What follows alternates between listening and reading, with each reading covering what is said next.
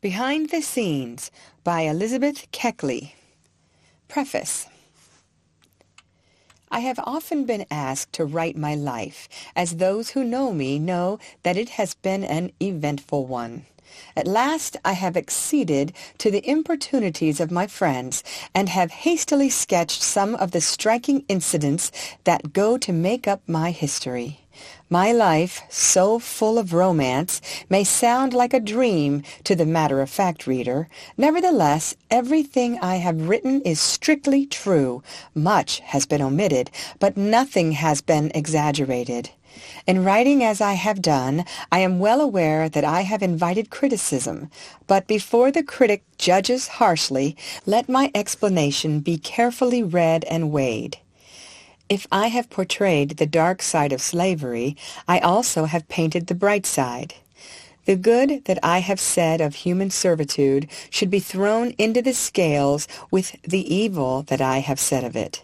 I have kind, true-hearted friends in the South as well as in the North, and I would not wound those Southern friends by sweeping condemnation, simply because I was once a slave. They were not so much responsible for the curse under which I was born as the God of nature and the fathers who framed the Constitution for the United States. The law descended to them, and it was but natural that they should recognize it, since it manifestly was their interest to do so. And yet a wrong was inflicted upon me. A cruel custom deprived me of my liberty, and since I was robbed of my dearest right, I would not have been human had I not rebelled against the robbery. God rules the universe. I was a feeble instrument in his hands, and through me and the enslaved millions of my race, one of the problems was solved that belongs to the great problem of human destiny, and the solution was developed so gradually that there was no great convulsion of the harmonies of natural laws. A solemn truth was thrown to the surface, and what is better still, it was recognized as a truth by those who give force to moral laws. An act may be wrong, but unless the ruling power recognizes the wrong, it is useless to hope for a correction of it. Principles may be right, but they are not established within an hour. The masses are slow to reason, and each principle to acquire moral force must come to us from the fire of the crucible. The fire may inflict unjust punishment, but then it purifies and renders stronger the principle, not in itself, but in the eyes of those who arrogate judgment to themselves. When the War of the Revolution established the independence of the American colonies, an evil was perpetuated. Slavery was more firmly established, and since the evil had been planted, it must pass through certain stages before it could be eradicated. In fact, we give but little thought to the plant of evil until it grows to such monstrous proportions that it overshadows important interests. Then the efforts to destroy it become earnest. As one of the victims of slavery, I drank of the bitter water. But then, since destiny willed it so, and since I aided in bringing a solemn truth to the surface as a truth, perhaps I have no right to complain. Here, as in all things pertaining to life, I can afford to be charitable. It may be charged that I have written too freely on some questions, especially in regard to Mrs. Lincoln. I do not think so. At least I have been prompted by the purest motive. Mrs. Lincoln, by her own acts, forced herself into notoriety. She stepped beyond the formal lines which hedge about a private life and invited public criticism. The people have judged her harshly, and no woman was ever more traduced in the public prints of the country. The people knew nothing of the secret history of her transactions, therefore they judged her by what was thrown to the surface. For an act may be wrong judged purely by itself, but when the motive that prompted the act is understood, it is construed differently. I lay it down as an axiom, that only that is criminal in the sight of God where crime is meditated. Mrs. Lincoln may have been imprudent, but since her intentions were good, she should be judged more kindly than she has been. But the world do not know what her intentions were. They have only been made acquainted with her acts without knowing what feeling guided her actions. If the world are to judge her as I have judged her, they must be introduced to the secret history of her transactions. The veil of mystery must be drawn aside. The origin of a fact must be brought to light with the naked fact itself. If I have betrayed confidence in anything I have published, it has been to place Mrs. Lincoln in a better light before the world. A breach of trust, if breach it can be called, of this kind is always excusable. My own character, as well as the character of Mrs. Lincoln, is at stake, since I have been intimately associated with that lady in the most eventful periods of her life. I have been her confidant, and if evil charges are laid at her door, they also must be laid at mine, since I have been a party to all her movements. To defend myself, I must defend the lady that I have served. The world have judged Mrs. Lincoln by the facts which float upon the surface, and through her have partially judged me, and the only way to convince them that wrong was not meditated is to explain the motives that actuated us. I have written nothing that can place Mrs. Lincoln in a worse light before the world than the light in which she now stands. Therefore, the secret history that I publish can do her no harm. I have excluded everything of a personal character from her letters. The extracts introduced only refer to public men, and are such as to throw light upon her unfortunate adventure in New York. These letters were not written for publication, for which reason they are all the more valuable.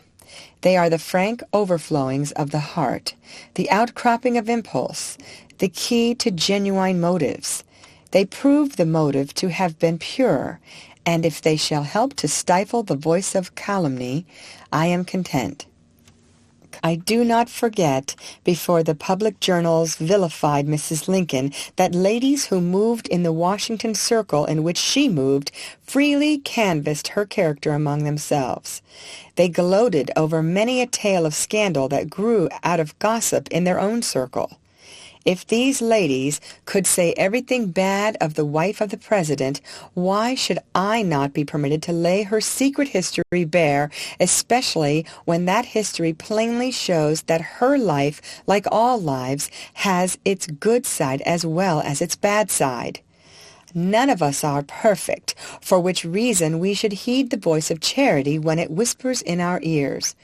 Do not magnify the imperfections of others. Had Mrs. Lincoln's acts never become public property, I should not have published to the world the secret chapters of her life. I am not the special champion of the widow of our lamented president. The reader of the pages which follow will discover that I have written with the utmost frankness in regard to her, have exposed her faults as well as given her credit for honest motives.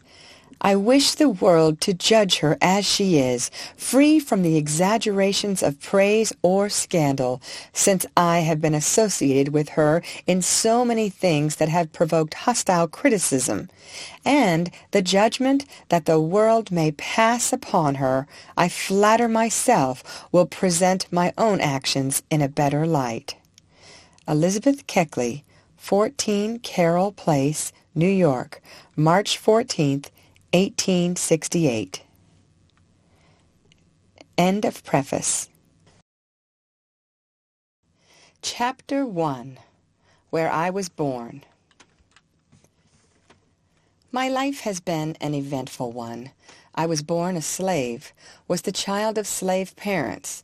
Therefore, I came upon the earth free in God-like thought, but fettered in action. My birthplace was Dinwiddie Courthouse in Virginia. My recollections of childhood are distinct, perhaps for the reason that many stirring incidents are associated with that period.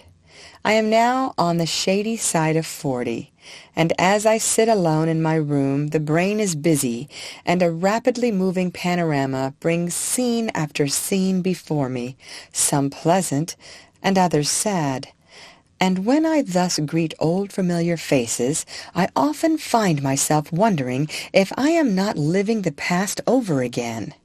The visions are so terribly distinct that I almost imagine them to be real. Hour after hour I sit while the scenes are being shifted, and as I gaze upon the panorama of the past, I realize how crowded with incidents my life has been. Every day seems like a romance within itself, and the years grow into ponderous volumes. As I cannot condense, I must omit many strange passages in my history. From such a wilderness of events, it is difficult to make a selection, but as I am not writing altogether the history of myself, I will confine my story to the most important incidents which I believe influenced the molding of my character. As I glance over the crowded sea of the past, these incidents stand forth prominently, the guideposts of memory. I presume that I must have been 4 years old when I first began to remember. At least I cannot now recall anything occurring previous to this period. My master, Colonel A. Burwell, was somewhat unsettled in his business affairs, and while I was yet an infant, he made several removals. While living at Hampton-Sydney College, Prince Edward County, Virginia, Mrs. Burwell gave birth to a daughter, a sweet black-eyed baby, my earliest and fondest pet. To take care of this baby was my first duty. True, I was but a child myself, only 4 years old, but then I had been raised in a hearty school, had been taught to rely upon myself, and to prepare myself to render assistance to others. The lesson was not a bitter one, for I was too young to indulge in philosophy, and the precepts that I then treasured and practiced, I believe developed those principles of character which have enabled me to triumph over so many difficulties. Notwithstanding all the wrongs that slavery heaped upon me, I can bless it for one thing, youth's important lesson of self-reliance. The baby was named Elizabeth, and it was pleasant to me to be assigned a duty in connection with it, for the discharge of that duty transferred me from the rude cabin to the household of my master. My simple attire was a short dress and a little white apron. My old mistress encouraged me in rocking the cradle by telling me that if I would watch over the baby well, keep the flies out of its face, and not let it cry, I should be its little maid. This was a golden promise, and I required no better inducement for the faithful performance of my task. I began to rock the cradle most industriously, when lo! Out pitched little Pet on the floor. I instantly cried out, "Oh, the baby is on the floor!" And not knowing what to do, I seized the fire shovel in my perplexity and was trying to shovel up my tender charge when my mistress called to me to let the child alone, and then ordered that I be taken out and lashed for my carelessness. The blows were not administered with a light hand, I assure you, and doubtless the severity of the lashing has made me remember the incident so well. This was the first time I was punished in this cruel way, but not the last. The black-eyed baby that I called my pet grew into a self-willed girl, and in after years was the cause of much trouble to me. I grew strong and healthy, and notwithstanding, I knit socks and attended to various kinds of work. I was repeatedly told, when even 14 years old, that I would never be worth my salt. When I was 8, Mr. Burwell's family consisted of 6 sons and 4 daughters, with a large family of servants. My mother was kind and forbearing. Mrs. Burwell, a hard taskmaster, and as mother had so much work to do in making clothes, etc., for the family besides the slaves, I determined to render her all the assistance in my power, and in rendering her such assistance my young energies were taxed to the utmost. I was my mother's only child, which made her love for me all the stronger. I did not know much of my father, for he was the slave of another man, and when Mr. Burwell moved from Dinwiddie, he was separated from us, and only allowed to visit my mother twice a year, during the Easter holidays and Christmas. At last Mr. Burwell determined to reward my mother by making an arrangement with the owner of my father, by which the separation of my parents could be brought to an end. It was a bright day indeed for my mother when it was announced that my father was coming to live with us. The old weary look faded from her face, and she worked as if her heart was in every task. But the golden days did not last long. The radiant dream faded all too soon. In the morning my father called me to him and kissed me, then held me out at arm's length as if he were regarding his child with pride. "She is growing into a large, fine girl," he remarked to my mother.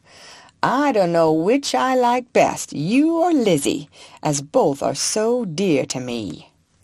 My mother's name was Agnes, and my father delighted to call me his little Lizzie. While yet my father and mother were speaking hopefully, joyfully of the future, Mr. Burwell came to the cabin with a letter in his hand. He was a kind master in some things, and as gently as possible informed my parents that they must part, for in 2 hours my father must join his master at Dinwiddie and go with him to the West, where he had determined to make his future home. The announcement fell upon the little circle in that rude log cabin like a thunderbolt. I can remember the scene as if it were but yesterday, how my father cried out against the cruel separation, his last kiss, his wild straining of my mother to his bosom, the solemn prayer to heaven, the tears and sobs, the fearful anguish of broken hearts, the last kiss, the last goodbye, and he, my father, was gone, gone forever. The shadow eclipsed the sunshine, and love brought despair. The parting was eternal. The cloud had no silver lining, but I trust that it will be all silver in heaven. We who are crushed to earth with heavy chains, who travel a weary, rugged, thorny road, groping through midnight darkness on earth, earn our right to enjoy the sunshine in the great hereafter. At the grave, at least, we should be permitted to lay our burdens down, that a new world, a world of brightness, may open to us. The light that is denied us here should grow into a flood of effulgence beyond the dark, mysterious shadows of death. Deep as was the distress of my mother in parting with my father, her sorrow did not screen her from insult. My old mistress said to her, "Stop your nonsense. There is no necessity for you putting on airs. Your husband is not the only slave that has been sold from his family, and you are not the only one that has had to part. There are plenty more men about here, and if you want a husband so badly, stop your crying and go and find another." To these unfeeling words my mother made no reply. She turned away in stoical silence, with a curl of that loathing scorn upon her lips which swelled in her heart. My father and mother never met again in this world. They kept up a regular correspondence for years, and the most precious mementos of my existence are the faded old letters that he wrote, full of love and always hoping that the future would bring brighter days. In nearly every letter is a message for me. "Tell my darling little Lizzie," he writes, "to be a good girl and to learn her book. Kiss her for me and tell her that I will come to see her some day." Thus he wrote time and again, but he never came. He lived in hope, but died without ever seeing his wife and child. I note a few extracts from one of my father's letters to my mother, following copy literally. Shelbyville, September 6, 1833. Mrs. Agnes Hobbs. Dear Wife, my dear beloved wife, I am more than glad to meet with opportunity writing these few lines to you by my mistress, who are now about starting to Virginia, and several others of my old friends are with her. In company, Mrs. Ann Russ, the wife of Master Thoss Russ, and Dan Woodyard and his family, and I am very sorry that I haven't the chance to go with them as I feel. Determined to see you if life lasts again, I am now here and out at this place, so I am not able to get off at this time. I am right well and hearty, and all the rest of Master's family. I heard this evening by Mistress that our just from there all sends love to you and all my old friends. I am a-living in a town called Shelbyville, and I have wrote a great many letters since I've been here, and almost been ready to myself that it's out of the question to write any more at all. My dear wife, I don't feel no wise like giving out writing to you as yet, and I hope when you get this letter that you be encouraged to write me a letter. I am well satisfied at my living at this place I am, a making money for my own benefit, and I hope that it's to yours also. If I live to see next year, I shall have my own time from Master by giving him $120 a year, and I think I shall be doing good business at that, and have something more than all that. I hope with God's help that I may be able to rejoice with you on the earth, and in heaven let's meet. When will I am determined to never stop praying, not in this earth, and I hope to praise God in glory there we'll meet, to part no more forever. So, my dear wife, I hope to meet you in paradise, to praise God forever.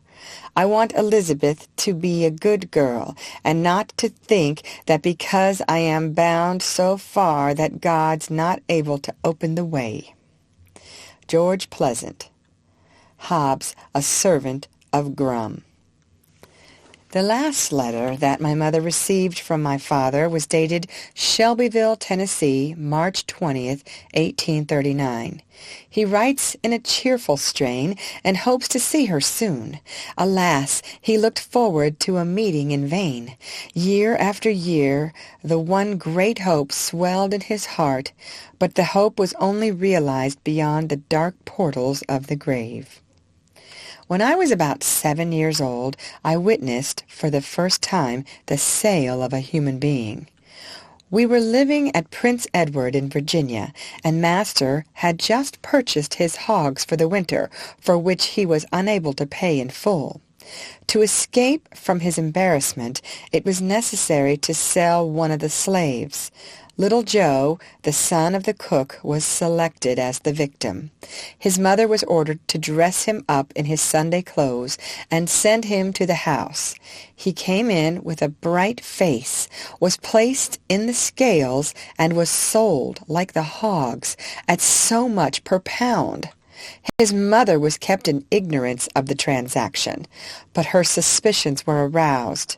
When her son started for Petersburg in the wagon, the truth began to dawn upon her mind, and she pleaded piteously that her boy should not be taken from her.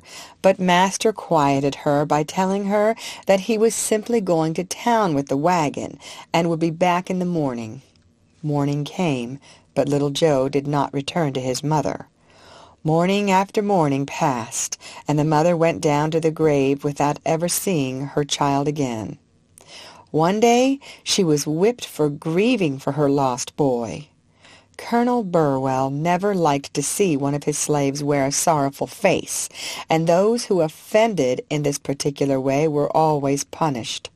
Alas, the sunny face of the slave is not always an indication of sunshine in the heart.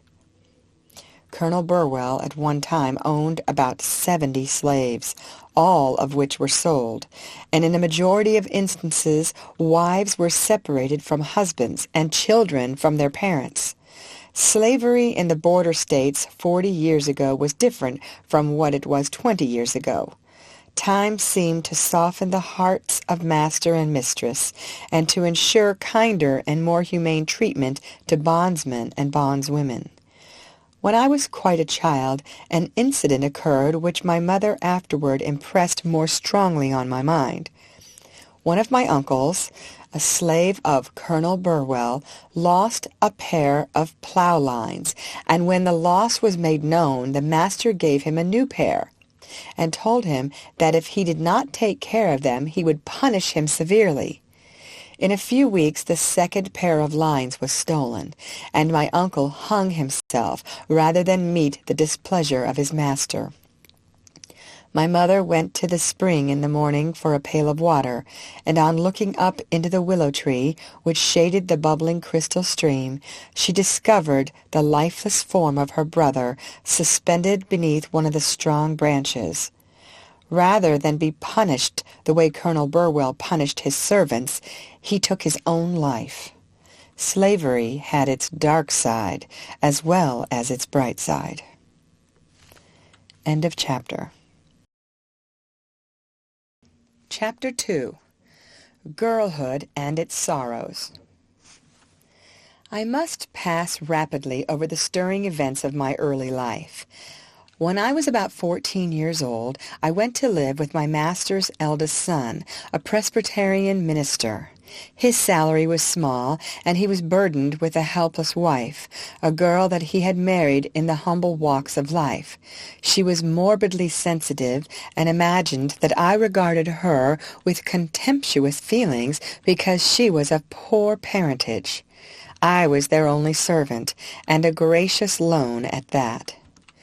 They were not able to buy me, so my old master sought to render them assistance by allowing them the benefit of my services. From the very first I did the work of 3 servants, and yet I was scolded and regarded with distrust.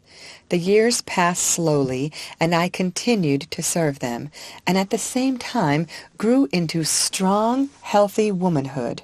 I was nearly 18 when we removed from Virginia to Hillsborough, North Carolina, where young Mr. Burwell took charge of a church. The salary was small, and we still had to practice the closest economy. Mr. Bingham, a hard, cruel man, the village schoolmaster, was a member of my young master's church, and he was a frequent visitor to the parsonage. She, whom I called mistress, seemed to be desirous to wreak vengeance on me for something, and Bingham became her ready tool. During this time my master was unusually kind to me. He was naturally a good-hearted man, but was influenced by his wife. It was Saturday evening, and while I was bending over the bed watching the baby that I had just hushed into slumber, Mr. Bingham came to the door and asked me to go with him to his study. Wondering what he meant by his strange request, I followed him, and when we had entered the study, he closed the door and in his blunt way remarked, "Lizzie, I am going to flog you." I was thunderstruck, and tried to think if I had been remiss in anything. I could not recollect of doing anything to deserve punishment, and with surprise exclaimed, "Whip me, Mr. Bingham! What for?" "No matter," he replied. "I am going to whip you, so take down your dress this instant."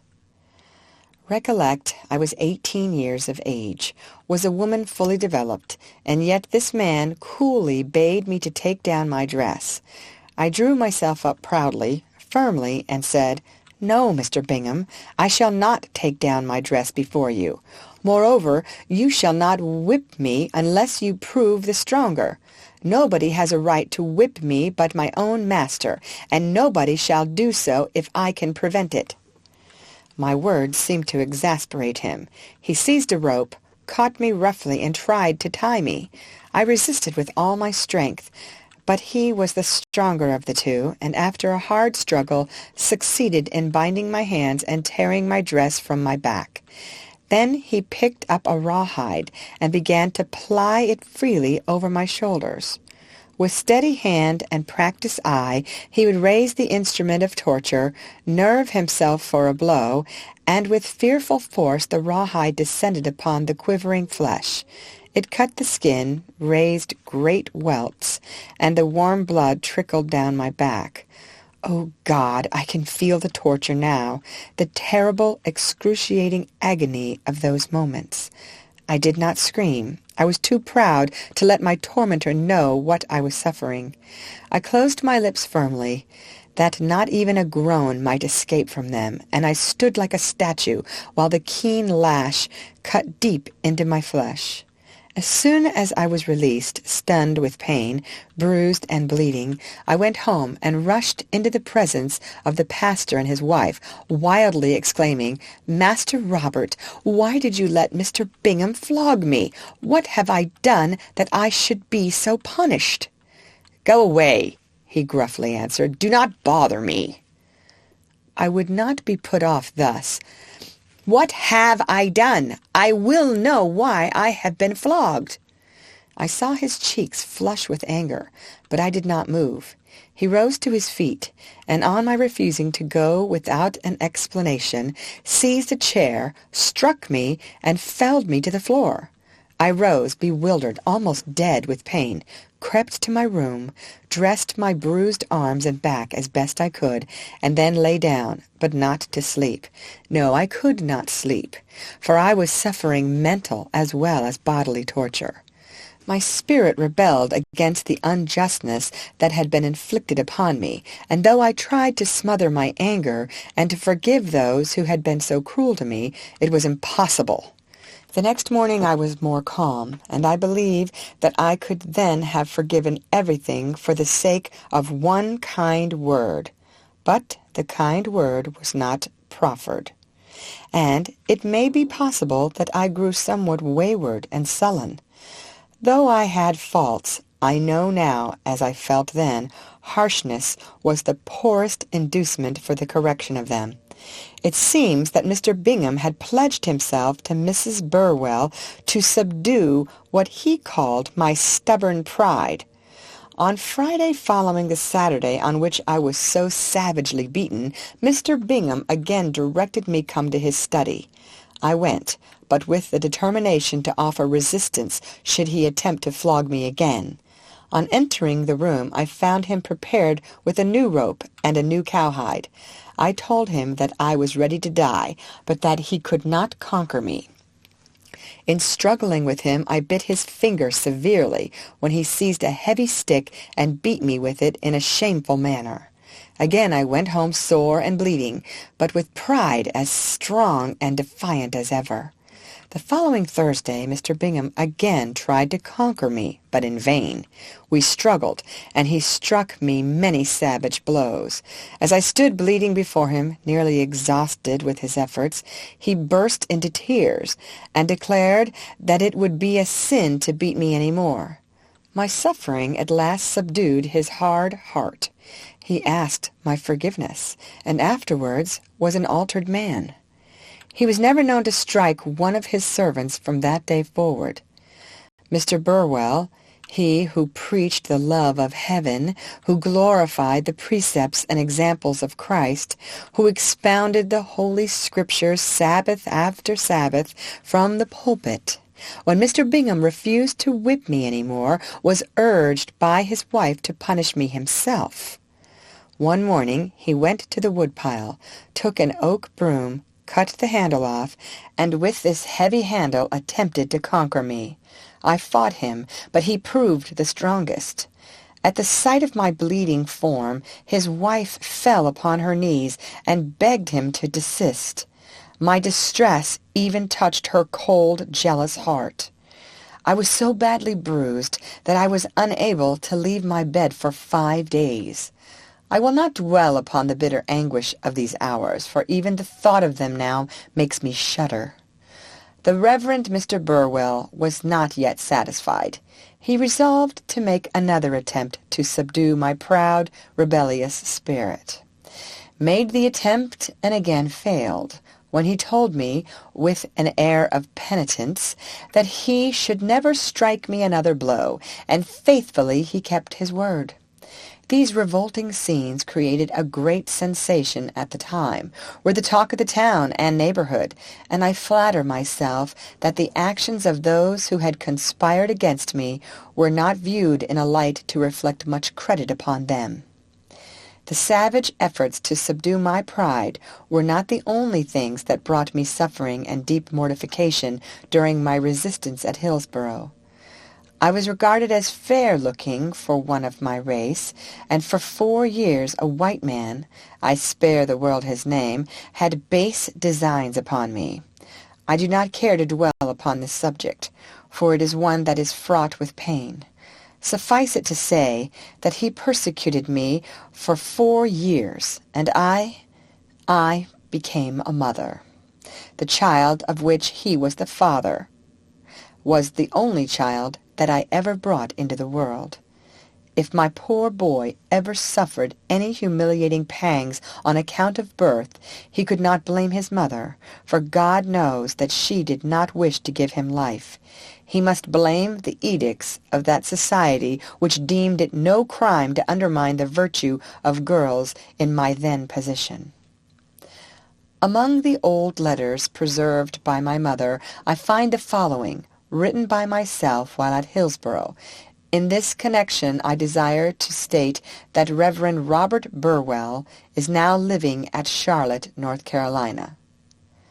Hillsborough, April 10th, 1838.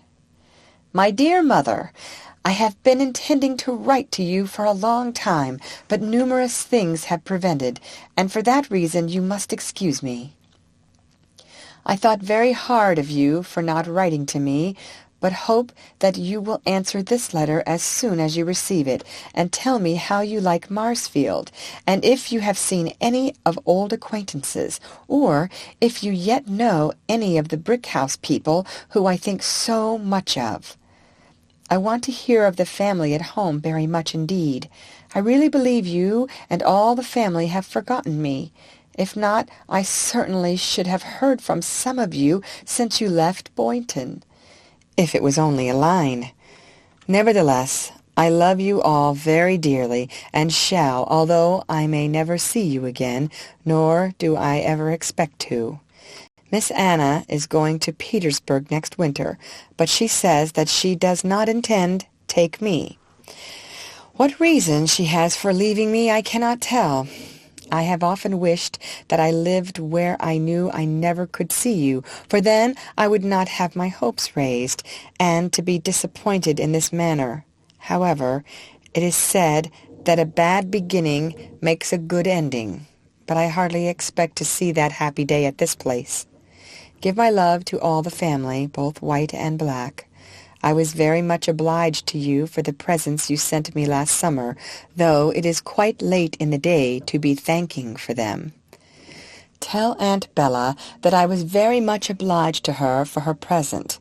I have been so particular with it that I have only worn it once.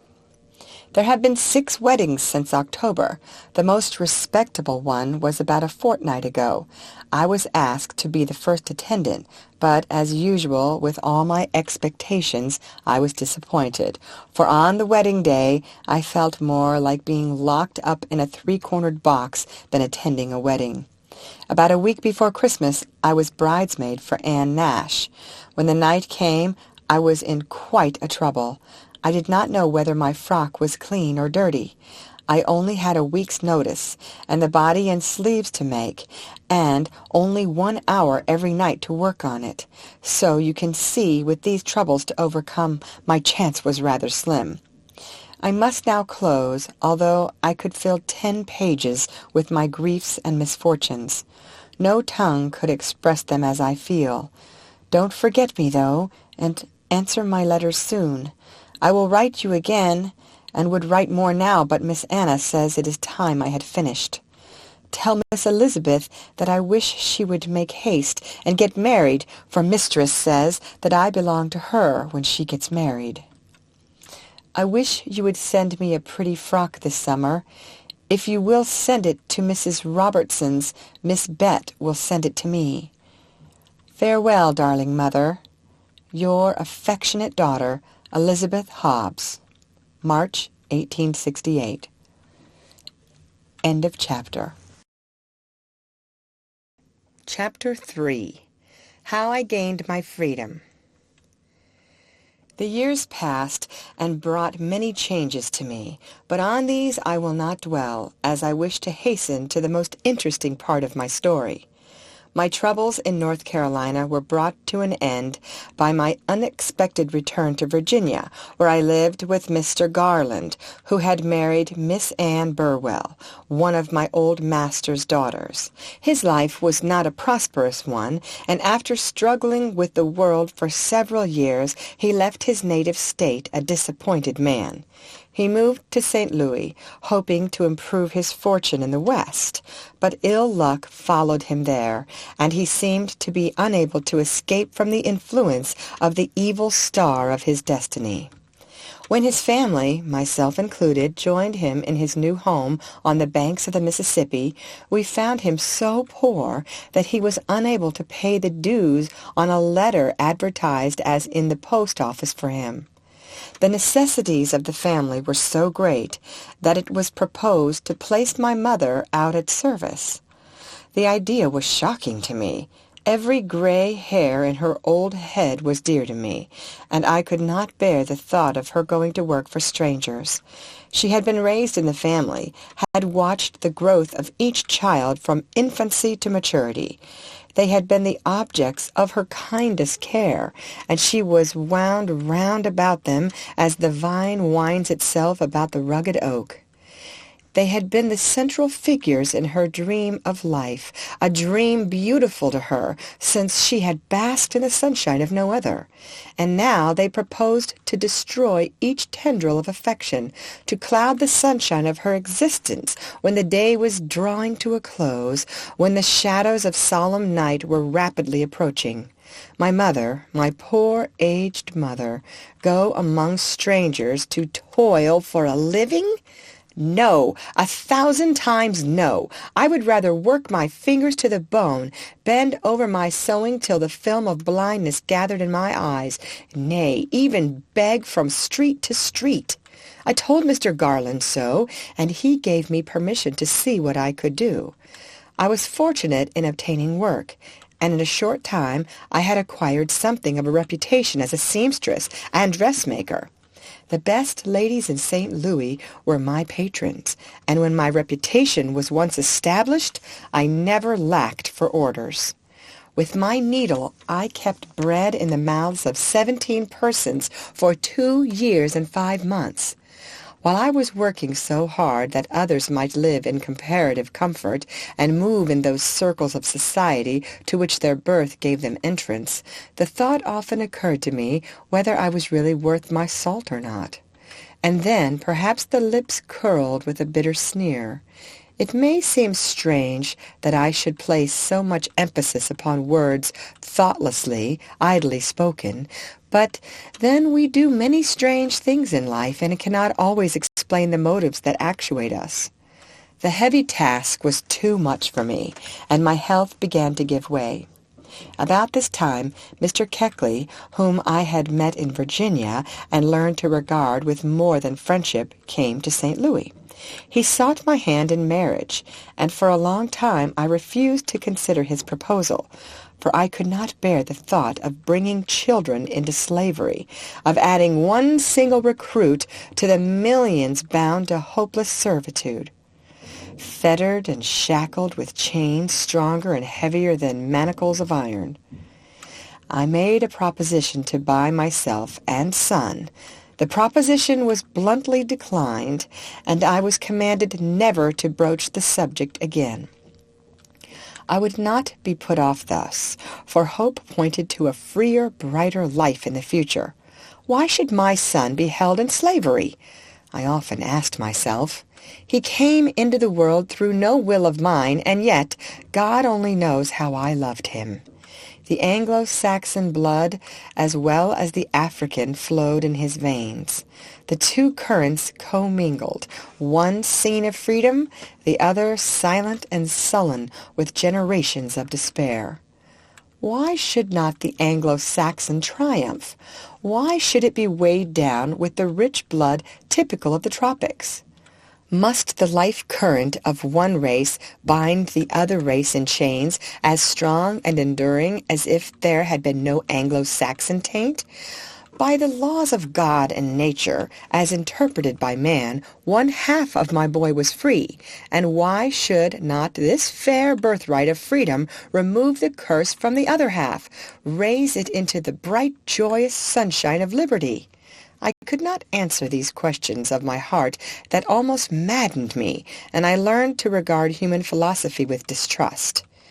Much as I respected the authority of my master, I could not remain silent on a subject that so nearly concerned me. One day, when I insisted on knowing whether he would permit me to purchase myself and what price I must pay for myself, he turned to me in a petulant manner, thrust his hand into his pocket, drew forth a bright silver $0.25, and proffering it to me, said, "Lizzie, I have told you often not to trouble me with such a question. If you really wish to leave me, take this. It will pay the passage of yourself and boy on the ferry boat, and when you are on the other side of the river, you will be free. It is the cheapest way that I know of to accomplish what you desire." I looked at him in astonishment, and earnestly replied, "No, master, I do not wish to be free in such a manner. If such had been my wish, I should never have troubled you about obtaining your consent to purchasing myself. I could cross the river any day, as you well know, and have frequently done so, but will never leave you in such a manner. By the laws of the land I am your slave, you are my master, and I will only be free by such means as the laws of the country provide." He expected this answer, and I knew that he was pleased. Some time afterwards he told me that he had reconsidered the question, that I had served his family faithfully, that I deserved my freedom, and that he would take $1,200 for myself and boy. This was joyful intelligence for me, and the reflection of hope gave a silver lining to the dark cloud of my life. Faint, it is true, but still a silver lining. Taking a prospective glance at liberty, I consented to marry. The wedding was a great event in the family. The ceremony took place in the parlor, in the presence of the family and a number of guests. Mr. Garland gave me away, and the pastor, Bishop Hawkes, performed the ceremony, who had solemnized the bridals of Mr. G.'s own children. The day was a happy one, but it faded all too soon. Mr. Keckley, let me speak kindly of his faults, proved dissipated, and a burden instead of a helpmate. More than all, I learned that he was a slave instead of a free man, as he represented himself to be. With the simple explanation that I lived with him 8 years, let charity draw around him the mantle of silence. I went to work in earnest to purchase my freedom, but the years passed and I was still a slave. Mr. Garland's family claimed so much of my attention, in fact, I supported them, that I was not able to accumulate anything. In the meantime, Mr. Garland died, and Mr. Burwell, a Mississippi planter, came to St. Louis to settle up the estate. He was a kind-hearted man, and said I should be free, and would afford me every facility to raise the necessary amount to pay the price of my liberty. Several schemes were urged upon me by my friends. At last I formed a resolution to go to New York, state my case, and appeal to the benevolence of the people. The plan seemed feasible, and I made preparations to carry it out. When I was almost ready to turn my face northward, Mrs. Garland told me that she would require the names of 6 gentlemen who would vouch for my return and become responsible for the amount at which I was valued. I had many friends in St. Louis, and as I believed that they had confidence in me, I felt that I could readily obtain the names desired. I started out, stated my case, and obtained 5 signatures to the paper, and my heart throbbed with pleasure, for I did not believe that the 6th would refuse me. I called. He listened patiently, then remarked, "Yes, yes, Lizzie, the scheme is a fair one, and you shall have my name. But I shall bid you good-bye when you start." "Good-bye for a short time," I ventured to add. "No, good-bye for all time." And he looked at me as if he would read my very soul with his eyes. I was startled.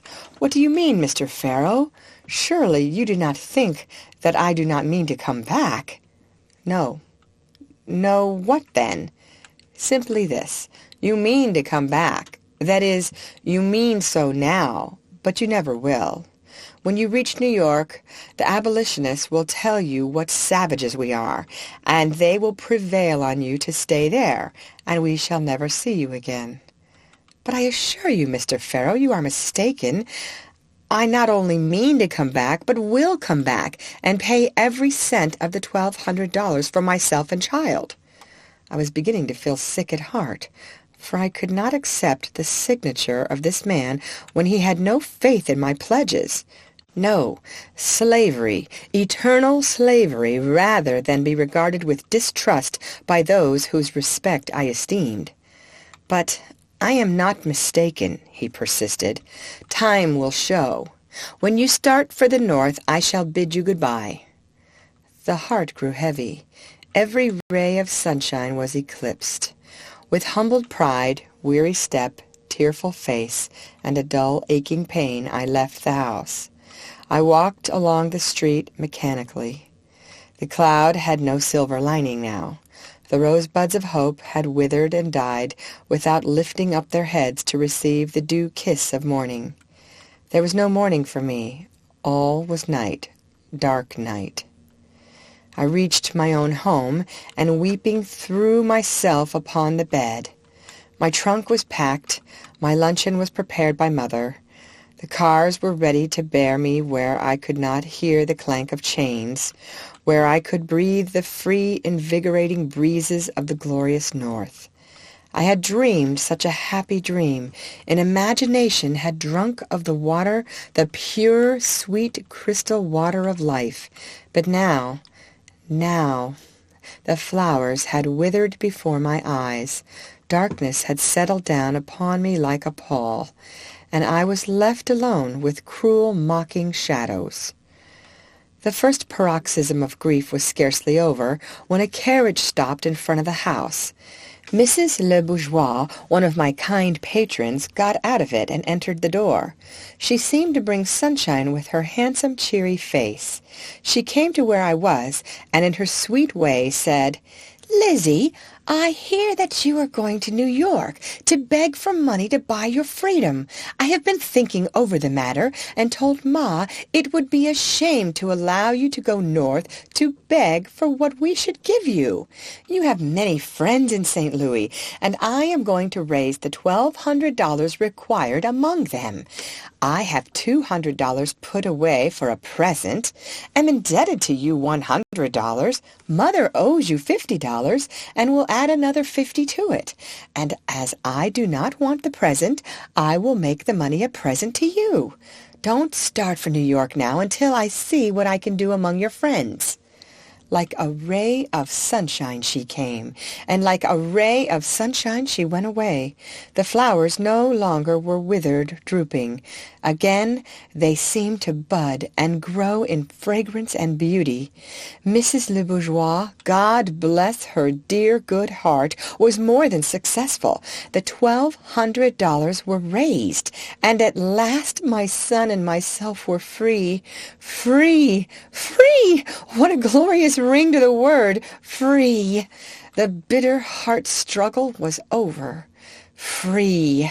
The soul could go out to heaven and to God with no chains to clog its flight or pull it down. Free. The earth wore a brighter look, and the very stars seemed to sing with joy. Yes, free, free by the laws of man and the smile of God, and heaven bless them who made me so. The following, copied from the original papers, contain in brief the history of my emancipation. I promise to give Lizzie and her son George their freedom on the payment of $1,200. Anne P. Garland, June 27, 1855. Lizzie, I send you this note to sign for the sum of $75, and when I give you the whole amount, you will then sign the other note for $100. Ellen M. Doane. In the paper you will find $25. See it is all right before the girl leaves. I have received of Lizzie Keckley $950, which I have deposited with Darby and Barksdale for her, $600 on the 21st July, $300 on the 27th and 28th of July, and $50 on 13th August, 1855. I have and shall make use of said money for Lizzie's benefit, and hereby guarantee to her 1% per month, as much more as can be made she shall have. The 1%, as it may be checked out, I will be responsible for myself, as well as for the whole amount, when it shall be needed by her. Willis L. Williams, St. Louis, 13th August, 1855. Know all men by these presents that for and in consideration of the love and affection we bear towards our sister Anne P. Garland of St. Louis, Missouri, and for the further consideration of $5 in hand paid, we hereby sell and convey unto her the said Anne P. Garland, a Negro woman named Lizzie, and a Negro boy, her son, named George. Said Lizzie now resides at St. Louis, and is a seamstress, known there as Lizzie Garland, the wife of a yellow man named James, and called James Keckley. Said George is a bright mulatto boy, and is known in St. Louis as Garland's George. We warrant these two slaves to be slaves for life, but make no representations as to age or health. Witness our hands and seals this 10th day of August, 1855. Jas. R. Putnam, E. M. Putnam, A. Burwell. The State of Mississippi, Warren County, City of Vicksburg. Be it remembered that on the 10th day of August in the year of our Lord 1855, before me Francis N. Steele, a commissioner, resident in the city of Vicksburg, duly commissioned and qualified by the executive authority and under the laws of the State of Missouri, to take the acknowledgment of deeds, etc., to be used or recorded therein, personally appeared James R. Putnam and E. M. Putnam, his wife, and Armistad Burwell, to me known to be the individuals named in, and who executed the foregoing conveyance, and acknowledged that they executed the same for the purposes therein mentioned, and the E. M. Putnam, being by me examined apart from her husband, and being fully acquainted with the contents of the foregoing conveyance, acknowledged that she executed the same freely, and relinquished her dower, and any other claim she might have in and to the property therein mentioned, freely and without fear, compulsion, or undue influence of her said husband. In witness whereof I have hereunto set my hand and affixed my official seal this 10th day of August, A.D. 1855. F. N. Steele, Commissioner for Missouri. Know all men that I, Anne P. Garland, of the county and city of St. Louis, State of Missouri, for and in consideration of the sum of $1,200, to me in hand paid this day in cash, hereby emancipate my Negro woman Lizzie and her son George. The said Lizzie is known in St. Louis as the wife of James, who is called James Keckley, is of light complexion, about 37 years of age, by trade a dressmaker, and called by those who know her Garland's Lizzie. The said boy, George, is the only child of Lizzie, is about 16 years of age, and is almost white, and called by those who know him Garland's George. Witness my hand and seal this 13th day of November, 1855. Anne P. Garland. Witness John Wickham, Willis L. Williams.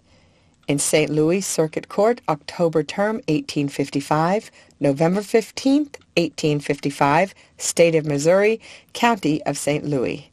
Be it remembered that on this 15th day of November, 1855, in open court came John Wickman and Willis L. Williams. These two subscribing witnesses, examined under oath to that effect, proved the execution and acknowledgment of said deed by Anne P. Garland to Lizzie and her son George, which said proof of acknowledgment is entered on the record of the court of that day. In testimony whereof I hereto set my hand and affix the seal of said court at office in the city of St. Louis, the day and year last aforesaid. W.M. J. Hammond, Clerk. State of Missouri, County of St. Louis. I, W.M. J. Hammond, Clerk of the Circuit Court within and for the county aforesaid, certify the foregoing to be a true copy of a deed of emancipation from Anne P. Garland to Lizzie and her son George, as fully as the same remain in my office. In testimony whereof I hereto set my hand and affix the seal of said court at office in the city of St. Louis this 15th day of November, 1855. W.M. J. Hammond, Clerk, by W.M.A. Pennington, D.C., State of Missouri, County of St. Louis. I, the undersigned recorder of said county, certify that the foregoing instrument of writing was filed for record in my office on the 14th day of November, 1855. It is truly recorded in book number 169, page 288. Witness my hand and official seal, date last aforesaid. C. Kimmel, Recorder. End of chapter. Chapter 4. In the family of Senator Jefferson Davis. The $1,200 with which I purchased the freedom of myself and son, I consented to accept only as a loan. I went to work in earnest, and in a short time paid every cent that was so kindly advanced by my lady patrons of St. Louis. All this time my husband was a source of trouble to me, and a burden. Too close occupation with my needle had its effects upon my health, and feeling exhausted with work, I determined to make a change. I had a conversation with Mr. Keckley, informed him that since he persisted in dissipation, we must separate, that I was going north, and that I should never live with him again, at least until I had good evidence of his reform. He was rapidly debasing himself, and although I was willing to work for him, I was not willing to share his degradation. Poor man, he had his faults, but over these faults death has drawn a veil. My husband is now sleeping in his grave, and in the silent grave I would bury all unpleasant memories of him.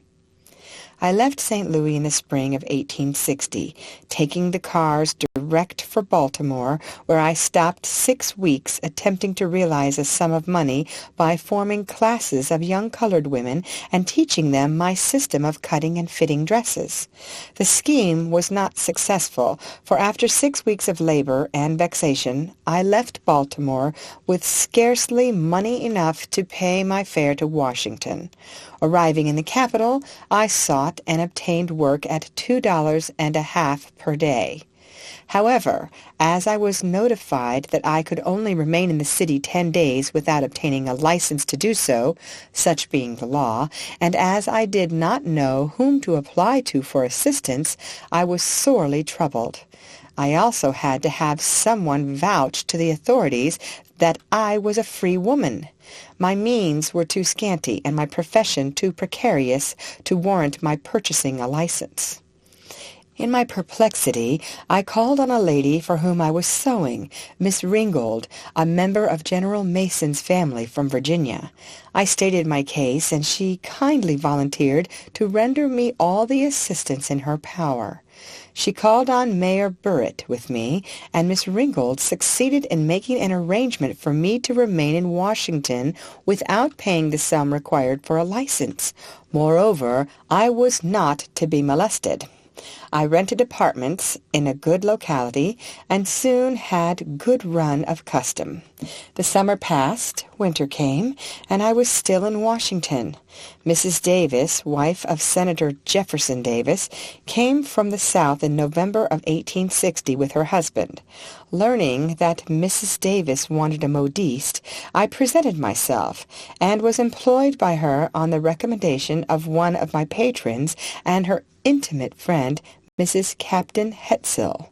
I went to the house to work, but finding that they were such late risers, and as I had to fit many dresses on Mrs. Davis, I told her that I should prefer giving half the day to her, working the other in my own room for some of my other lady patrons.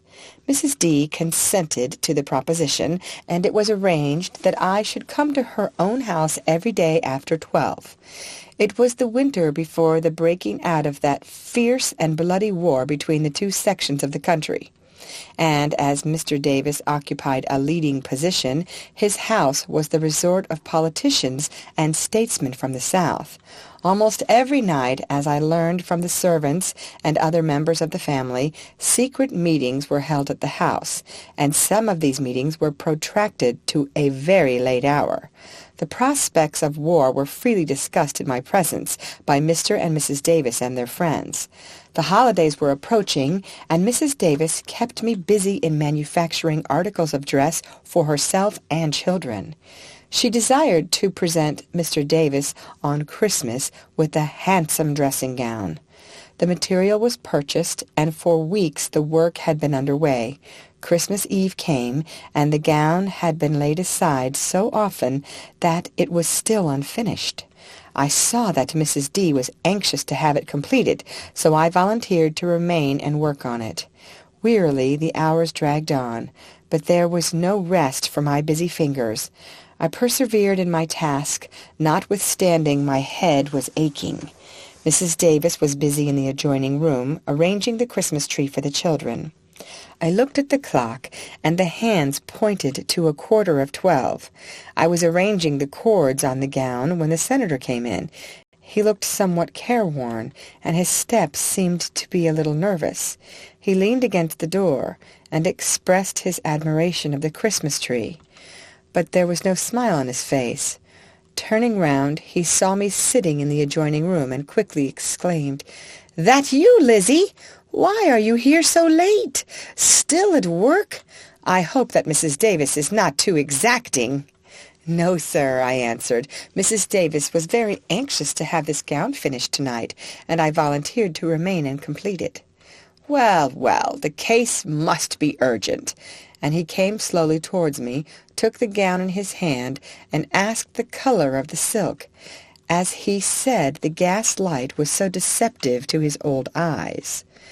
"It is a drab, changeable silk, Mr. Davis," I answered, and might have added that it was rich and handsome, but did not, well knowing that he would make the discovery in the morning. He smiled curiously, but turned and walked from the room without another question.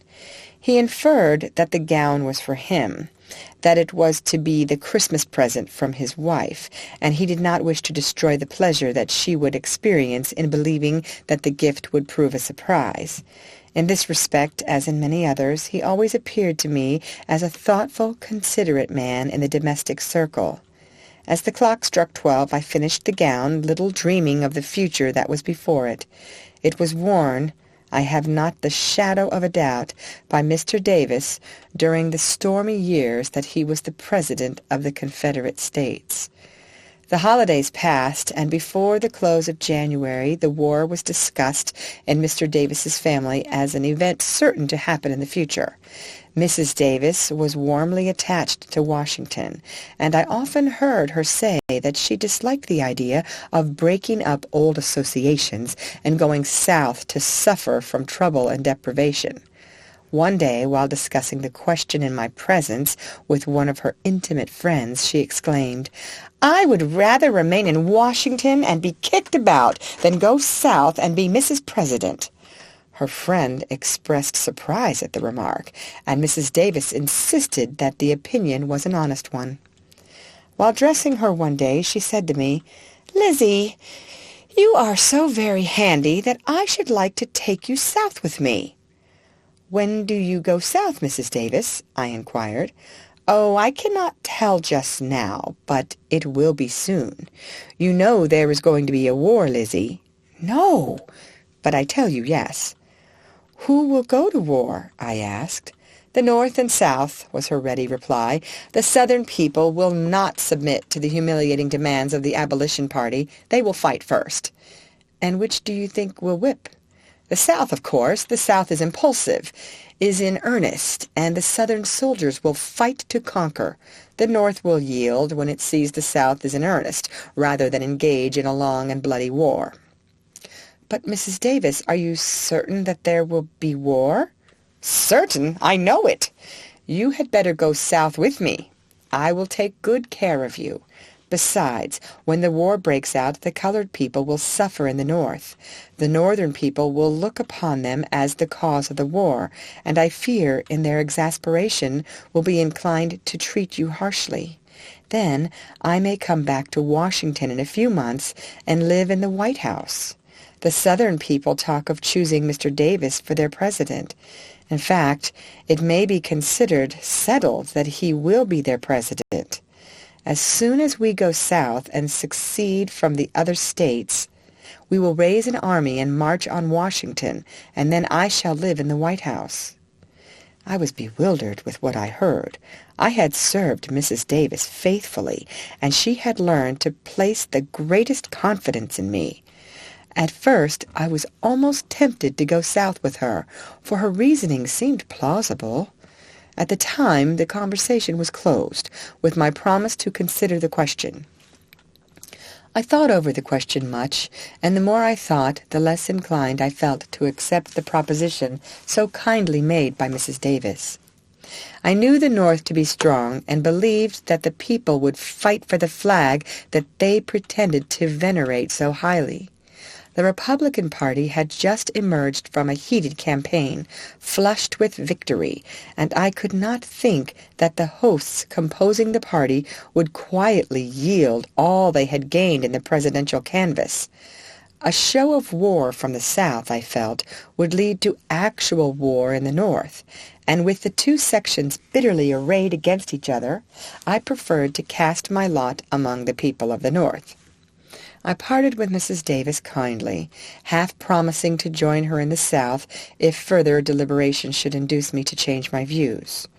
A few weeks before she left Washington, I made 2 chintz wrappers for her. She said that she must give up expensive dressing for a while, and that she, with the Southern people, now that war was imminent, must learn to practice lessons of economy. She left some fine needlework in my hands, which I finished and forwarded to her at Montgomery, Alabama, in the month of June, through the assistance of Mrs. Emory, one of her oldest and best friends. Since bidding them good-bye at Washington early in the year 1860, I have never met any of the Davis family. Years of excitement, years of bloodshed, and hundreds of thousands of graves intervene between the months I spent in the family and now. The years have brought many changes, and in view of these terrible changes, even I, who was once a slave, who have been punished with the cruel lash, who have experienced the heart and soul tortures of a slave's life, can say to Mr. Jefferson Davis, "Peace, you have suffered, go in peace." In the winter of 1865, I was in Chicago, and one day visited the great charity fair held for the benefit of the families of those soldiers who were killed or wounded during the war. In one part of the building was a wax figure of Jefferson Davis, wearing over his other garments the dress in which it was reported that he was captured. There was always a great crowd around this figure, and I was naturally attracted towards it.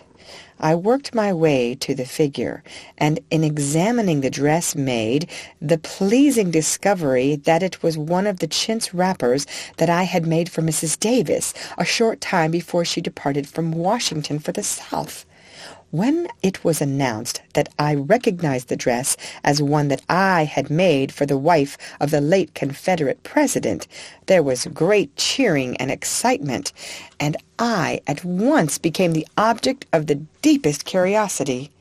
Great crowds followed me, and in order to escape from the embarrassing situation, I left the building. I believe it now is pretty well established that Mr. Davis had on a waterproof cloak instead of a dress, as first reported when he was captured. This does not invalidate any portion of my story. The dress on the wax figure at the fair in Chicago unquestionably was one of the chintz wrappers that I made for Mrs. Davis in January 1860 in Washington, and I infer, since it was not found on the body of the fugitive President of the South, it was taken from the trunks of Mrs. Davis, captured at the same time. Be this as it may, the coincidence is none the less striking and curious. End of chapter. Chapter 5. My Introduction to Mrs. Lincoln. Ever since arriving in Washington, I had a great desire to work for the ladies of the White House, and to accomplish this end I was ready to make almost any sacrifice consistent with propriety. Work came in slowly, and I was beginning to feel very much embarrassed, for I did not know how I was to meet the bills staring me in the face. It is true, the bills were small, but then they were formidable to me, who had little or nothing to pay them with. While in this situation, I called at the Ringolds, where I met Mrs. Captain Lee. Mrs. L. was in a state bordering on excitement, as the great event of the season, the dinner party given in honor of the Prince of Wales, was soon to come off, and she must have a dress suitable for the occasion. The silk had been purchased, but a dressmaker had not yet been found. Miss Ringgold recommended me, and I received the order to make the dress. When I called on Mrs. Lee the next day, her husband was in the room, and handing me a roll of bank bills amounting to $100, he requested me to purchase the trimmings and to spare no expense in making a selection. With the money in my pocket, I went out in the street, entered the store of Harper and Mitchell, and asked to look at their laces. Mr. Harper waited on me himself, and was polite and kind. When I asked permission to carry the laces to Mrs. Lee, in order to learn whether she could approve my selection or not, he gave a ready assent. When I reminded him that I was a stranger and that the goods were valuable, he remarked that he was not afraid to trust me, that he believed my face was the index to an honest heart. It was pleasant to be spoken to thus, and I shall never forget the kind words of Mr. Harper. I often recall them, for they are associated with the dawn of a brighter period in my dark life. I purchased the trimmings, and Mr. Harper allowed me a commission of $25 on the purchase. The dress was done in time, and it gave complete satisfaction. Mrs. Lee attracted great attention at the dinner party, and her elegant dress proved a good card for me. I received numerous orders, and was relieved from all pecuniary embarrassments. One of my patrons was Mrs. General McLean, a daughter of General Sumner. One day, when I was very busy, Mrs. McC. drove up to my apartments, came in where I was engaged with my needle, and in her emphatic way said, "Lizzie, I am invited to dine at Willard's on next Sunday, and positively I have not a dress fit to wear on the occasion. I have just purchased material, and you must commence work on it right away." "But, Mrs. McLean," I replied, "I have more work now promised than I can do. It is impossible for me to make a dress for you to wear on Sunday next." "Pshaw! Nothing is impossible. I must have the dress made by Sunday." And she spoke with some impatience. "I am sorry," I began, but she interrupted me. "Now, don't say no again. I tell you that you must make the dress. I have often heard you say that you would like to work for the ladies of the White House. Well, I have it in my power to obtain you this privilege. I know Mrs. Lincoln well, and you shall make a dress for her, provided you finish mine in time to wear at dinner on Sunday." The inducement was the best that could have been offered. I would undertake the dress if I should have to sit up all night, every night, to make my pledge good. I sent out and employed assistants, and after much worry and trouble, the dress was completed to the satisfaction of Mrs. McLean. It appears that Mrs. Lincoln had upset a cup of coffee on the dress she designed wearing on the evening of the reception after the inauguration of Abraham Lincoln as President of the United States, which rendered it necessary that she should have a new one for the occasion.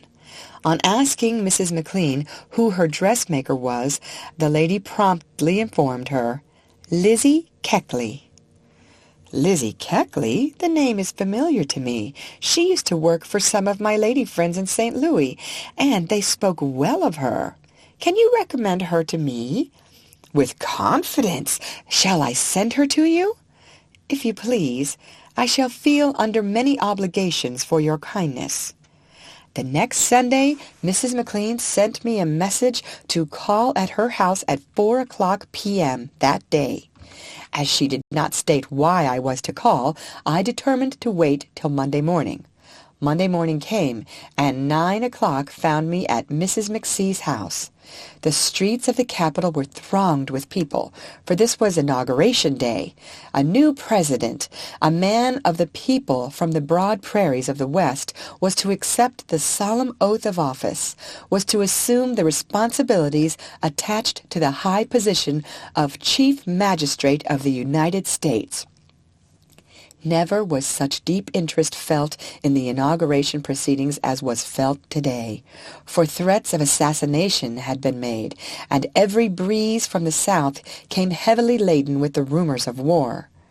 Around Willard's Hotel swayed an excited crowd, and it was with the utmost difficulty that I worked my way to the house on the opposite side of the street, occupied by the McLeans. Mrs. McLean was out, but presently an aide on General McLean's staff called and informed me that I was wanted at Willard's. I crossed the street, and on entering the hotel was met by Mrs. McLean, who greeted me. "Lizzie, why did you not come yesterday as I requested? Mrs. Lincoln wanted to see you, but I fear that now you are too late." "I am sorry, Mrs. McLean. You did not say what you wanted with me yesterday, so I judged that this morning would do as well." "You should have come yesterday," she insisted. "Go up to Mrs. Lincoln's room. Give me the number. She may find use for you yet." With a nervous step, I passed on and knocked at Mrs. Lincoln's door. A cheery voice bade me come in, and a lady, inclined to stoutness, about 40 years of age, stood before me. "You are Lizzie Keckley, I believe." I bowed assent. "The dressmaker that Mrs. McLean recommended?" "Yes, madam." "Very well. I have not time to talk to you now, but would like to have you call at the White House at 8:00 tomorrow morning, where I shall then be." I bowed myself out of the room and returned to my apartments.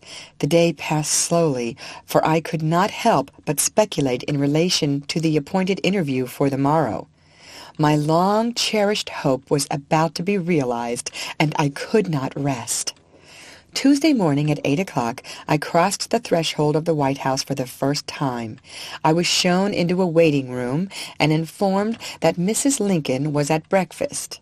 In the waiting room, I found no less than 3 mantua makers waiting for an interview with the wife of the new president. It seems that Mrs. Lincoln had told several of her lady friends that she had urgent need for a dressmaker, and that each of these friends had sent her mantua maker to the White House. Hope fell at once. With so many rivals for the position sought after, I regarded my chances for success as extremely doubtful. I was the last one summoned to Mrs. Lincoln's presence. All the others had a hearing and were dismissed. I went upstairs timidly, and entering the room with nervous step, discovered the wife of the president standing by a window looking out and engaged in lively conversation with a lady, Mrs. Grimsley. As I afterwards learned, Mrs. L. came forward and greeted me warmly. "You have come at last, Mrs. Keckley. Who have you worked for in the city?" "Among others, Mrs. Senator Davis has been one of my best patrons," was my reply. "Mrs. Davis!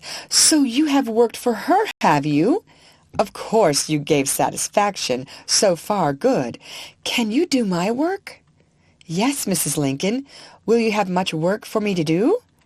"That, Mrs. Keckley, will depend altogether upon your prices. I trust that your terms are reasonable. I cannot afford to be extravagant. We are just from the West and are poor. If you do not charge too much, I shall be able to give you all my work." "I do not think there will be any difficulty about charges, Mrs. Lincoln. My terms are reasonable." "Well, if you will work cheap, you shall have plenty to do. I can't afford to pay big prices, so I frankly tell you so in the beginning." The terms were satisfactorily arranged, and I measured Mrs. Lincoln, took the dress with me, a bright rose-colored moire antique, and returned the next day to fit it on her. A number of ladies were in the room, all making preparations for the levee to come off on Friday night. These ladies, I learned, were relatives of Mrs. L's, Mrs. Edwards and Mrs. Kellogg, her own sisters, and Elizabeth Edwards and Julia Baker, her nieces. Mrs. Lincoln this morning was dressed in a cashmere wrapper, quilted down the front, and she wore a simple headdress. The other ladies wore mourning robes. I was hard at work on the dress when I was informed that the levee had been postponed from Friday night till Tuesday night. This, of course, gave me more time to complete my task. Mrs. Lincoln sent for me and suggested some alteration in style, which was made. She also requested that I make a waist of blue watered silk for Mrs. Grimsley, as work on the dress would not require all my time. Tuesday evening came, and I had taken the last stitches on the dress. I folded it and carried it to the White House, with the waist for Mrs. Grimsley. When I went upstairs, I found the ladies in a terrible state of excitement. Mrs. Lincoln was protesting that she could not go down for the reason that she had nothing to wear. "Mrs. Keckley, you have disappointed me, deceived me. Why do you bring my dress at this late hour?" "Because I have just finished it, and I thought I should be in time." "But you are not in time, Mrs. Keckley. You have bitterly disappointed me. I have no time now to dress, and what is more, I will not dress and go downstairs." "I am sorry if I have disappointed you, Mrs. Lincoln, for I intended to be in time. Will you let me dress you? I can have you ready in a few minutes." "No, I won't be dressed. I will stay in my room. Mr. Lincoln can go down with the other ladies." "But there is plenty of time for you to dress, Mary," joined in Mrs. Grimsley and Mrs. Edwards. "Let Mrs. Keckley assist you, and she will soon have you ready." Thus urged, she consented. I dressed her hair and arranged the dress on her. It fitted nicely, and she was pleased. Mr. Lincoln came in, threw himself on the sofa, laughed with Willie and little Tad, and then commenced pulling on his gloves, quoting poetry all the while.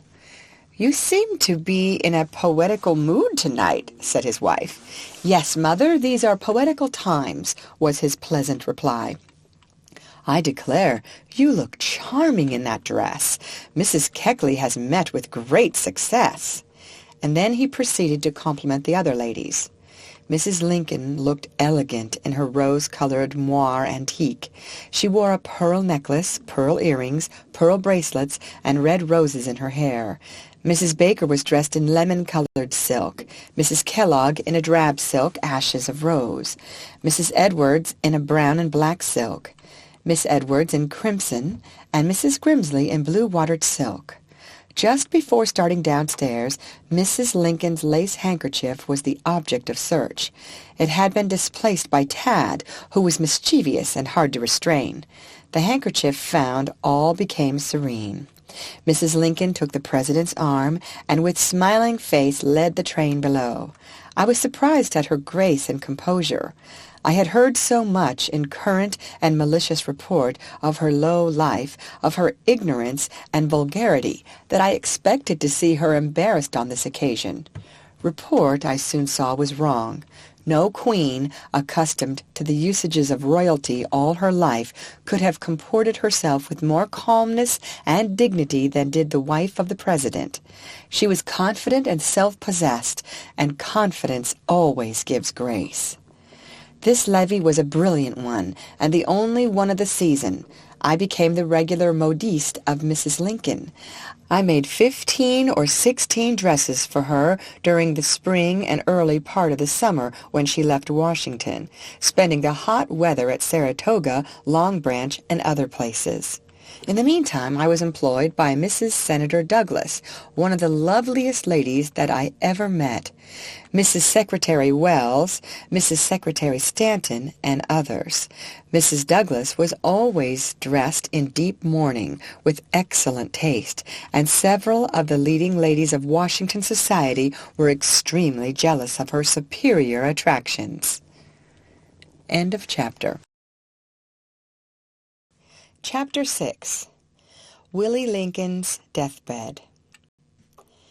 Mrs. Lincoln returned to Washington in November, and again duty called me to the White House.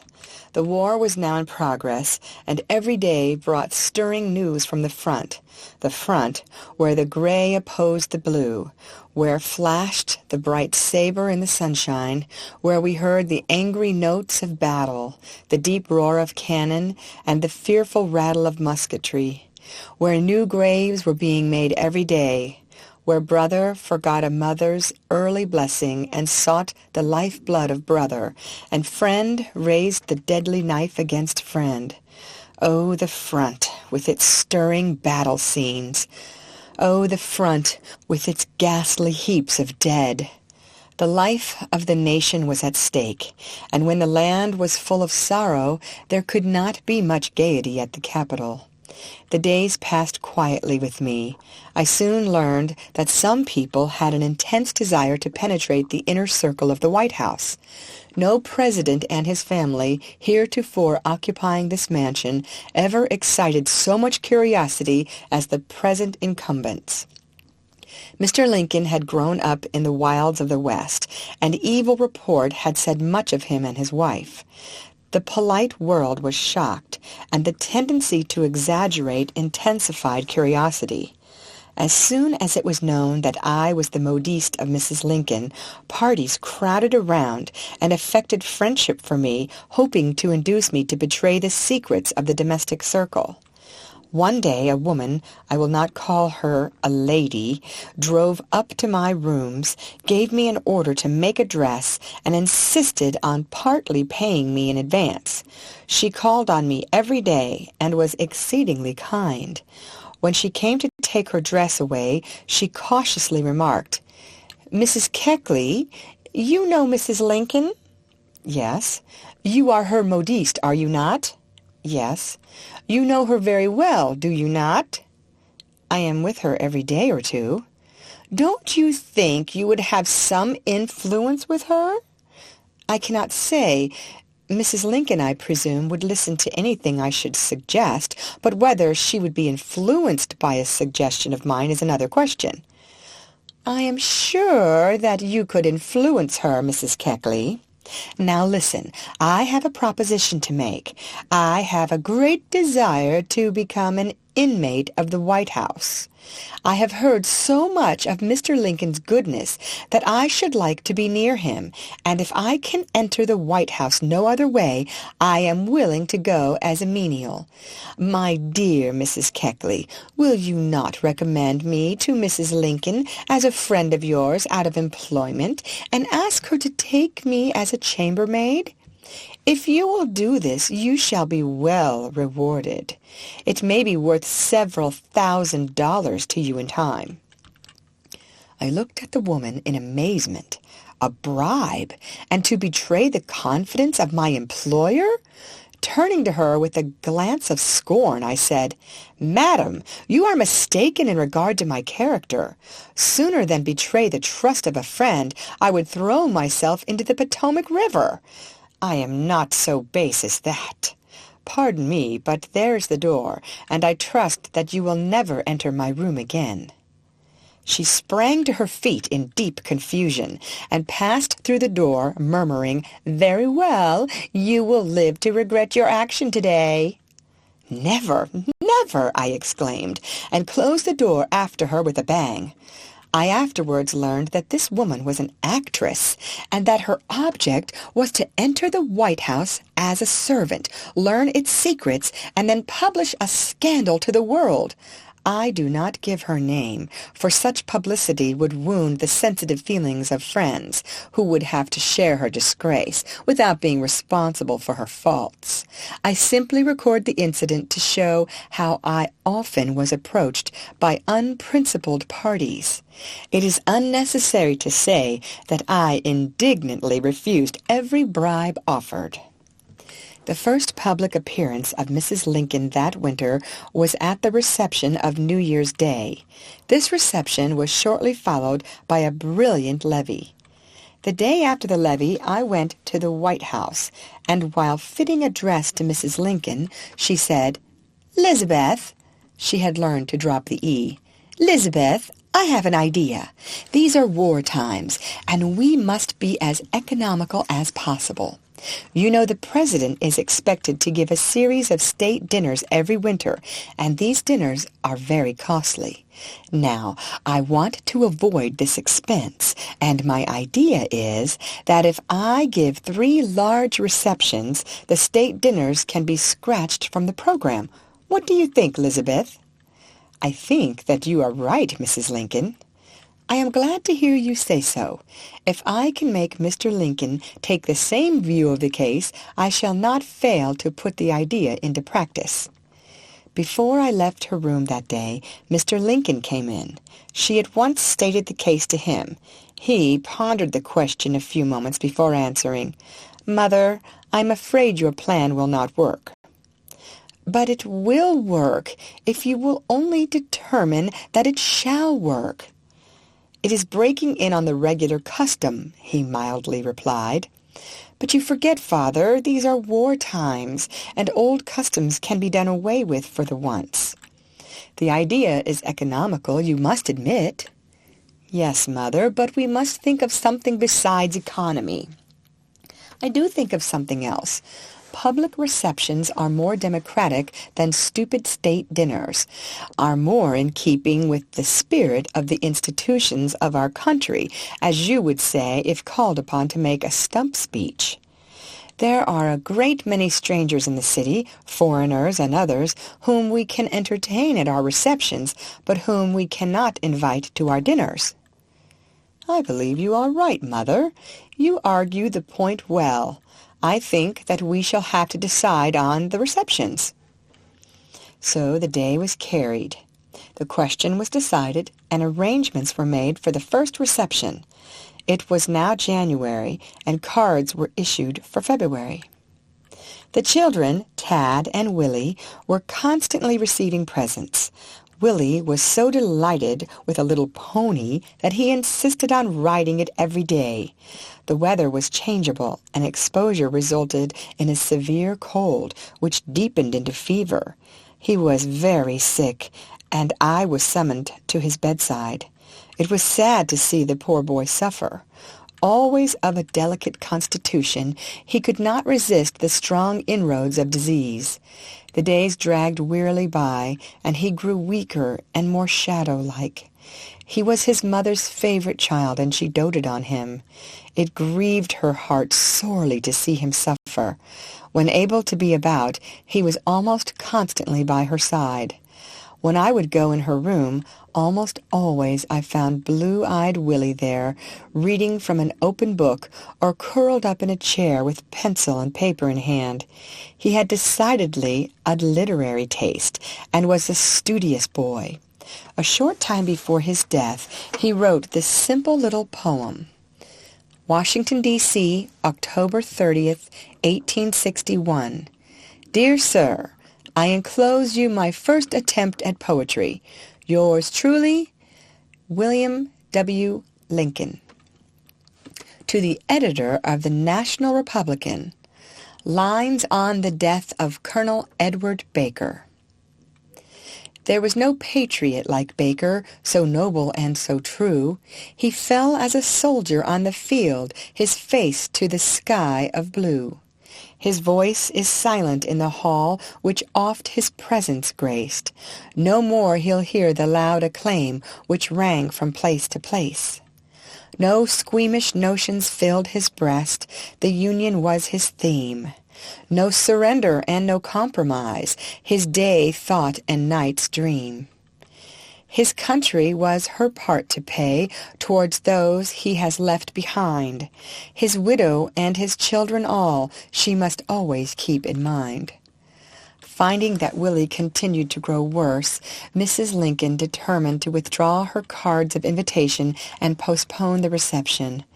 Mr. Lincoln thought that the cards had better not be withdrawn. At least he advised that the doctor be consulted before any steps were taken. Accordingly, Dr. Stone was called in. He pronounced Willie better, and said that there was every reason for an early recovery. He thought, since the invitations had been issued, it would be best to go on with the reception. Willie, he insisted, was in no immediate danger. Mrs. Lincoln was guided by these counsels, and no postponement was announced. On the evening of the reception, Willie was suddenly taken worse.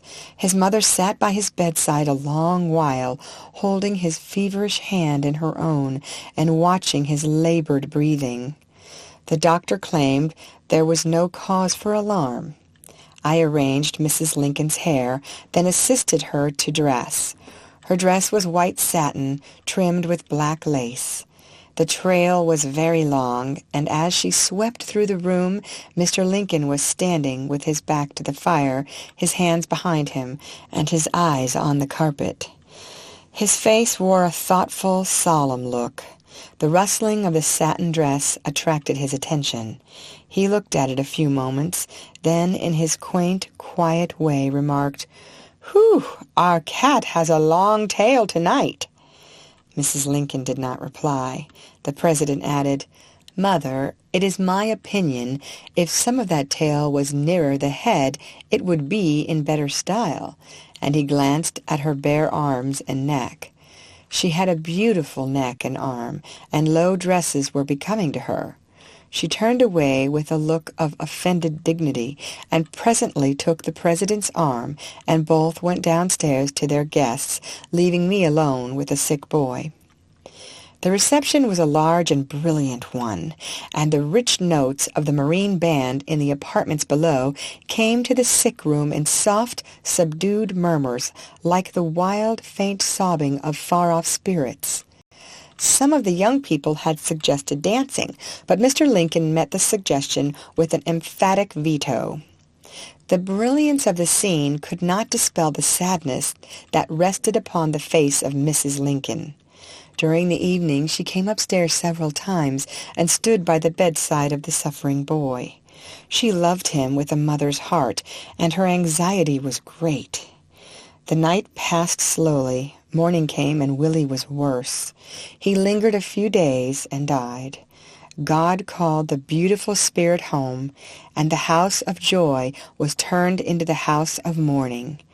I was worn out with watching, and was not in the room when Willie died, but was immediately sent for. I assisted in washing him and dressing him, and then laid him on the bed when Mr. Lincoln came in. I never saw a man so bowed down with grief.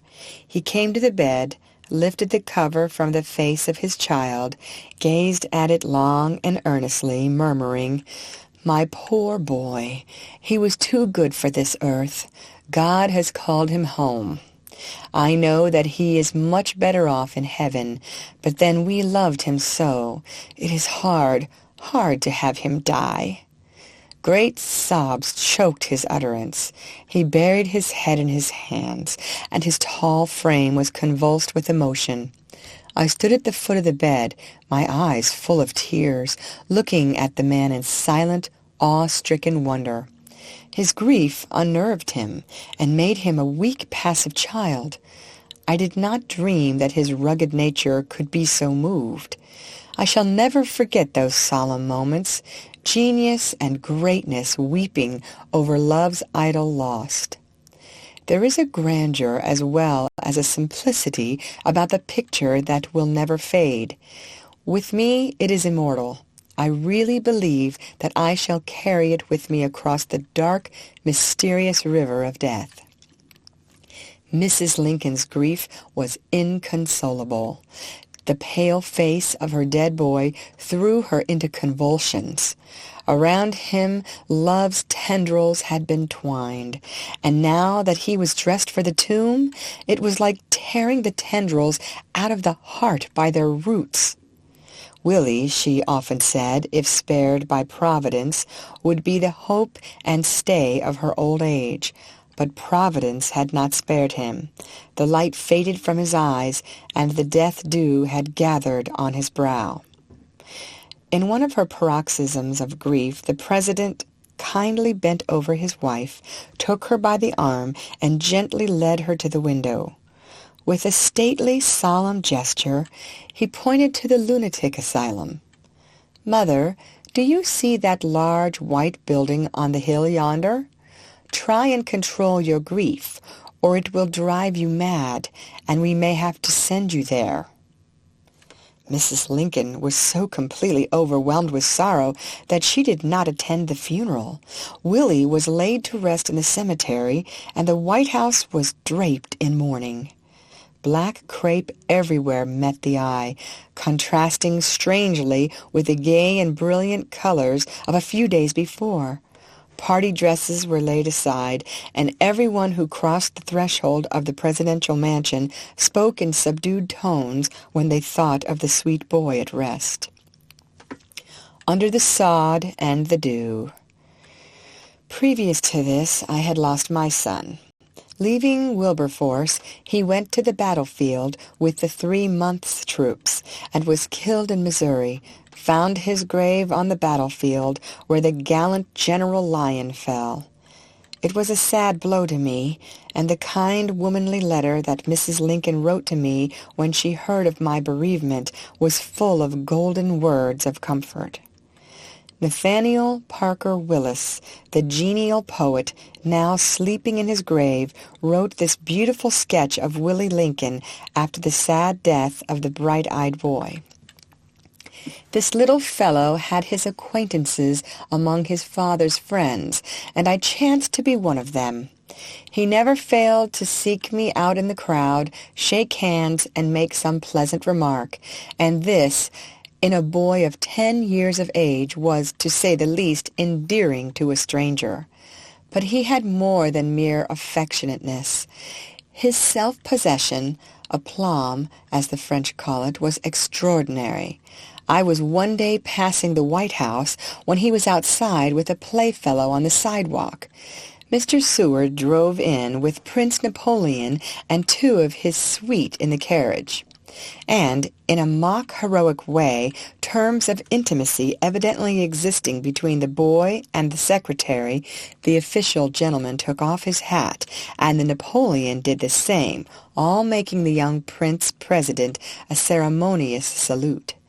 Not a bit staggered with the homage, Willie drew himself up to his full height, took off his little cap with graceful self-possession, and bowed down formally to the ground like a little ambassador. They drove past, and he went on unconcernedly with his play, the impromptu readiness and good judgment being clearly a part of his nature. His genial and open expression of countenance was none the less ingenuous and fearless for a certain tincture of fun, and it was in this mingling of qualities that he so faithfully resembled his father. With all the splendor that was around this little fellow in his new home, he was so bravely and beautifully himself, and that only. A wild flower transplanted from the prairie to the hothouse, he retained his prairie habits, unalterably pure and simple, till he died. His leading trait seemed to be a fearless and kindly frankness, willing that everything should be as different as it pleased, but resting unmoved in his own conscious single-heartedness. I found I was studying him irresistibly as one of the sweet problems of childhood that the world is blessed with in rare places, and the news of his death— I was absent from Washington on a visit to my own children at the time— came to me like a knell heard unexpectedly at a merrymaking. On the day of the funeral I went before the hour to take a near farewell look at the dear boy, for they had embalmed him to send home to the West, to sleep under the sod of his own valley, and the coffin lid was to be closed before the service. The family had just taken their leave of him, and the servants and nurses were seeing him for the last time, and with tears and sobs wholly unrestrained, for he was loved like an idol by every one of them. He lay with eyes closed, his brown hair parted as we had known it, pale in the slumber of death, but otherwise unchanged, for he was dressed as if for the evening, and held in one of his hands, crossed upon his breast, a bunch of exquisite flowers, a message coming from his mother while we were looking upon him that those flowers might be preserved for her. She was lying sick in her bed, worn out with grief and over-watching. The funeral was very touching. Of the entertainments in the East Room, the boy had been, for those who now assembled more especially, a most life-giving variation. With his bright face and his apt greetings and replies, he was remembered in every part of that crimson-curtained hall, built only for pleasure, of all the crowds each night, certainly the one least likely to be death's first mark. He was his father's favorite.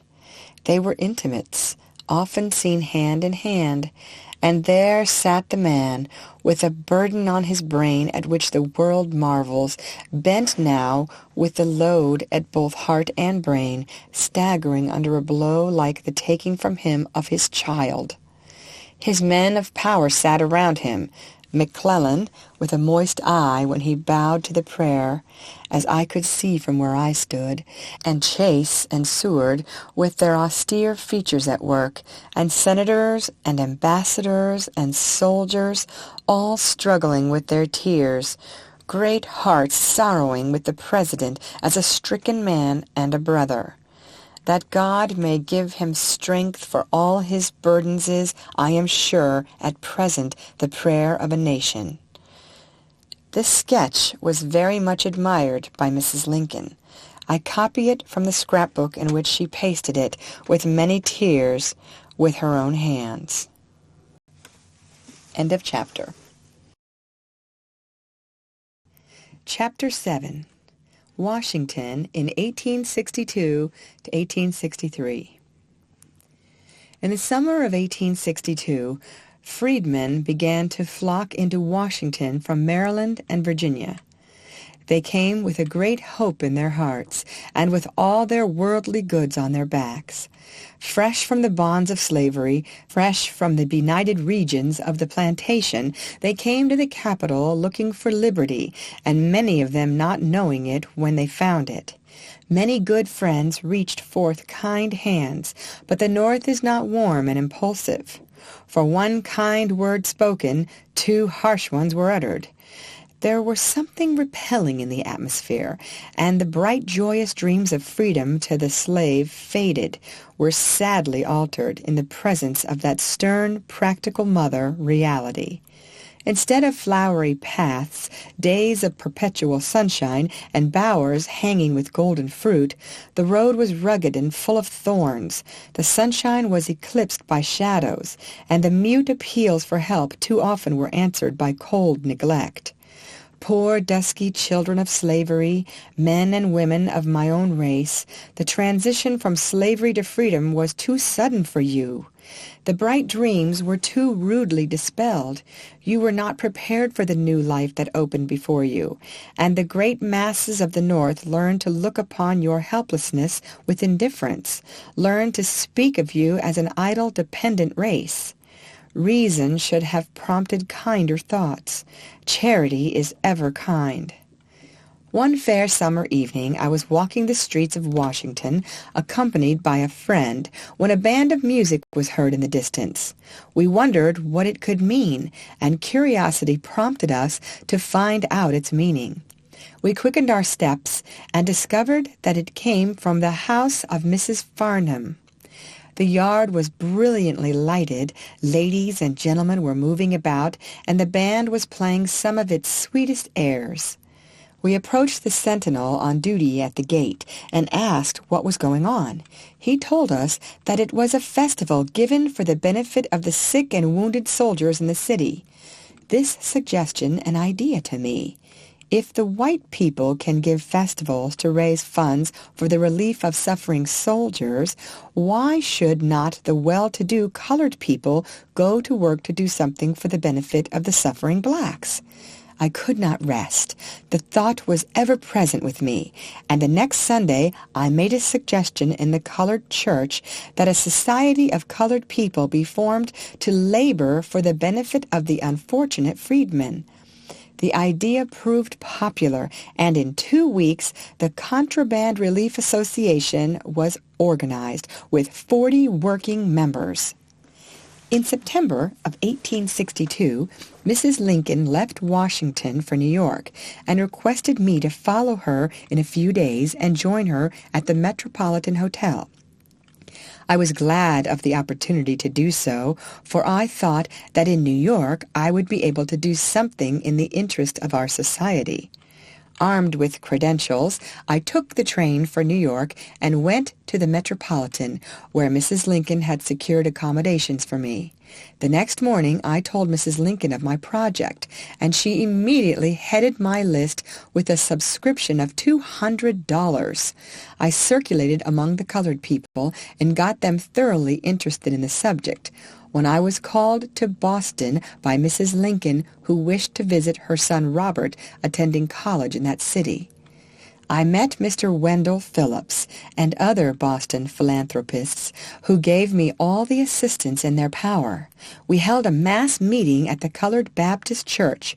Reverend Mr. Grimes in Boston raised a sum of money and organized there a branch society. The society was organized by Mrs. Grimes, wife of the pastor, assisted by Mrs. Martin, wife of Reverend Stella Martin. This branch of the main society during the war was able to send us over 80 large boxes of goods contributed exclusively by the colored people of Boston. Returning to New York, we held a successful meeting at the Shiloh Church. Reverend Henry Highland Garnett, pastor. The Metropolitan Hotel, at that time as now, employed colored help. I suggested the object of my mission to Robert Thompson, steward of the hotel, who immediately raised quite a sum of money among the dining-room waiters. Mr. Frederick Douglass contributed $200, besides lecturing for us. Other prominent colored men sent in liberal contributions. From England, a large quantity of stores was received. Mrs. Lincoln made frequent contributions, as also did the President. In 1863, I was re-elected President of the Association, which office I continue to hold. For 2 years after Willie's death, the White House was the scene of no fashionable display. The memory of the dead boy was duly respected. In some things, Mrs. Lincoln was an altered woman. Sometimes, when in her room, with no one present but myself, the mere mention of Willie's name would excite her emotion, and any trifling memento that recalled him would move her to tears. She could not bear to look upon his picture, and after his death she never crossed the threshold of the guest room in which he died, or the green room in which he was embalmed. There was something supernatural in her dread of these things, and something that she could not explain. Tad's nature was the opposite of Willie's, and he was always regarded as his father's favorite child. His black eyes fairly sparkled with mischief. The war progressed. Fair fields had been stained with blood. Thousands of brave men had fallen, and thousands of eyes were weeping for the fallen at home. There were desolate hearthstones in the South as well as in the North, and as the people of my race watched the sanguinary struggle, the ebb and flow of the tide of battle, they lifted their faces Zionward, as if they hoped to catch a glimpse of the promised land beyond the sulphurous clouds of smoke which shifted now and then, but to reveal ghastly rows of new-made graves. Sometimes the very life of the nation seemed to tremble with the fierce shock of arms. In 1863, the Confederates were flushed with victory, and sometimes it looked as if the proud flag of the Union, the glorious old stars and stripes, must yield half its nationality to the tri-barred flag that floated grandly over long columns of gray. These were sad, anxious days to Mr. Lincoln, and those who saw the man in privacy only could tell how much he suffered. One day he came into the room where I was fitting a dress on Mrs. Lincoln. His step was slow and heavy, and his face sad. Like a tired child, he threw himself upon a sofa and shaded his eyes with his hands. He was a complete picture of dejection. Mrs. Lincoln, observing his troubled look, asked, "Where have you been, Father?" "To the War Department," was the brief, almost sullen answer. "Any news?" "Yes, plenty of news, but no good news.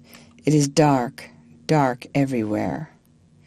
He reached forth one of his long arms and took a small Bible from a stand near the head of the sofa, opened the pages of the Holy Book, and soon was absorbed in reading them. A quarter of an hour passed, and on glancing at the sofa, the face of the President seemed more cheerful. The dejected look was gone, and the countenance was lighted up with new resolution and hope. The change was so marked that I could not but wonder at it, and wonder led to the desire to know what book of the Bible afforded so much comfort to the reader. Making the search for a missing article an excuse, I walked gently around the sofa, and looking into the open book, I discovered that Mr. Lincoln was reading that divine comforter, Job. He read with Christian eagerness, and the courage and hope that he derived from the inspired pages made him a new man. I almost imagined that I could hear the Lord speaking to him from out the whirlwind of battle. "Gird up thy loins now like a man. I will demand of thee, and declare thou unto me." What a sublime picture was this! A ruler of a mighty nation going to the pages of the Bible with simple Christian earnestness for comfort and courage, and finding both in the darkest hours of a nation's calamity. Ponder it, O ye scoffers at God's holy word, and then hang your heads for very shame. Frequent letters were received warning Mr. Lincoln of assassination, but he never gave a second thought to the mysterious warnings. The letters, however, sorely troubled his wife. She seemed to read impending danger in every rustling leaf, in every whisper of the wind. "Where are you going now, Father?" she would say to him as she observed him putting on his overshoes and shawl. "I am going over to the War Department, Mother, to try and learn some news." "But, father, you should not go out alone. You know you are surrounded with danger." "All imagination. What does anyone want to harm me for? Don't worry about me, mother, as if I were a little child, for no one is going to molest me." And with a confident, unsuspecting air, he would close the door behind him, descend the stairs, and pass out to his lonely walk. For weeks, when trouble was anticipated, friends of the president would sleep in the White House to guard him from danger. Robert would come home every few months, bringing new joy to the family circle. He was very anxious to quit school and enter the army, but the move was sternly opposed by his mother. "We have lost one son, and his loss is as much as I can bear without being called upon to make another sacrifice," she would say when the subject was under discussion. "But many a poor mother has given up all her sons," mildly suggested Mr. Lincoln, "and our son is not more dear to us than the sons of other people are to their mothers." "That may be, but I cannot bear to have Robert exposed to danger. His services are not required in the field, and the sacrifice would be a needless one." "The services of every man who loves his country are required in this war. You should take a liberal instead of a selfish view of the question, mother." Argument at last prevailed, and permission was granted Robert to enter the army. With the rank of captain and A.D.C., he went to the field and remained in the army till the close of the war. I well recollect a little incident that gave me a clearer insight into Robert's character. He was at home at the time the Tom-Thumb combination was at Washington. The marriage of little Hopo, my thumb, Charles Stratton, to Miss Warren created no little excitement in the world, and the people of Washington participated in the general curiosity. Some of Mrs. Lincoln's friends made her believe that it was the duty of Mrs. Lincoln to show some attention to the remarkable dwarfs. Tom Thumb had been caressed by royalty in the Old World, and why should not the wife of the president of his native country smile upon him also? Verily, duty is one of the greatest bugbears in life. A hasty reception was arranged, and cards of invitation issued. I had dressed Mrs. Lincoln, and she was ready to go below and receive her guests, when Robert entered his mother's room. "You are at leisure this afternoon, are you not, Robert?" "Yes, mother." "Of course, then, you will dress and come downstairs." "No, mother, I do not propose to assist in entertaining Tom Thumb. My notions of duty, perhaps, are somewhat different from yours." Robert had a lofty soul, and he could not stoop to all of the follies and absurdities of the ephemeral current of fashionable life. Mrs. Lincoln's love for her husband sometimes prompted her to act very strangely. She was extremely jealous of him, and if a lady desired to court her displeasure, she could select no surer way to do it than to pay marked attention to the president. These little jealous freaks often were a source of perplexity to Mr. Lincoln. If it was a reception for which they were dressing, he would come into her room to conduct her downstairs, and while pulling on his gloves, ask, with a merry twinkle in his eyes, "Well, mother, who must I talk with tonight? Shall it be Mrs. D?" "That deceitful woman? No, you shall not listen to her flattery." "Well, then, what do you say to Miss C?" "She is too young and handsome to practice deceit." "Young and handsome, you call her? You should not judge beauty for me. No, she is in league with Mrs. D, and you shall not talk with her." "Well, mother, I must talk with someone. Is there anyone that you do not object to?" trying to button his glove with a mock expression of gravity. "I don't know as it is necessary that you should talk to anybody in particular. You know well enough, Mr. Lincoln, that I do not approve of your flirtations with silly women, just as if you were a beardless boy fresh from school." "But, mother, I insist that I must talk with somebody. I can't stand around like a simpleton and say nothing." "If you will not tell me who I may talk with, please tell me who I may not talk with." There is Mrs. D and Miss C in particular. I detest them both. Mrs. B also will come around you, but you need not listen to her flattery. These are the ones in particular. Very well, Mother. Now that we have settled the question to your satisfaction, we will go downstairs. He proffered his arm and led the way. End of chapter. Chapter 8. Candid Opinions. Often, Mr. and Mrs. Lincoln discussed the relations of cabinet officers and gentlemen prominent in politics in my presence. I soon learned that the wife of the President had no love for Mr. Salmon P. Chase, at that time Secretary of the Treasury. She was well versed in human character, was somewhat suspicious by those by whom she was surrounded, and often her judgment was correct. Her intuition about the sincerity of individuals was more accurate than that of her husband. She looked beyond and read the reflection of action in the future. Her hostility to Mr. Chase was very bitter. She claimed that he was a selfish politician instead of a true patriot, and warned Mr. Lincoln not to trust him too far. The daughter of the Secretary was quite a belle in Washington, and Mrs. Lincoln, who was jealous of the popularity of others, had no desire to build up her social position through political favor to her father. Miss Chase, now Mrs. Senator Sprague, was a lovely woman and was worthy of all the admiration she received. Mr. Lincoln was more confiding than his wife. He never suspected the fidelity of those who claimed to be his friends. Honest to the very core himself, and frank as a child, he never dreamed of questioning the sincerity of others. "Father, I do wish that you would inquire a little into the motives of Chase," said his wife one day. The President was lying carelessly upon a sofa, holding a newspaper in his hands.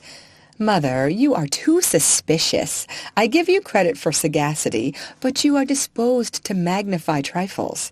Chase is a patriot and one of my best friends." "Yes, one of your best friends, because it is in his interest to be so. He is anything for Chase. If he thought he could make anything by it, he would betray you tomorrow." "I fear that you are prejudiced against the man, Mother. I know that you do him injustice." "Mr. Lincoln, you are either blind or will not see. I am not the only one that has warned you against him." "True, I receive letters daily from all parts of the country telling me not to trust Chase. But then these letters are written by the political enemies of the Secretary, and it would be unjust and foolish to pay any attention to them." "Very well, you will find out some day, if you live long enough, that I have read the man correctly. I only hope that your eyes may not be opened to the truth when it is too late." The President, as far as I could judge from his conversation with his wife, continued to confide in Mr. Chase to the time of his tragic death. Mrs. Lincoln was especially severe on Mr. William H. Seward, Secretary of State. She but rarely lost an opportunity to say an unkind word of him. One morning I went to the White House earlier than usual. Mr. Lincoln was sitting in a chair reading a paper, stroking with one hand the head of little Tad. I was basting a dress for Mrs. Lincoln. A servant entered and handed the President a letter just brought by a messenger. He broke the seal, and when he had read the contents, his wife asked, "Who is the letter from, Father?" "Seward. I must go over and see him today." "Seward? I wish you had nothing to do with that man. He cannot be trusted." "You say the same of Chase. If I listened to you, I should soon be without a cabinet." "Better be without it than to confide in some of the men that you do. Seward is worse than Chase. He has no principle." "Mother, you are mistaken. Your prejudices are so violent that you do not stop to reason. Seward is an able man, and the country as well as myself can trust him." "Father, you are too honest for this world. You should have been born a saint." "You will generally find it a safe rule to distrust a disappointed, ambitious politician. It makes me mad to see you sit still and let that hypocrite Seward twine you around his finger as if you were a skein of thread."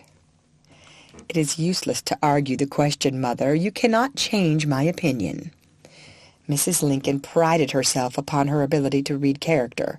She was shrewd and far-seeing, and had no patience with the frank, confiding nature of the President.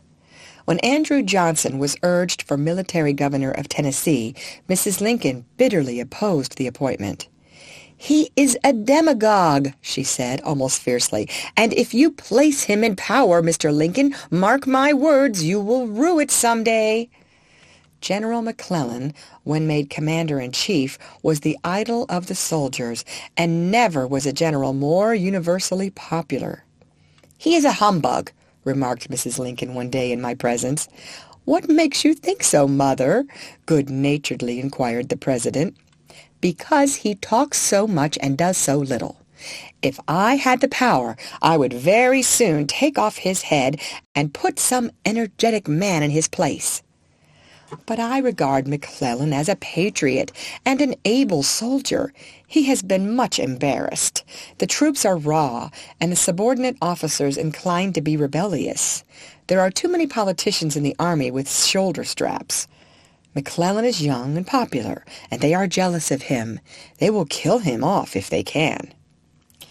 "McClellan can make plenty of excuse for himself. Therefore, he needs no advocate in you. If he would only do something and not promise so much, I might learn to have a little faith in him. I tell you, he is a humbug, and you will have to find some man to take his place. That is, if you wish to conquer the South." Mrs. Lincoln could not tolerate General Grant. "He is a butcher," she would often say, "and is not fit to be at the head of an army." "But he has been very successful in the field," argued the President. "Yes, he generally manages to claim a victory, but such a victory! He loses 2 men to the enemy's 1. He has no management, no regard for life. If the war should continue 4 years longer, and he should remain in power, he would depopulate the North. I could fight an army as well myself. According to his tactics, there is nothing under the heavens to do but to march a new line of men up in front of the rebel breastworks to be shot down as fast as they take their position, and keep marching until the enemy grows tired of the slaughter. Grant, I repeat, is an obstinate fool and a butcher." "Well, Mother, supposing that we give you command of the army, no doubt you would do much better than any general that has been tried." There was a twinkle in his eyes and a ring of irony in the voice. I have often heard Mrs. Lincoln say that if Grant should ever be elected President of the United States, she would desire to leave the country and remain absent during his term of office. It was well known that Mrs. Lincoln's brothers were in the Confederate Army, and for this reason it was often charged that her sympathies were with the South. Those who made the hasty charge were never more widely mistaken. One morning, on my way to the White House, I heard that Captain Alexander Todd, one of her brothers, had been killed.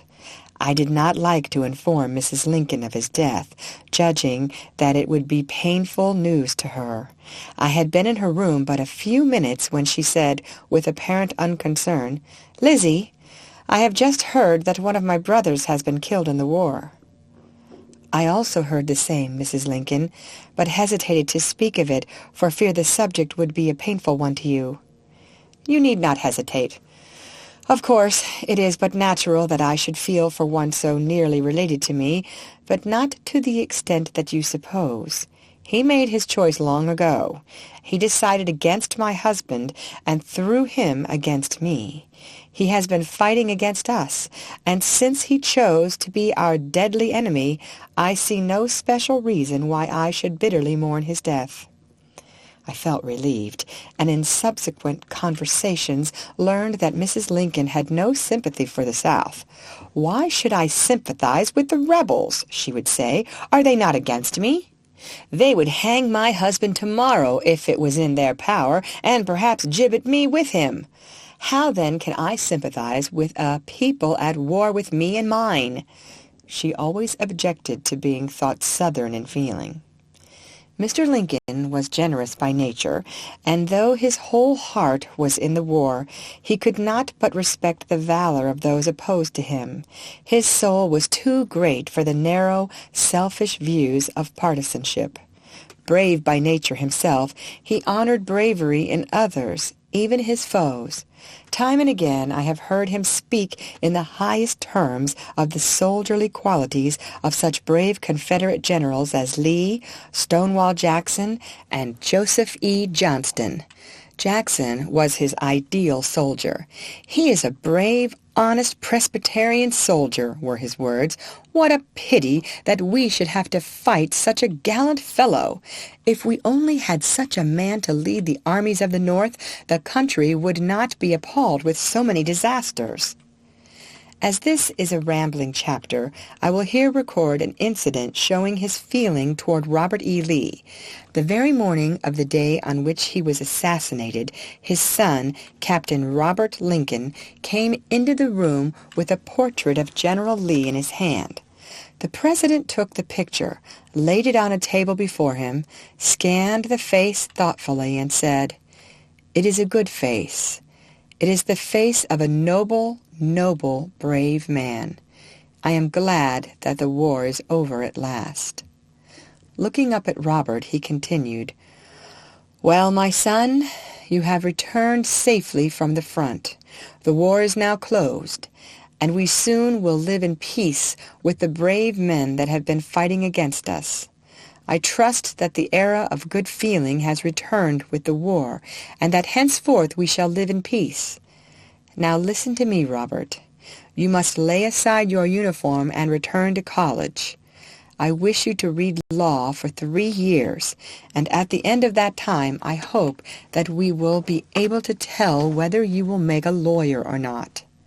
His face was more cheerful than I had seen it for a long while, and he seemed to be in a generous, forgiving mood.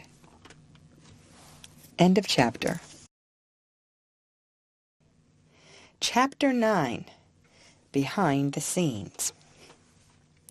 Some of the freedmen and freedwomen had exaggerated ideas of liberty. To them it was a beautiful vision, a land of sunshine, rest, and glorious promise. They flocked to Washington, and since their extravagant hopes were not realized, it was but natural that many of them should bitterly feel their disappointment. The colored people are wedded to associations, and when you destroy these, you destroy half of the happiness of their lives. They make a home, and are so fond of it that they prefer it, squalid though it be, to the comparative ease and luxury of a shifting, roaming life. Well, the emancipated slaves in coming north left old associations behind them, and a love for the past was so strong that they could not find much beauty in the new life so suddenly opened to them. Thousands of the disappointed huddled together in camps, fretted and pined like children for the good old times. In visiting them, in the interest of the Relief Society of which I was president, they would crowd around me with pitiful stories of distress. Often I heard them declare that they would rather go back to slavery in the South and be with their old masters than to enjoy the freedom of the North. I believe they were sincere in these declarations because dependence had become a part of their second nature, and independence brought with it the cares and vexations of poverty. I was very much amused one day at the grave complaints of a good old simple-minded woman, fresh from a life of servitude. She had never ventured beyond a plantation until coming north. The change was too radical for her, and she could not exactly understand it.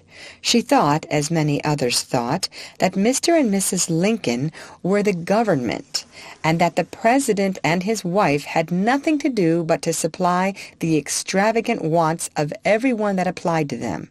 The wants of this old woman, however, were not very extravagant. "Why, Mrs. Keckley," said she to me one day, I's been here 8 months, and Mrs. Lincoln ain't even give me one shift. Bless God, children, if I had known that the government and Mr. and Mrs. Government was going to do that our way, I never would have come here in God's world. My old missus used to give me 2 shifts every year. I could not restrain a laugh at the grave manner in which this good old woman entered her protest. Her idea of freedom was 2 or more old shifts every year. Northern readers may not fully recognize the pith of the joke. On the southern plantation, the mistress, according to established custom, every year made a present of certain undergarments to her slaves, which articles were always anxiously looked forward to and thankfully received. The old woman had been in the habit of receiving annually 2 shifts from her mistress, and she thought the wife of the President of the United States very mean for overlooking this established custom of the plantation. While some of the emancipated blacks pined for the old associations of slavery and refused to help themselves, others went to work with commendable energy and planned with remarkable forethought. They built themselves cabins, and each family cultivated for itself a small patch of ground. The colored people are fond of domestic life, and with them, domestication means happy children, a fat pig, a dozen or more chickens, and a garden. Whoever visits the Freedmen's Village now in the vicinity of Washington will discover all of these evidences of prosperity and happiness. The schools are objects of much interest. Good teachers, white and colored, are employed. The whole brigades of bright-eyed, dusky children are there taught the common branches of education. These children are studious, and the teachers inform me that their advancement is rapid. I number among my personal friends 12 colored girls employed as teachers in the schools at Washington. The colored mission Sabbath school, established through the influence of General Brown at the 15th Street Presbyterian Church, is always an object of great interest to the residents of the capital, as well as to the hundreds of strangers visiting the city. In 1864, the receptions again commenced at the White House. For the first 2 years of Mr. Lincoln's administration, the President selected a lady to join in the promenade with him, which left Mrs. Lincoln free to choose an escort from among the distinguished gentlemen that always surrounded her on such occasions. This custom at last was discontinued by Mrs. Lincoln. "Elizabeth!" I was sewing in her room, and she was seated in a comfortable armchair. "Elizabeth, I have been thinking over a little matter. As you are well aware, the President at every reception selects a lady to lead the promenade with him. Now, it occurs to me that this custom is an absurd one. On such occasions, our guests recognize the position of the President as first of all. Consequently, he takes the lead in everything. Well, now, if they recognize his position, they should also recognize mine. I am his wife and should lead with him. And yet he offers his arm to any other lady in the room, making her first with him and placing me second. The custom is an absurd one, and I mean to abolish it. The dignity that I owe to my position as Mrs. President demands that I should not hesitate any longer to act." Mrs. Lincoln kept her word. Ever after this, she either led the promenade with the President, or the President walked alone or with the gentleman. The change was much remarked, but the reason why it was made, I believe, was never generally known. In 1864, much doubt existed in regard to the re-election of Mr. Lincoln, and the White House was besieged by all grades of politicians. Mrs. Lincoln was often blamed for having a certain class of men around her. "I have an object in view, Elizabeth," she said to me in reference to this matter. "In a political canvass, it is policy to cultivate every element of strength. These men have influence, and we require influence to re-elect Mr. Lincoln. I will be clever to them until after the election, and then, if we remain at the White House, I will drop every one of them and let them know very plainly that I only made tools of them. They are an unprincipled set, and I don't mind a little double-dealing with them." "Does Mr. Lincoln know what your purpose is?" I asked. "God, no! He would never sanction such a proceeding, so I keep him in the dark, and will tell him of it when all is over. He is too honest to take the proper care of his own interests, so I feel it to be my duty to electioneer for him." Mr. Lincoln, as everyone knows, was far from handsome. He was not admired for his graceful figure and finely molded face, but for the nobility of his soul and the greatness of his heart. His wife was different. He was wholly unselfish in every respect, and I believe that he loved the mother of his children very tenderly. He asked nothing but affection from her, but did not always receive it. When in one of her wayward, impulsive moods, she was apt to say and do things that wounded him deeply. If he had not loved her, she would have been powerless to cloud his thoughtful face or gild it with a ray of sunshine as she pleased. We are indifferent to those we do not love, and certainly the President was not indifferent to his wife. She often wounded him in unguarded moments, but calm reflection never failed to bring regret. Mrs. Lincoln was extremely anxious that her husband should be re-elected President of the United States. In endeavoring to make a display becoming her exalted position, she had to incur many expenses. Mr. Lincoln's salary was inadequate to meet them, and she was forced to run in debt, hoping that good fortune would favor her and enable her to extricate herself from an embarrassing situation. She bought the most expensive goods on credit, and in the summer of 1864, enormous unpaid bills stared her in the face. "What do you think about the election, Elizabeth?" she said to me one morning. "I think that Mr. Lincoln will remain in the White House 4 years longer," I replied, looking up from my work. "What makes you think so? Somehow I have learned to fear that he will be defeated." "Because he has been tried and has proved faithful to the best interests of the country. The people of the North recognize in him an honest man, and they are willing to confide in him, at least until the war has been brought to a close. The Southern people made his election a pretext for rebellion, and now to replace him by someone else after years of sanguinary war would look too much like a surrender of the North. So Mr. Lincoln is certain to be re-elected. He represents a principle, and to maintain this principle the loyal people of the loyal states will vote for him, even if he had no merits to commend him." "Your view is a plausible one, Elizabeth, and your confidence gives me new hope. If he should be defeated, I do not know what would become of us all. To me, to him, there is more at stake in this election than he dreams of."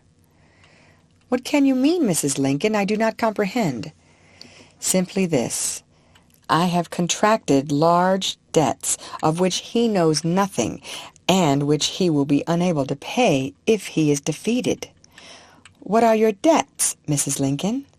"They consist chiefly of store bills. I owe altogether about $27,000, the principal portion at Stewart's in New York. You understand, Elizabeth, that Mr. Lincoln has but little idea of the expense of a woman's wardrobe. He glances at my rich dresses and is happy in the belief that the few $100s that I obtain from him supply all my wants.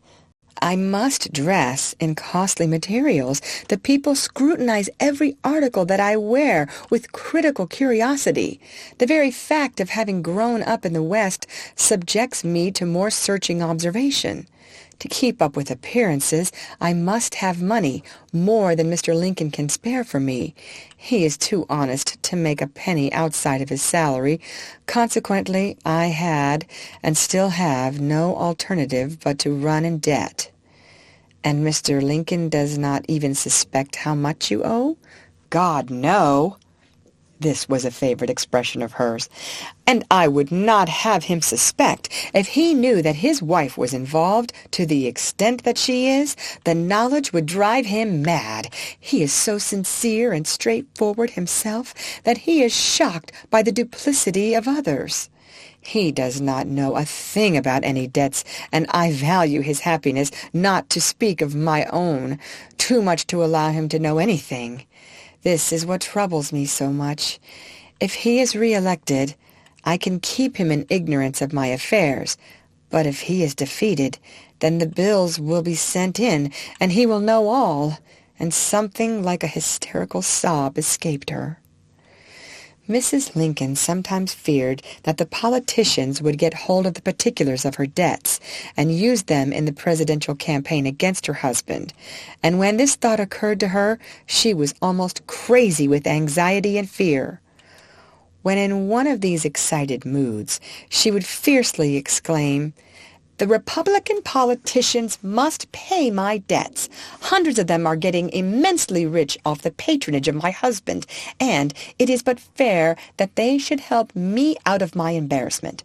I will make a demand of them, and when I tell them the facts, they cannot refuse to advance whatever money I require." End of chapter. Chapter 10. The Second Inauguration.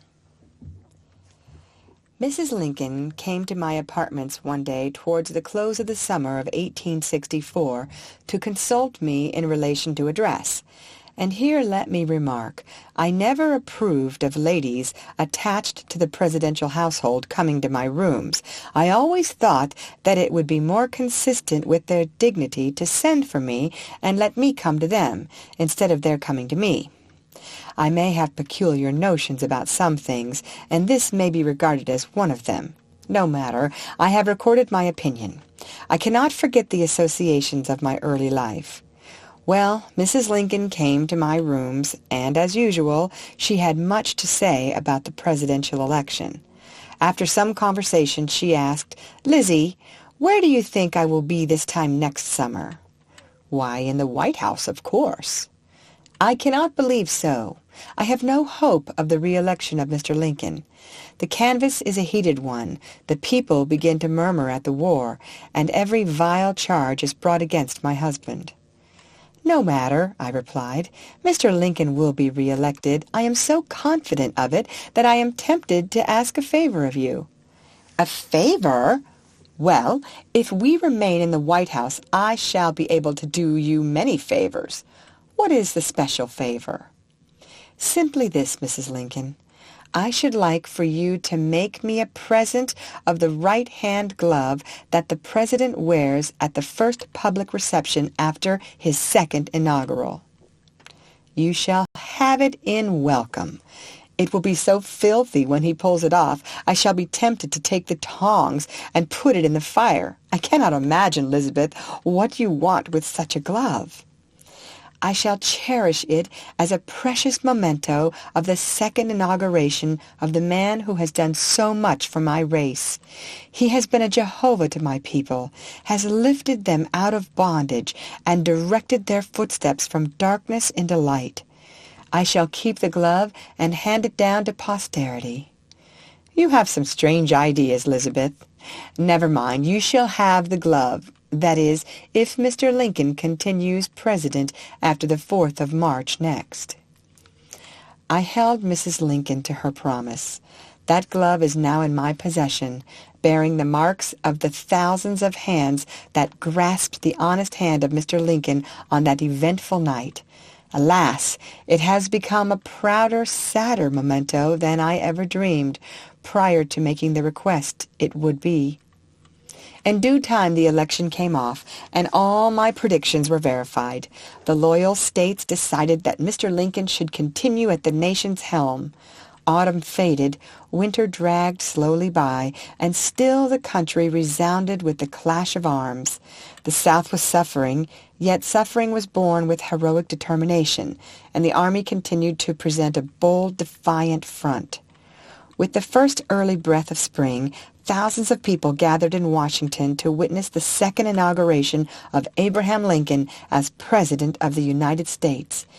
It was a stirring day in the national capital, and one that will never fade from the memory of those who witnessed the imposing ceremonies. The morning was dark and gloomy. Clouds hung like a pall in the sky, as if portending some great disaster.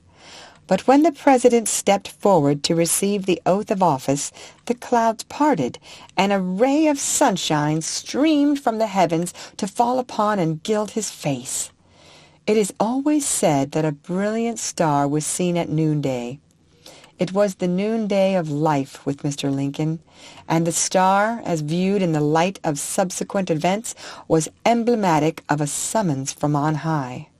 This was Saturday, and on Monday evening I went to the White House to dress Mrs. Lincoln for the first grand levee. While arranging Mrs. L's hair, the President came in. It was the first time I had seen him since the inauguration, and I went up to him, proffering my hand with words of congratulation. He grasped my outstretched hand warmly and held it while he spoke. "Thank you. Well, Madam Elizabeth," he always called me Madam Elizabeth, "I don't know whether I should feel thankful or not. The position brings with it many trials. We do not know what we are destined to pass through, but God will be with us all. I put my trust in God." He dropped my hand and with solemn face walked across the room and took his seat on the sofa. Prior to this I had congratulated Mrs. Lincoln, and she had answered with a sigh, "Thank you, Elizabeth. But now that we have won the position, I almost wish it were otherwise. Poor Mr. Lincoln is looking so broken-hearted, so completely worn out. I fear he will not get through the next 4 years." Was it a presentiment that made her take a sad view of the future? News from the front was never more cheering. On every side the Confederates were losing ground, and the lines of blue were advancing in triumph. As I would look out my window almost every day, I could see the artillery going past on its way to the open space of ground to fire a salute in honor of some new victory. From every point came glorious news of the success of the soldiers that fought for the Union, and yet, in their private chamber, away from the curious eyes of the world, the President and his wife wore sad, anxious faces. I finished dressing Mrs. Lincoln, and she took the President's arm and went below. It was one of the largest receptions ever held in Washington. Thousands crowded the halls and rooms of the White House, eager to shake Mr. Lincoln by his hand and receive a gracious smile from his wife. The jam was terrible and the enthusiasm great. The President's hand was well shaken, and the next day, on visiting Mrs. Lincoln, I received the soiled glove that Mr. Lincoln had worn on his right hand that night. Many colored people were in Washington, and large numbers had desired to attend the levee, but orders were issued not to admit them. A gentleman, a member of Congress, on his way to the White House, recognized Mr. Frederick Douglass, the eloquent colored orator, on the outskirts of the crowd. "How do you do, Mr. Douglass? A fearful jam tonight. You are going in, of course." "No, that is, not to your last question." "Not going in to shake the President by the hand? Why, pray?" "The best reason in the world. Strict orders have been issued not to admit people of color." "It is a shame, Mr. Douglass, that you should thus be placed under ban. Never mind, wait here, and I will see what can be done." The gentleman entered the White House, and working his way to the President, asked permission to introduce Mr. Douglass to him. "Certainly," said Mr. Lincoln. "Bring Mr. Douglass in, by all means. I shall be glad to meet him." The gentleman returned, and soon Mr. Douglass stood face to face with the President. Mr. Lincoln pressed his hand warmly, saying, "Mr. Douglass, I am glad to meet you. I have long admired your course, and I value your opinions highly." Mr. Douglass was very proud of the manner in which Mr. Lincoln received him. On leaving the White House, he came to a friend's house where a reception was being held, and he related the incident with great pleasure to myself and others. On the Monday following the reception at the White House, everybody was busy preparing for the grand inaugural ball to come off that night. I was in Mrs. Lincoln's room the greater portion of the day. While dressing her that night, the President came in, and I remarked to him how much Mr. Douglas had been pleased on the night he was presented to Mr. Lincoln. Mrs. L. at once turned to her husband with the inquiry, "Father, why was not Mr. Douglas introduced to me?" "I do not know. I thought he was presented." "But he was not." "It must have been an oversight then, Mother. I am sorry you did not meet him." I finished dressing her for the ball and accompanied her to the door. She was dressed magnificently and entered the ballroom leaning on the arm of Senator Sumner, a gentleman that she very much admired. Mr. Lincoln walked into the ballroom accompanied by two gentlemen. This ball closed the season. It was the last time that the President and his wife ever appeared in public. Some days after, Mrs. Lincoln, with a party of friends, went to City Point on a visit. Mrs. Lincoln had returned to Washington prior to the 2nd of April. On Monday, April 3rd, Mrs. Secretary Harlan came into my room with material for a dress. While conversing with her, I saw artillery pass the window, and it was on its way to fire a salute. I inferred that good news had been received at the War Department. My reception room was on one side of the street, and my workroom on the other side. Inquiring the cause of the demonstration, we were told that Richmond had fallen. Mrs. Harlan took one of my hands in each of her own, and we rejoiced together. I ran across to my workroom, and on entering it discovered that the girls in my employ also had heard the good news. They were particularly elated, as it was reported that the rebel capital had surrendered to colored troops. I had promised my employees a holiday when Richmond should fall, and now that Richmond had fallen, they reminded me of my promise. I recrossed to my reception room, and Mrs. Harlan told me that the good news was enough for her. She could afford to wait for her dress, and to give the girls a holiday and a treat by all means. She returned to her house, and I joined my girls in the joy of the long-promised holiday. We wandered about the streets of the city with happy faces and hearts overflowing with joy. The clerks in the various departments also enjoyed a holiday, and they improved it by getting gloriously fuddled. Towards evening I saw S. and many other usually clear-headed men in the street in a confused, uncertain state of mind. Mrs. Lincoln had invited me to accompany her to City Point. I went to the White House and told her that if she intended to return, I would regard it as a privilege to go with her, as City Point was near Petersburg, my old home. Mrs. L. said she designed returning and would be delighted to take me with her, so it was arranged that I should accompany her. A few days after we were on board the steamer en route for City Point, Mrs. Lincoln was joined by Mrs. Secretary Harlan and daughter, Senator Sumner, and several other gentlemen. Prior to this, Mr. Lincoln had started for City Point, and before we reached our destination, he had visited Richmond, Petersburg, and other points. We arrived on Friday, and Mrs. Lincoln was much disappointed when she learned that the President had visited the late Confederate capital, as she had greatly desired to be with him when he entered the conquered stronghold. It was immediately arranged that the entire party on board the River Queen should visit Richmond and other points with the President. The next morning, after the arrangement was perfected, we were steaming up James River, the river that so long had been impassable, even to our gunboats. The air was balmy, and the banks of the river were beautiful and fragrant with the first sweet blossoms of spring. For hours I stood on deck, breathing the pure air and viewing the landscape on either side of the majestically flowing river. Here stretched fair fields, emblematic of peace, and here deserted camps and frowning forts, speaking of the stern vicissitudes of war.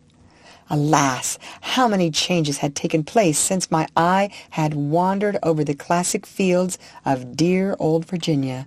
A birthplace is always dear, no matter under what circumstances you were born, since it revives in memory the golden hours of childhood, free from philosophy and the warm kiss of a mother.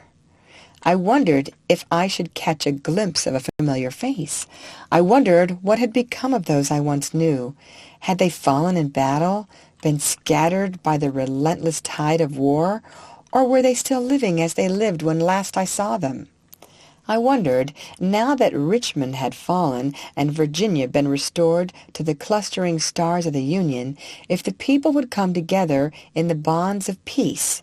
And as I gazed and wondered, the River Queen rapidly carried us to our destination. The presidential party were all curiosity on entering Richmond.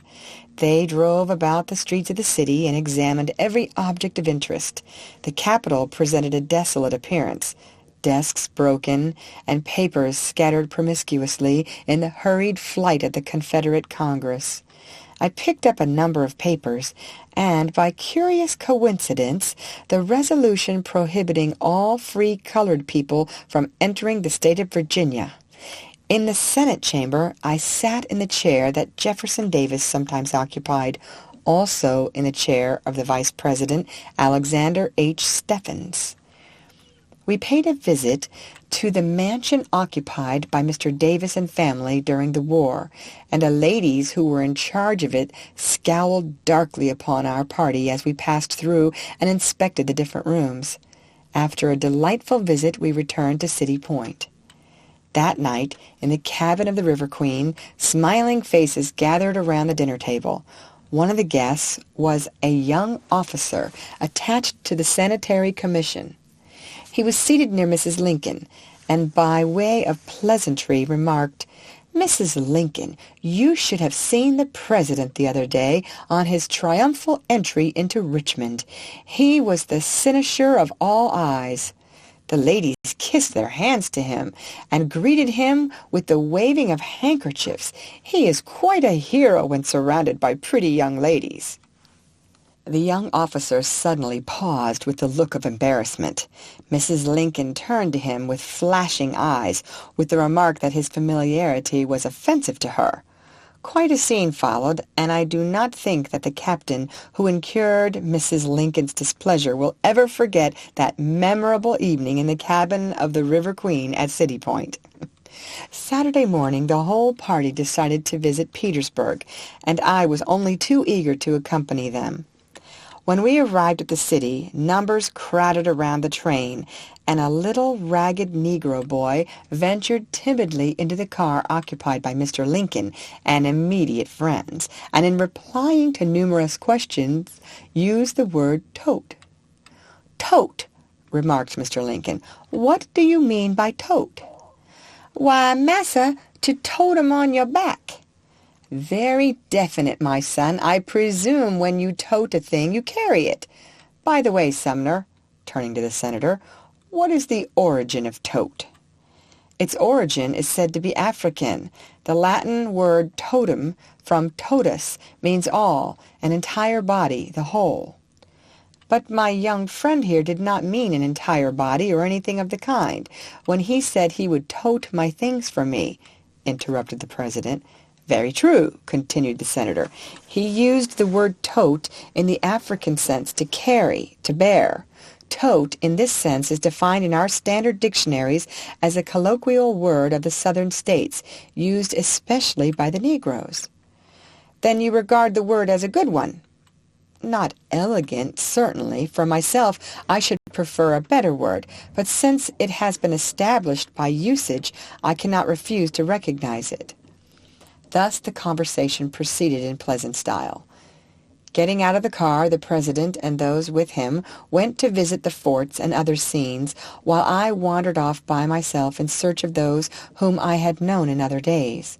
War, grim-visaged war, I soon discovered had brought many changes to the city so well known to me in the days of my youth.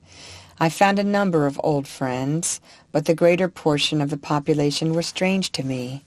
The scenes suggested painful memories, and I was not sorry to turn my back again upon the city. A large, peculiarly shaped oak tree, I well remember, attracted the particular attention of the President. It grew upon the outskirts of Petersburg, and as he had discovered it on his first visit, a few days previous to the second, he insisted that the party should go with him to take a look at the isolated and magnificent specimen of the stately grandeur of the forest. Every member of the party was only too willing to accede to the President's request, and the visit to the oak was made and much enjoyed. On our return to City Point from Petersburg, the train moved slowly, and the President, observing a terrapin basking in the warm sunshine on the wayside, had the conductor stop the train, and one of the brakemen bring the terrapin into him.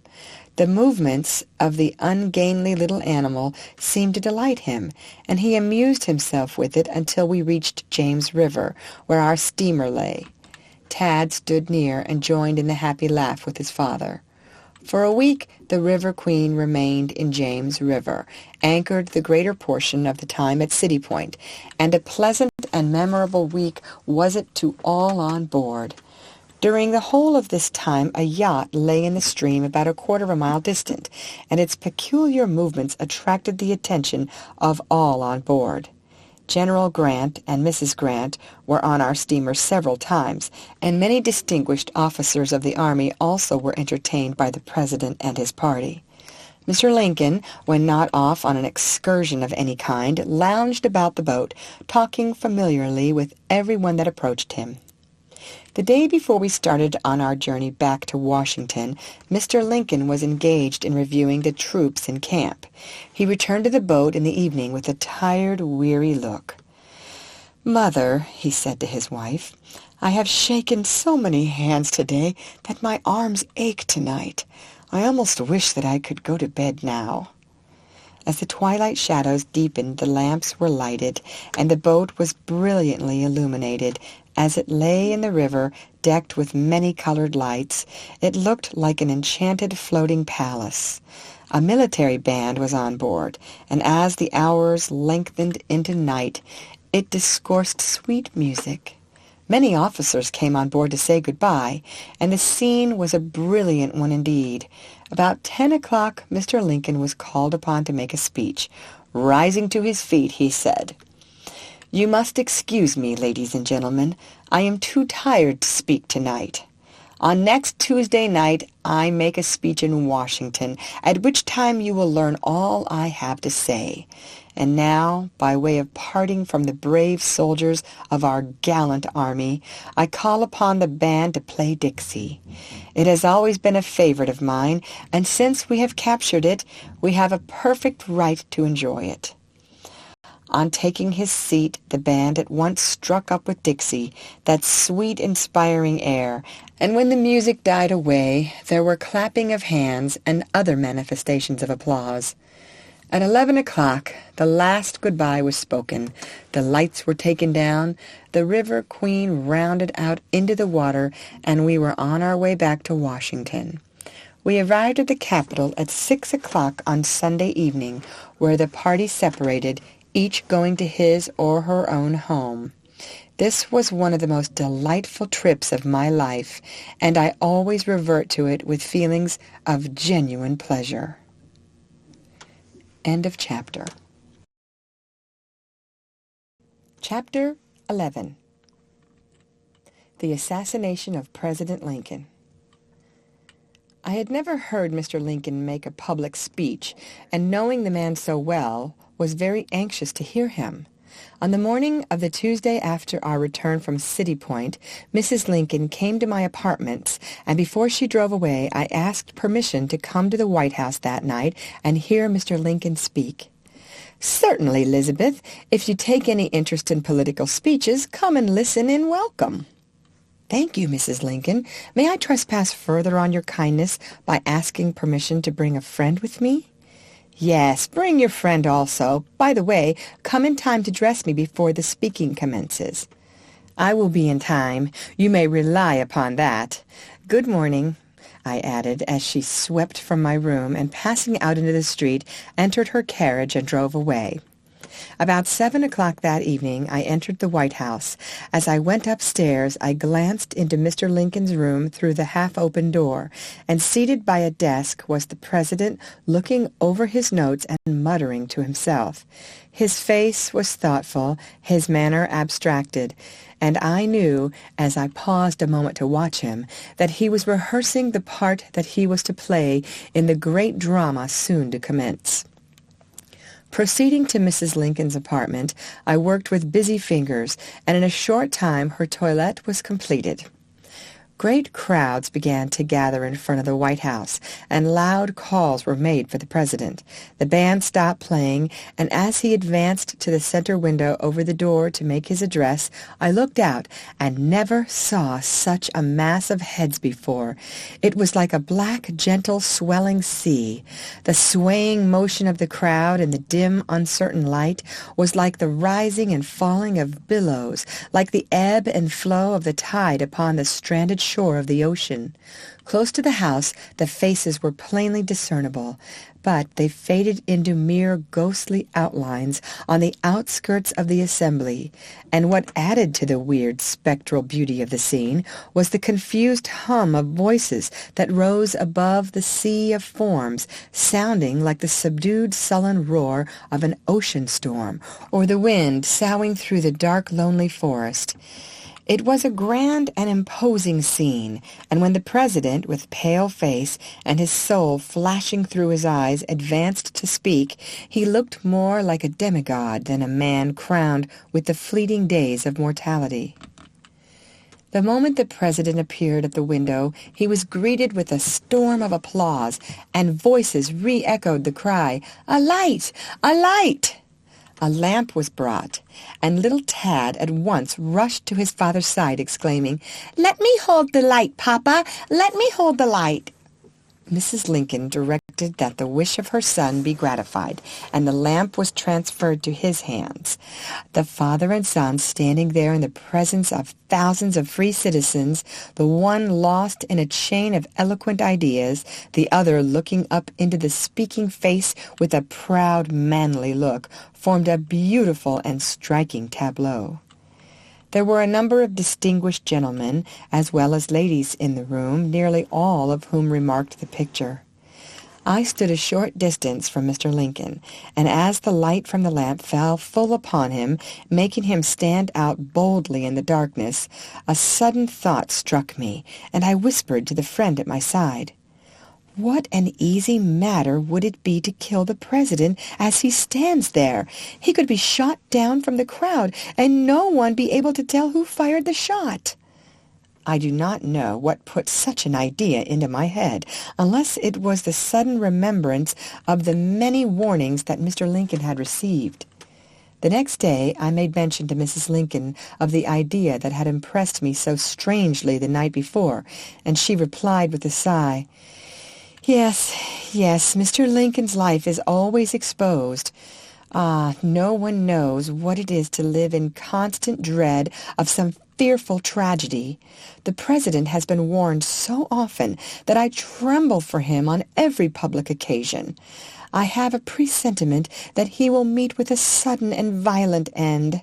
I pray God to protect my beloved husband from the hands of the assassin.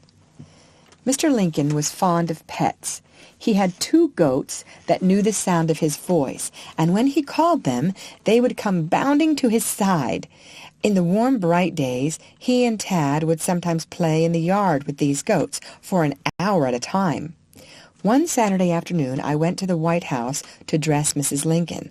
I had nearly completed my task when the President came in. It was a bright day, and walking to the window, he looked down into the yard, smiled, and turning to me, asked, "Madam Elizabeth, you are fond of pets, are you not?" "Oh, yes, sir," I answered. "Well, come here and look at my 2 goats. I believe they are the kindest and best goats in the world. See how they sniff the clean air and skip and play in the sunshine? Whew, what a jump!" he exclaimed as one of the goats made a lofty spring. "Madam Elizabeth, did you ever before see such an active goat?" Musing a moment, he continued, "He feeds on my bounty and jumps with joy. Do you think we could call him a bounty jumper? But I flatter the bounty jumper. My goat is far above him. I would rather wear his horns and hairy coat through life than demean myself to the level of the man who plunders the national treasury in the name of patriotism, the man who enlists into the service for a consideration and deserts the moment he receives his money. But to repeat the play is bad enough. But the men who manipulate the grand machine and who simply make the bounty jumper their agent in an outrageous fraud are far worse. They are beneath the worms that crawl in the dark hidden places of earth." His lips curled with haughty scorn, and a cloud was gathering on his brow. Only a moment the shadow rested on his face. Just then both goats looked up at the window and shook their heads as if they would say, "How do you do, old friend?" "See, Madam Elizabeth," exclaimed the President in a tone of enthusiasm, "my pets recognize me. How earnestly they look! There they go again! What jolly fun!" And he laughed outright as the goats bounded swiftly to the other side of the yard. Just then Mrs. Lincoln called out, "Come, Elizabeth! If I get ready to go down this evening, I must finish dressing myself, or you must stop staring at those silly goats." Mrs. Lincoln was not fond of pets, and she could not understand how Mr. Lincoln could take so much delight in his goats. After Willie's death, she could not bear the sight of anything he loved, not even a flower.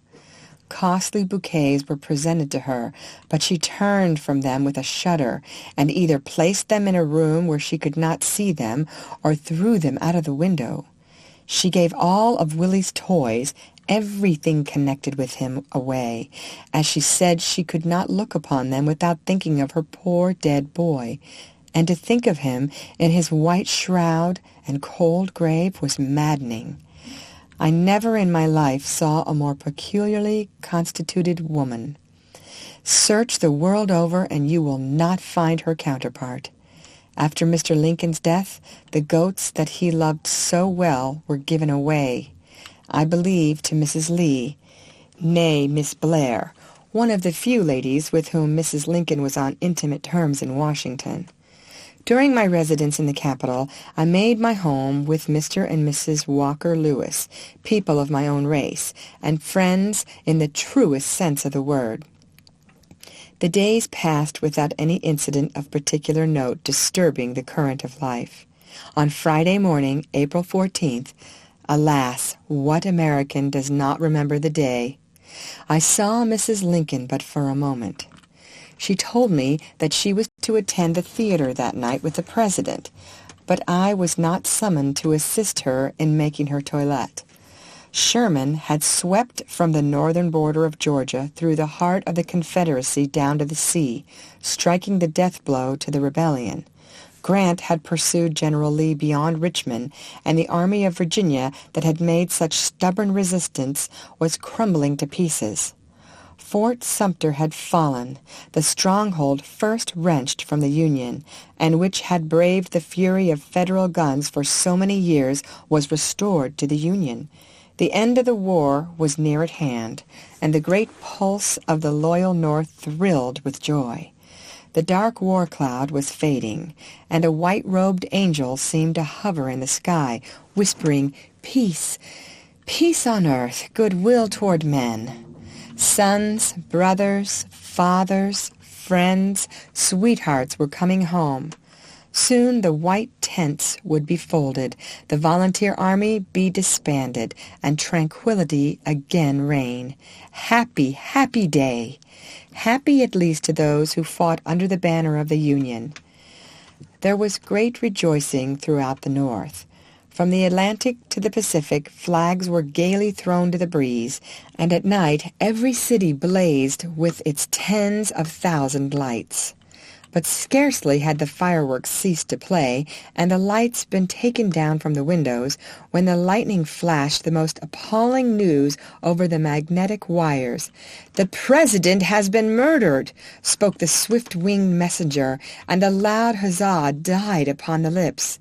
A nation suddenly paused in the midst of festivity and stood paralyzed with horror, transfixed with awe. Oh, memorable day! Oh, memorable night! Never before was joy so violently contrasted with sorrow. At 11 o'clock at night, I was awakened by an old friend and neighbor, Miss M. Brown, with the startling intelligence that the entire cabinet had been assassinated and Mr. Lincoln shot, but not mortally wounded. When I heard the words, I felt as if the blood had been frozen in my veins and that my lungs must collapse for the want of air. Mr. Lincoln shot? The cabinet assassinated? What could it mean? The streets were alive with wondering, awe-stricken people. Rumors flew thick and fast, and the wildest reports came with every new arrival. The words were repeated with blanched cheeks and quivering lips. I waked Mr. and Mrs. Lewis and told them that the President was shot, and that I must go to the White House. I could not remain in a state of uncertainty. I felt that the house would not hold me. They tried to quiet me, but gentle words could not calm the wild tempest. They quickly dressed themselves, and we sallied out into the street to drift with the excited throng. We walked rapidly towards the White House, and on our way past the residence of Secretary Seward, which was surrounded by armed soldiers, keeping back all intruders with the point of the bayonet. We hurried on, and as we approached the White House, saw that it too was surrounded with soldiers. Every entrance was strongly guarded, and no one was permitted to pass. The guard at the gate told us that Mr. Lincoln had not been brought home, but refused to give any other information. More excited than ever, we wandered down the street. Grief and anxiety were making me weak, and as we joined the outskirts of a large crowd, I began to feel as meek and humble as a penitent child. A gray-haired old man was passing.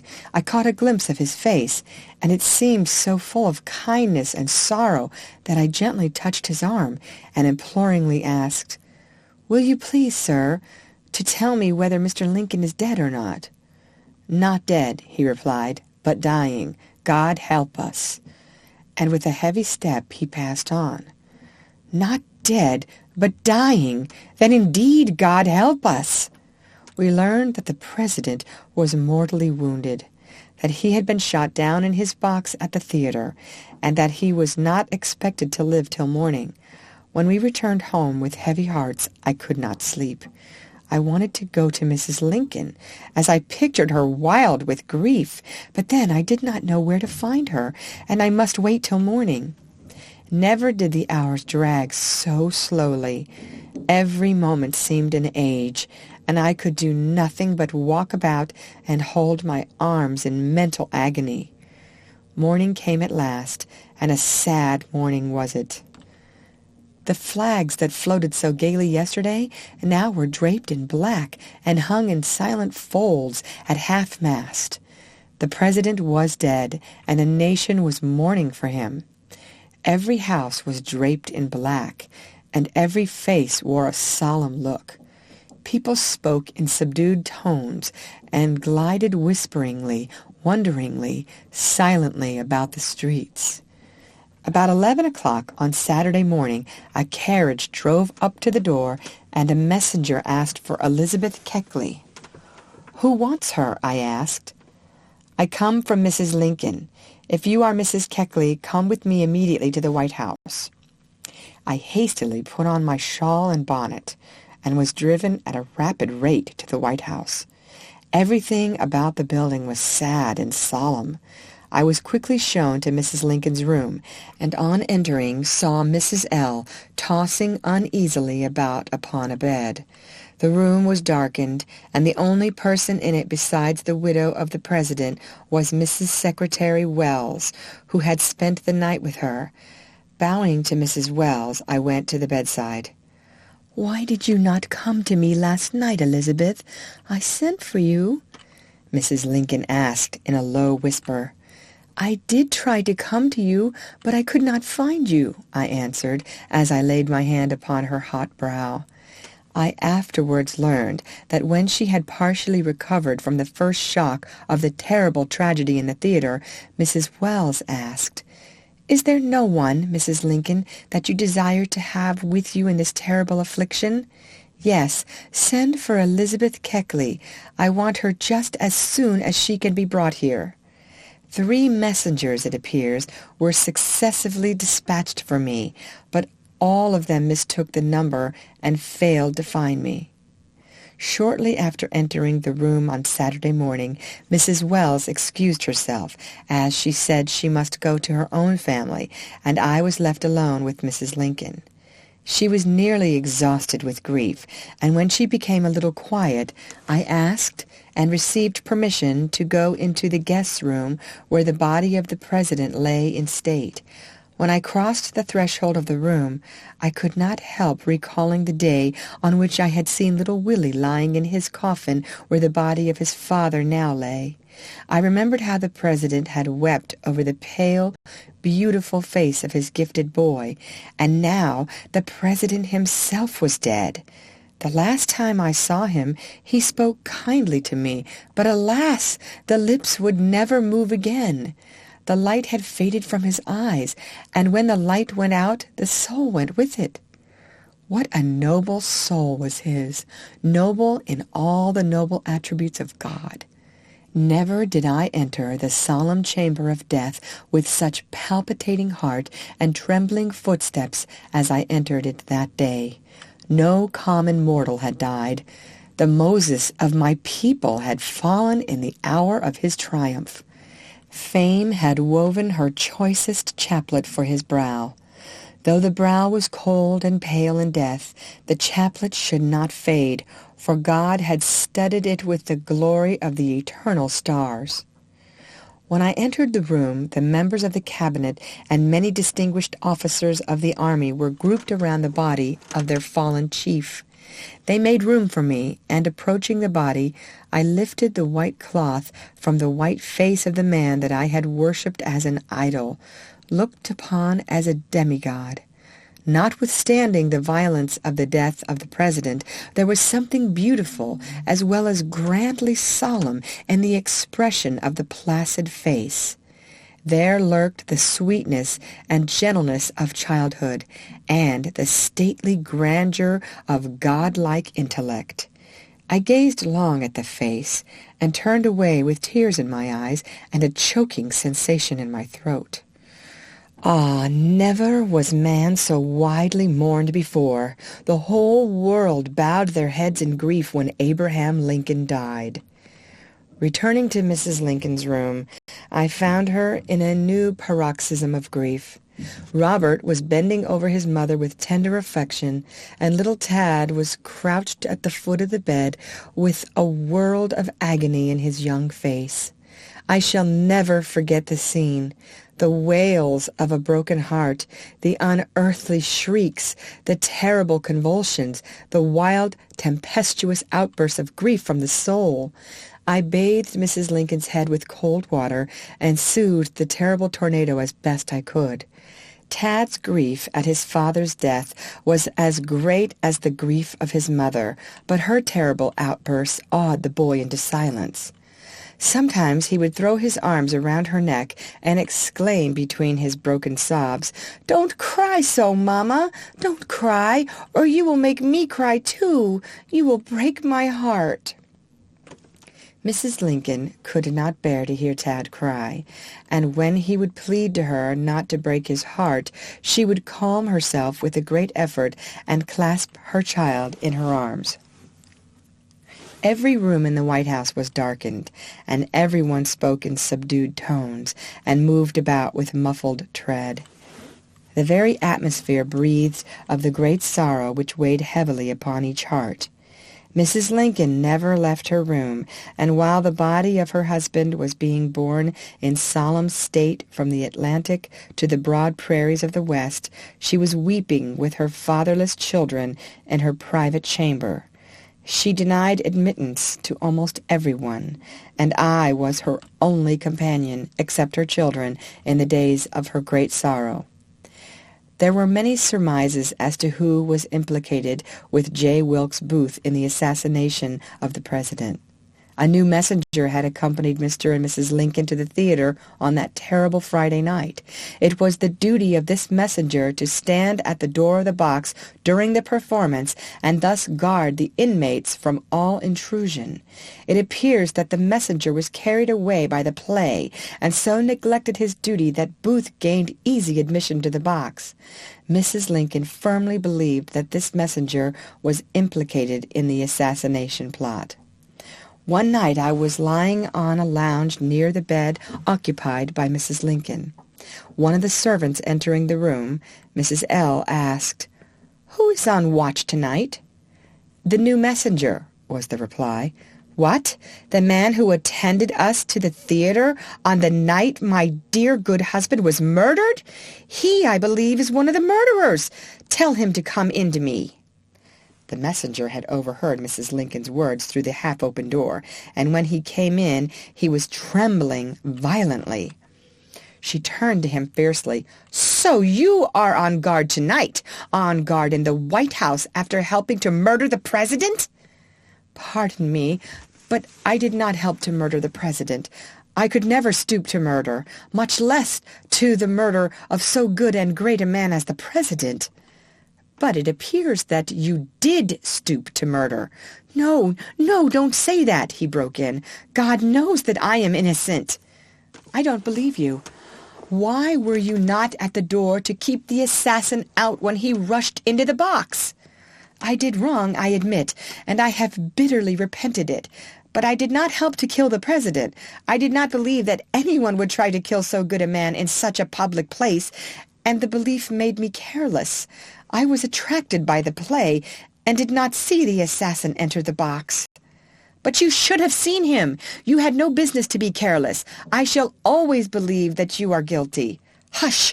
I shan't hear another word," she exclaimed, as the messenger essayed to reply. "Go now and keep your watch," she added, with an imperious wave of her hand. With mechanical step and white face, the messenger left the room, and Mrs. Lincoln fell back on her pillow, covered her face with her hands, and commenced sobbing. Robert was very tender to his mother in the days of her sorrow. He suffered deeply, as his haggard face indicated, but he was ever manly and collected when in the presence of his mother. Mrs. Lincoln was extremely nervous, and she refused to have anybody about her but myself. Many ladies called, but she received none of them. Had she been less secluded in her grief, perhaps she would have had many warmer friends today than she has. But far be it from me to harshly judge the sorrow of anyone. Could the ladies who called to condole with Mrs. Lincoln after the death of her husband, and who were denied admittance to her chamber, have seen how completely prostrated she was with grief, they would have learned to speak more kindly of her. Often at night, when Tad would hear her sobbing, he would get up and come to her bed in his white sleeping clothes. "Don't cry, Mamma. I cannot sleep if you cry. Papa was good, and he has gone to heaven. He is happy there. He is with God and Brother Willie. Don't cry, Mamma, or I will cry too." The closing appeal always proved the most effectual, as Mrs. Lincoln could not bear to hear her child cry. Tad had been petted by his father, but petting could not spoil such a manly nature as his. He seemed to realize that he was the son of a president, to realize it in its loftiness and noblest sense. One morning, while being dressed, he looked up at his nurse and said, "Pa is dead. I can hardly believe that I shall never see him again. I must learn to take care of myself now." He looked thoughtful a moment, then added, "Yes, Pa is dead, and I am only Tad Lincoln now, little Tad, like other little boys. I am not a president's son now. I won't have many presents any more. Well, I will try and be a good boy, and will hope to go someday to Pa and Brother Willie in heaven." He was a brave, manly child, and knew that influence had passed out of their hands with the death of his father, and that his position in life was altered. He seemed to feel that people petted him and gave him presents because they wanted to please the President of the United States. From that period forward, he became more independent, and in a short time learned to dispense with the services of a nurse. While in Chicago, I saw him get out his clothes one Sunday morning and dress himself, and the change was such a great one to me, for while in the White House servants obeyed his every nod and bid, that I could scarcely refrain from shedding tears. Had his father lived, I knew it would have been different with his favorite boy. Tad roomed with Robert, and he always took pride in pleasing his brother. After the committee had started west with the body of the president, there was quite a breeze of excitement for a few days as to where the remains should be interred. Secretary Stanton and others held frequent conferences with Robert, Mr. Todd, Mrs. Lincoln's cousin, and Dr. Henry, an old schoolmate and friend of Mr. Lincoln. The city authorities of Springfield had purchased a beautiful plat of ground in a prosperous portion of the city, and work was rapidly progressing on the tomb when Mrs. Lincoln made strenuous objection to the location. She declared that she would stop the body in Chicago before it should be laid to rest in the lot purchased for the purpose by the city of Springfield. She gave as a reason that it was her desire to be laid by the side of her husband when she died, and that such would be out of the question in a public place of the kind. As is well known, the difficulty was finally settled by placing the remains of the president in the family vault at Oak Ridge, a charming spot for the home of the dead. After the president's funeral, Mrs. Lincoln rallied and began to make preparations to leave the White House. One day she suddenly exclaimed, "God, Elizabeth, what a change! Did ever woman have to suffer so much and experience so great a change? I had an ambition to be Mrs. President. That ambition has been gratified, and now I must step down from the pedestal. My poor husband. Had he never been president, he might be living today. Alas, all is over with me." Folding her arms for a few moments, she rocked back and forth, then commenced again, more vehemently than ever. "My God, Elizabeth, I can never go back to Springfield. No, never, until I go in my shroud to be laid by my dear husband's side, and may heaven speed that day. I should like to live for my sons, but life is so full of misery that I would rather die." And then she would go off into a fit of hysterics. End of chapter. Chapter 12. Mrs. Lincoln Leaves the White House.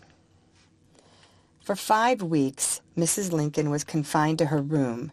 Packing afforded quite a relief, as it so closely occupied us that we had not much time for lamentation. Letters of condolence were received from all parts of the country, and even from foreign potentates, but Mr. Andrew Johnson, the successor of Mr. Lincoln, never called on the widow, or even so much as wrote a line expressing sympathy for her grief and the loss of her husband. Robert called on him one day to tell him that his mother would turn the White House over to him in a few days, and he never even so much as inquired after their welfare. Mrs. Lincoln firmly believes that Mr. Johnson was concerned in the assassination plot. In packing, Mrs. Lincoln gave away everything intimately connected with the president, as she said that she could not bear to be reminded of the past. The articles were given to those who were regarded as the warmest of Mr. Lincoln's admirers. All of the presents passed through my hands. The dress that Mrs. Lincoln wore on the night of the assassination was given to Mrs. Slade, the wife of an old and faithful messenger. The cloak, stained with the president's blood, was given to me, as also was the bonnet worn on the same memorable night. Afterwards, I received the comb and brush that Mr. Lincoln used during his residence at the White House. With this same comb and brush, I had often combed his head. When almost ready to go down to a reception, he would turn to me with a quizzical look. "Well, Madam Elizabeth, will you brush my bristles down tonight?" "Yes, Mr. Lincoln." Then he would take his seat in an easy-chair and sit quietly while I arranged his hair. As may well be imagined, I was only too glad to accept this comb and brush from the hands of Mrs. Lincoln. The cloak, bonnet, comb, and brush, the glove worn at the first reception after the second inaugural, and Mr. Lincoln's overshoes also given to me, I have since donated for the benefit of Wilberforce University, a colored college near Xenia, Ohio, destroyed by fire on the night that the President was murdered. There was much surmise when Mrs. Lincoln left the White House that her 50 or 60 boxes, not to count her score of trunks, could contain. Had the government not been so liberal in furnishing the boxes, it is possible that there would have been less demand for so much transportation. The boxes were loosely packed, and many of them with articles not worth carrying away. Mrs. Lincoln had a passion for hoarding old things, believing with Toodles that they were handy to have about the house. The bonnets that she brought with her from Springfield, in addition to every one purchased during her residence in Washington, were packed in the boxes and transported to Chicago. She remarked that she might find use for the material some day, and it was prudent to look to the future. I'm sorry to say that Mrs. Lincoln's foresight in regard to the future was only confined to cast-off clothing, as she owed at the time of the President's death different store bills amounting to $70,000. Mr. Lincoln knew nothing of these bills, and the only happy feature of his assassination was that he died in ignorance of them. Had he known to what extent his wife was involved, the fact would have embittered the only pleasant moments of his life. I disclose this secret in regard to Mrs. Lincoln's debts in order to explain why she should subsequently have labored under pecuniary embarrassment. The children, as well as herself, had received a vast number of presents during Mr. Lincoln's administration, and these presents constituted a large item in the contents of the boxes. The only article of furniture, so far as I know, taken away from the White House by Mrs. Lincoln was a little dressing stand used by the President. I recollect hearing him say one day, "Mother, this little stand is so handy and suits me so well that I do not know how I shall get along without it when we move away from here." He was standing before a mirror brushing his hair when he made the remark. "Well, Father," Mrs. Lincoln replied, "if you like the stand so well, we will take it with us when we go away." "Not for the world!" he exclaimed, but she interrupted him. "I should like to know what difference it makes if we put a better one in its place." "That alters the question. If you will put a stand in its place worth twice as much as this one, and the commissioner consents, then I have no objection." Mrs. Lincoln remembered these words, and with the consent of the commissioner, took the stand to Chicago with her for the benefit of little Tad. Another stand, I must not forget to add, was put in its place. It is charged that a great deal of furniture was lost from the White House during Mr. Lincoln's occupation of it. Very true, and it can be accounted for in this way. In some respects, to put the case very plainly, Mrs. Lincoln was penny-wise and pound-foolish. When she moved into the White House, she discharged the steward, whose business it was to look after the affairs of the household. When the steward was dismissed, there was no one to superintend affairs, and the servants carried away many pieces of furniture. In this manner the furniture rapidly disappeared. Robert was frequently in the room where the boxes were being packed, and he tried without avail to influence his mother to set fire to her vast stores of old goods. "What are you going to do with that old dress, Mother?" he would ask. "Never mind, Robert, I will find use for it. You do not understand this business." And what is more, I hope I never may understand it. I wish to heaven the car would take fire in which you place these boxes for transportation to Chicago and burn all of your old plunder up." And then, with an impatient gesture, he would turn on his heel and leave the room. "Robert is so impetuous," his mother would say to me after the closing of the door. "He never thinks about the future." Well, I hope that he will get over his boyish notions in time. Many of the articles that Mrs. Lincoln took away from the White House were given, after her arrival in Chicago, for the benefit of charity fairs. At last everything was packed, and the day for departure for the West came. I can never forget that day. It was so unlike the day when the body of the President was borne from the hall in grand and solemn state. Then thousands gathered to bow the head in reverence as the plumed hearse drove down the line. There was all the pomp of military display, drooping flags, battalions with reversed arms, and bands playing dirge-like airs. Now the wife of the President was leaving the White House, and there was scarcely a friend to tell her goodbye. She passed down the public stairway, entered her carriage, and quietly drove to the depot where we took the cars. The silence was almost painful. It had been arranged that I should go to Chicago. When Mrs. Lincoln first suggested her plan, I strongly objected, but I had been with her so long that she had acquired great power over me. "I cannot go west with you, Mrs. Lincoln," I said, when the idea was first advanced. "But you must go to Chicago with me, Elizabeth. I cannot do without you." "You forget my business, Mrs. Lincoln. I cannot leave it.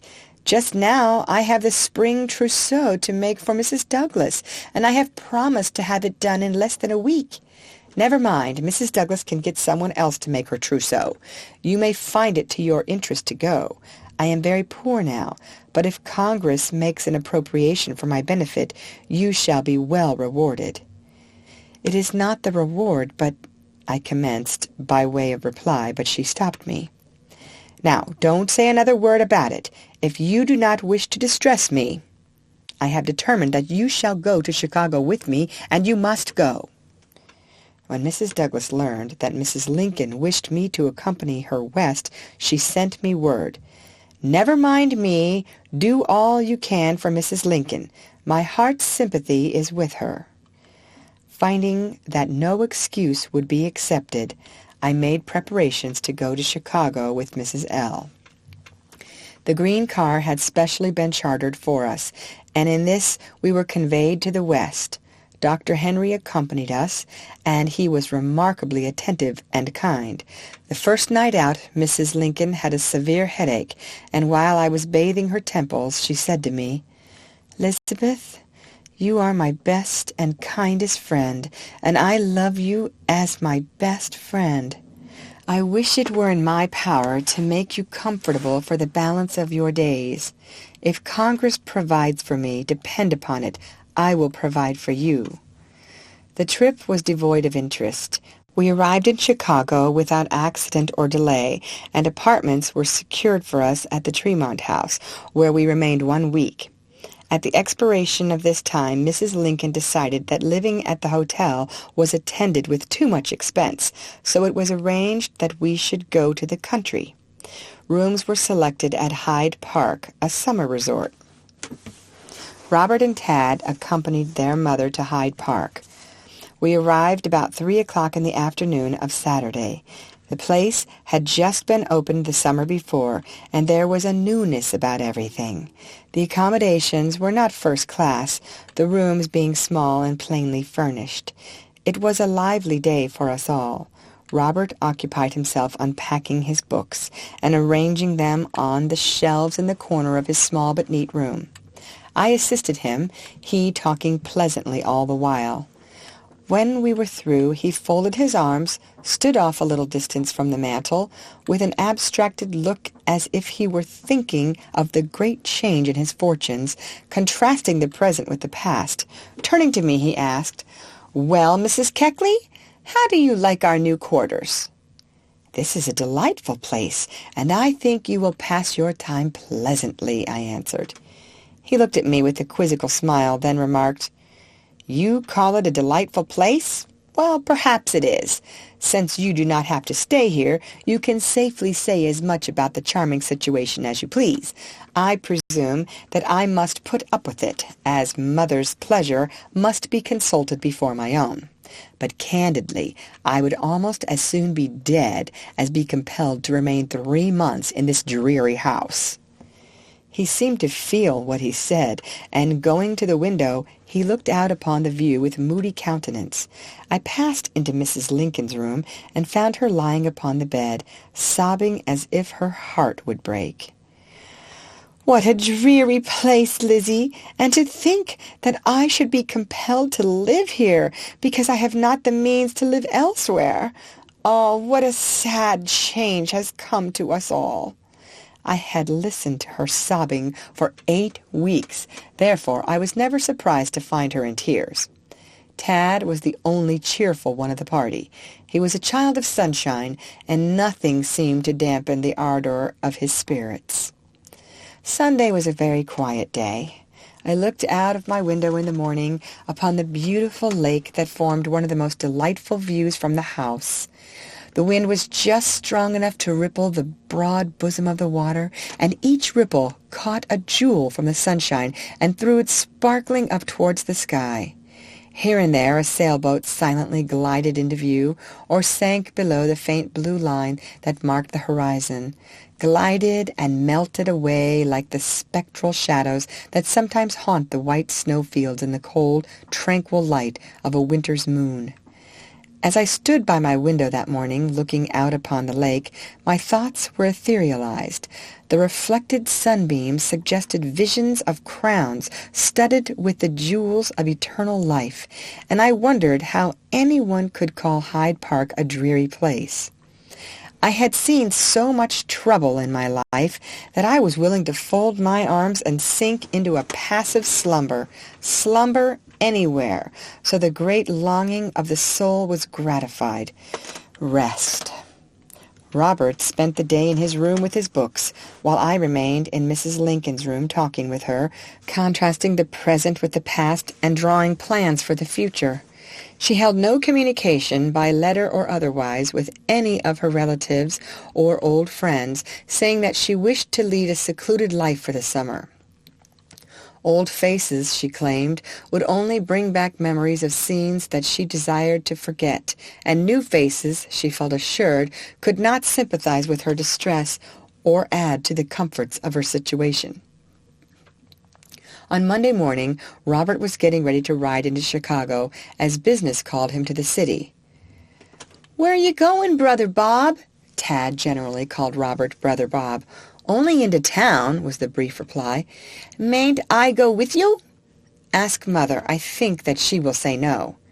Just then Mrs. Lincoln came in, and Tad ran to her with the eager question, "Oh, Ma, can't I go to town with Brother Bob? I want to go so badly." "Go to town? No! You must stay and keep me company. Besides, I have determined that you shall get a lesson every day, and I am going to commence today with you." "I don't want to get a lesson. I won't get a lesson," broke the impetuous boy.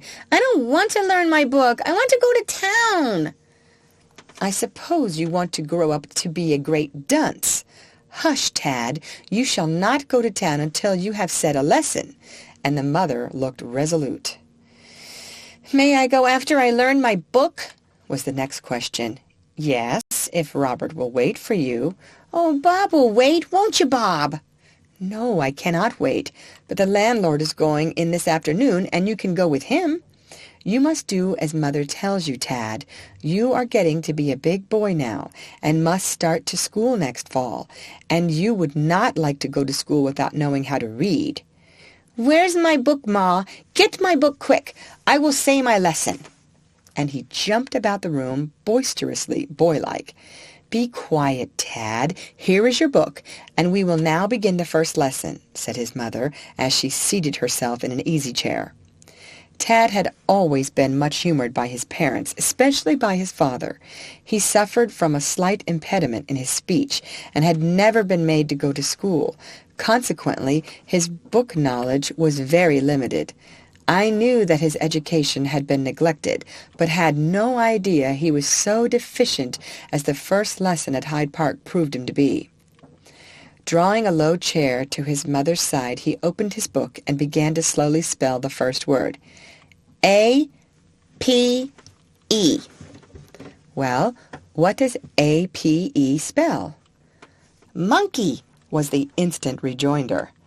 The word was illustrated by a small wood cut of an ape, which looked to Tad's eyes very much like a monkey, and his pronunciation was guided by the picture and not by the sounds of the different letters. "Nonsense!" exclaimed his mother. "A-P-E does not spell monkey." "Does spell monkey!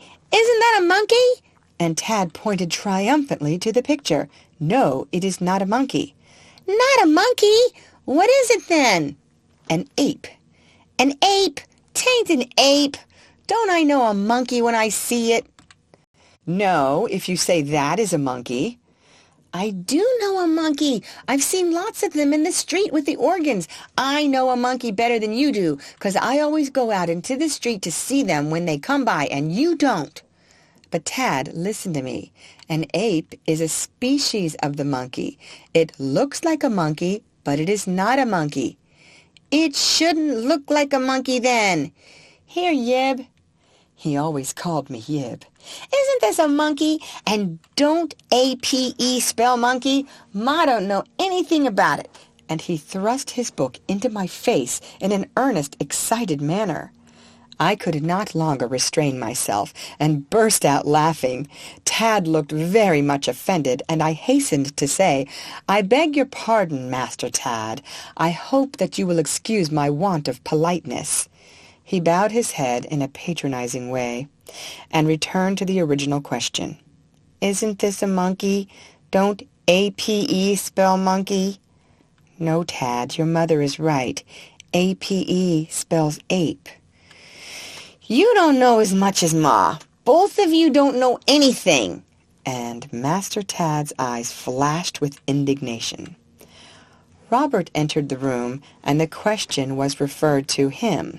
After many explanations, he succeeded in convincing Tad that A-P-E does not spell monkey, and the balance of the lesson was got over with less difficulty.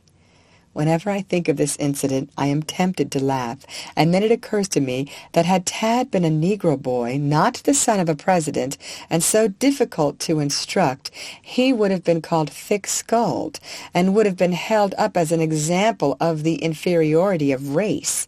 I know many full Negro boys able to read and write who were not older than Tad Lincoln was when he persisted that A-P-E spelled monkey. Do not imagine that I desired to reflect upon the intellect of little Tad. Not at all. He is a bright boy, a son that will do honor to the genius and greatness of his father. I only mean to say that some incidents are about as damaging to one side of the question as to the other. If a colored boy appears dull, so does a white boy sometimes, and if a whole race is judged by a single example of apparent dullness, another race should be judged by a similar example. I returned to Washington with Mrs. Lincoln's best wishes for my success in business. The journey was devoid of incident. After resting a few days, I called at the White House and transacted some business for Mrs. Lincoln. I had no desire to enter the house, for everything about it bitterly reminded me of the past. And when I came out of the door, I hoped that I had crossed the threshold for the last time.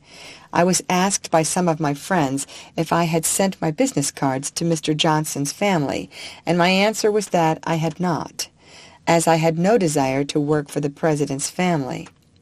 Mr. Johnson was no friend to Mr. Lincoln, and he had failed to treat Mrs. Lincoln in the hour of her greatest sorrow with even common courtesy. Having promised to make a spring trousseau for Mrs. Senator Douglas as soon as I should return from Chicago, I called on her to meet the engagement.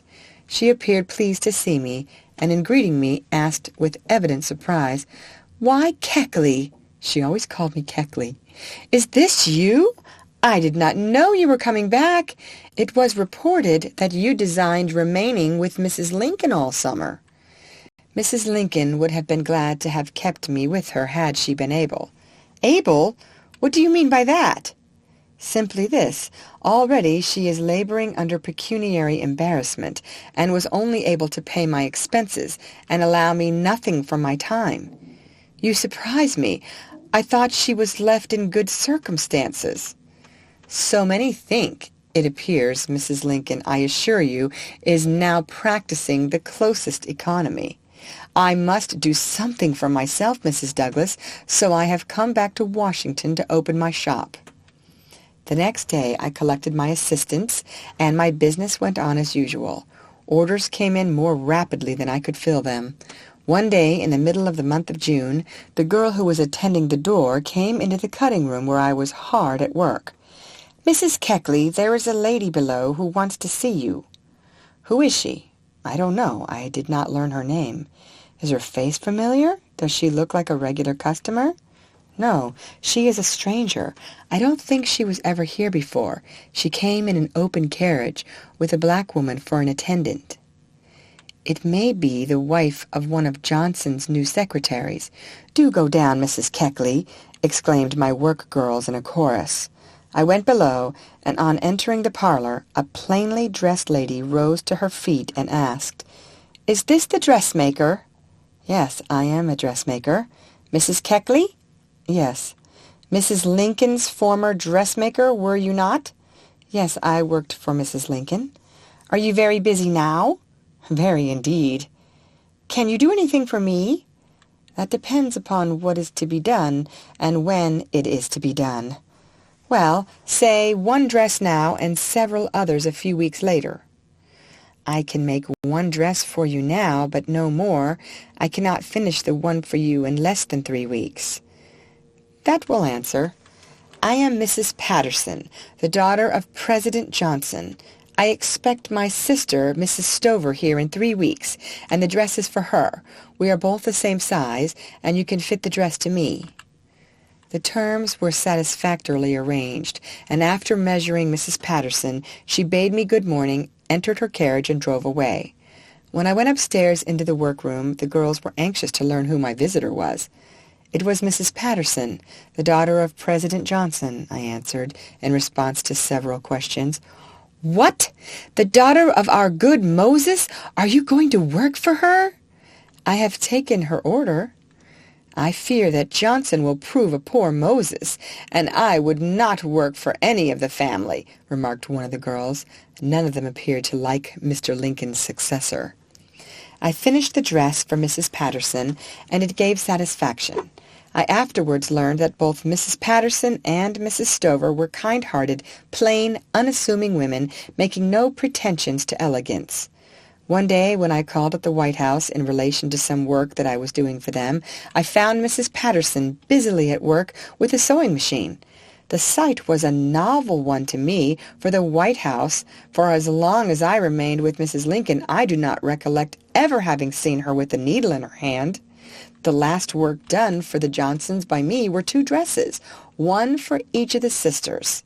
Mrs. Patterson subsequently wrote me a note requesting me to cut and fit a dress for her, to which I replied that I never cut and fitted work to be made up outside of my workroom. This brought our business relations to an abrupt end. The months passed, and my business prospered. I continually received letters from Mrs. Lincoln, and as the anniversary of her husband's death approached, she wrote in a sadder strain. Before I left Chicago, she had exacted the promise that should Congress make an appropriation for her benefit, I must join her in the West and go with her to visit the tomb of the President for the first time. The appropriation was made one of the conditions of my visit, for without relief from Congress she would be unable to bear my expenses. The appropriation was not made, and so I was unable to join Mrs. Lincoln at the appointed time. She wrote me that her plan was to leave Chicago in the morning with Tad, reach Springfield at night, stop at one of the hotels, drive out to Oak Ridge the next day, and take the train for Chicago the same evening, thus avoiding a meeting with any of her old friends. This plan, as she afterwards wrote me, was carried out. When the second anniversary approached, President Johnson and party were swinging round the circle, and as they were to visit Chicago, she was especially anxious to be away from the city when they should arrive. Accordingly, she hurried off to Springfield and spent the time in weeping over the tomb where reposed the hallowed ashes of her husband. During all this time, I was asked many questions about Mrs. Lincoln, some prompted by friendship, but a greater number by curiosity. But my brief answers, I fear, were not always accepted as the most satisfactory. End of chapter. Chapter 13. The origin of the rivalry between Mr. Douglas and Mr. Lincoln. Mrs. Lincoln, from her girlhood up, had an ambition to become the wife of a president. When a little girl, as I was told by one of her sisters, she was disposed to be a little noisy at times and was self-willed. One day she was romping about the room, making more noise than the nerves of her grandmother could stand. The old lady looked over her spectacles and said in a commanding tone, "Sit down, Mary. Do be quiet. What on earth do you suppose will become of you if you go on this way?" "Oh, I will be the wife of a president some day," carelessly answered the petted child. Mrs. Lincoln, as Miss Mary Todd, was quite a belle in Springfield, Illinois, and from all accounts she was fond of flirting. She generally managed to keep a half-dozen gentlemen biting at the hook that she baited so temptingly for them. The world, if I mistake not, are not aware that the rivalry between Mr. Lincoln and Mr. Stephen A. Douglas commenced over the hand of Miss Mary Todd. The young lady was ambitious, and she smiled more sweetly upon Mr. Douglas and Mr. Lincoln than any of her other admirers, as they were regarded as rising men. She played her part so well that neither of the rivals for a long time could tell who would win the day. Mr. Douglas first proposed for her hand, and she discarded him. The young man urged his suit boldly. "Mary, you do not know what you are refusing. You have always had an ambition to become the wife of a president of the United States. Pardon the egotism, but I fear that in refusing my hand tonight, you have thrown away your best chance to ever rule in the White House." "I do not understand you, Mr. Douglas." "Then I will speak more plainly. You know, Mary, that I am ambitious like yourself, and something seems to whisper in my ear you will be president some day. Depend upon it, I shall make a stubborn fight to win the proud position." "You have my best wishes, Mr. Douglas. Still, I cannot consent to be your wife. I shall become Mrs. President, or I am the victim of false prophets, but it will not be as Mrs. Douglas." I have this little chapter in a romantic history from the lips of Mrs. Lincoln herself. At one of the receptions at the White House, shortly after the first inauguration, Mrs. Lincoln joined in the promenade with Senator Douglas. He was holding a bouquet that had been presented to her, and as they moved along, he said, "Mary, it reminds me of old times to have you lean upon my arm." "You refer to the days of our youth. I must do you the credit, Mr. Douglas, to say that you were a gallant beau." "Not only a beau, but a lover. Do you remember the night our flirtation was brought to an end?" "Distinctly. You now see that I was right. I am Mrs. President, but not Mrs. Douglas." "True. You have reached the goal before me, but I do not despair. Mrs. Douglas, a nobler woman does not live. If I am spared, may possibly succeed you as Mrs. President." A few evenings after Mr. Douglas had been discarded, Mr. Lincoln made a formal proposal for the hand of Miss Todd, but it appears that the young lady was not willing to capitulate at once. She believed that she could send her lover adrift today and win him back tomorrow. "You are bold, Mr. Lincoln." "Love makes me bold." "You honor me. Pardon me, but I cannot consent to be your wife." "Is this your final answer, Miss Todd?" And the suitor rose nervously to his feet. "I do not often jest, Mr. Lincoln. Why should I reconsider tomorrow my decision of today?" "Excuse me, your answer is sufficient. I was led to hope that I might become dearer to you than a friend, but the hope, it seems, has proved an idle one. I have the honor to say good night, Miss Todd." And pale yet calm Mr. Lincoln bowed himself out of the room. He rushed to his office in a frantic state of mind. Dr. Henry, his most intimate friend, happened to come in, and was surprised to see the young lawyer walking the floor in an agitated manner. "What is the matter, Lincoln? You look desperate." "Matter? I am sick of the world. It is a heartless, deceitful world, and I care not how soon I am out of it." "You rave. What has happened? Have you been quarreling with your sweetheart?" "Quarrel? I wish to God it was a quarrel, for then I could look forward to reconciliation. The girl has refused to become my wife after leading me to believe that she loved me. She is a heartless coquette." "Don't give up the conquest so easily. Cheer up, man. You may succeed yet. Perhaps she is only testing your love." "No, I believe that she is going to marry Douglas. If she does, I will blow my brains out." "Nonsense! That would not mend matters. Your brains were given to you for different use. Come, we will go to your room now. Go to bed and sleep on the question, and you will get up feeling stronger tomorrow." And Dr. Henry took the arm of his friend Lincoln, led him home, and saw him safely in bed. The next morning the doctor called at Mr. Lincoln's room and found that his friend had passed a restless night. Excitement had brought on fever, which threatened to assume a violent form, as the cause of the excitement still remained. Several days passed, and Mr. Lincoln was confined to his bed. Dr. Henry at once determined to call on Miss Todd and find out how desperate the case was. Miss Todd was glad to see him, and she was deeply distressed to learn that Mr. Lincoln was ill. She wished to go to him at once, but the doctor reminded her that she was the cause of his illness. She frankly acknowledged her folly, saying that she only desired to test the sincerity of Mr. Lincoln's love, that he was the idol of her heart, and that she would become his wife. The doctor returned with joyful news to his patient. The intelligence proved the best remedy for the disease.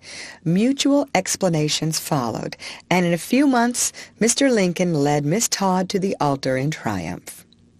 I learned these facts from Dr. Henry and Mrs. Lincoln. I believe them to be facts, and as such have recorded them. They do not agree with Mr. Herndon's story that Mr. Lincoln never loved but one woman, and that woman was Anne Rutledge. But then Mr. Herndon's story must be looked upon as a pleasant piece of fiction. When it appeared, Mrs. Lincoln felt shocked that one who pretended to be the friend of her dead husband should deliberately seek to blacken his memory. Mr. Lincoln was far too honest a man to marry a woman that he did not love. He was a kind and an indulgent husband, and when he saw faults in his wife, he excused them as he would excuse the impulsive acts of a child. In fact, Mrs. Lincoln was never more pleased than when the President called her his child wife. Before closing this rambling chapter, I desire to refer to another incident. After the death of my son, Miss Mary Welsh, a dear friend, one of my old St. Louis patrons, called to see me, and on broaching the cause of my grief, she condoled with me. She knew that I had looked forward to the day when my son would be a support to me, knew that he was to become the prop and mainstay of my old age, and knowing this, she advised me to apply for a pension. I disliked the idea very much and told her so, told her that I did not want to make money out of his death. She explained away all of my objections, argued that Congress had made an appropriation for the specific purpose of giving a pension to every widow who should lose an only son in the war, and insisted that I should have my rights. She was so enthusiastic in the matter that she went to see the Honorable Owen Lovejoy, then a member of the House from Illinois, and laid my case before him. Mr. Lovejoy was very kind, and said as I was entitled to the pension I should have it, even if he had to bring the subject before Congress. I did not desire public agitation, and Mr. Lovejoy prepared my claim and laid it before the commissioners. In the meantime, he left Washington, and Mr. Joseph Lovejoy, his brother, prosecuted the claim for me, and finally succeeded in securing me a pension of $8 per month. Mr. Joseph Lovejoy was inclined to the Democratic Party, and he pressed my claim with great earnestness. He hoped that the claim would not be allowed, as he said the rejection of it would make capital for his party. Nevertheless, the pension was granted, and I am none the less thankful to Mr. Joseph Lovejoy for his kindness to me and interest in my welfare. End of chapter. Chapter 14. Old Friends. In order to introduce a pleasant chapter of my life, I must take a slight retrospective glance. Mrs. Anne Garland, the mistress from whom I purchased my freedom in St. Louis, had 5 daughters, all lovely, attractive girls. I used to take pride in dressing the 2 eldest, Miss Mary and Miss Carrie, for parties. Though the family labored under pecuniary embarrassment, I worked for these 2 young girls, and they were always able to present a good appearance in society. They were much admired, and both made the best matches of the season.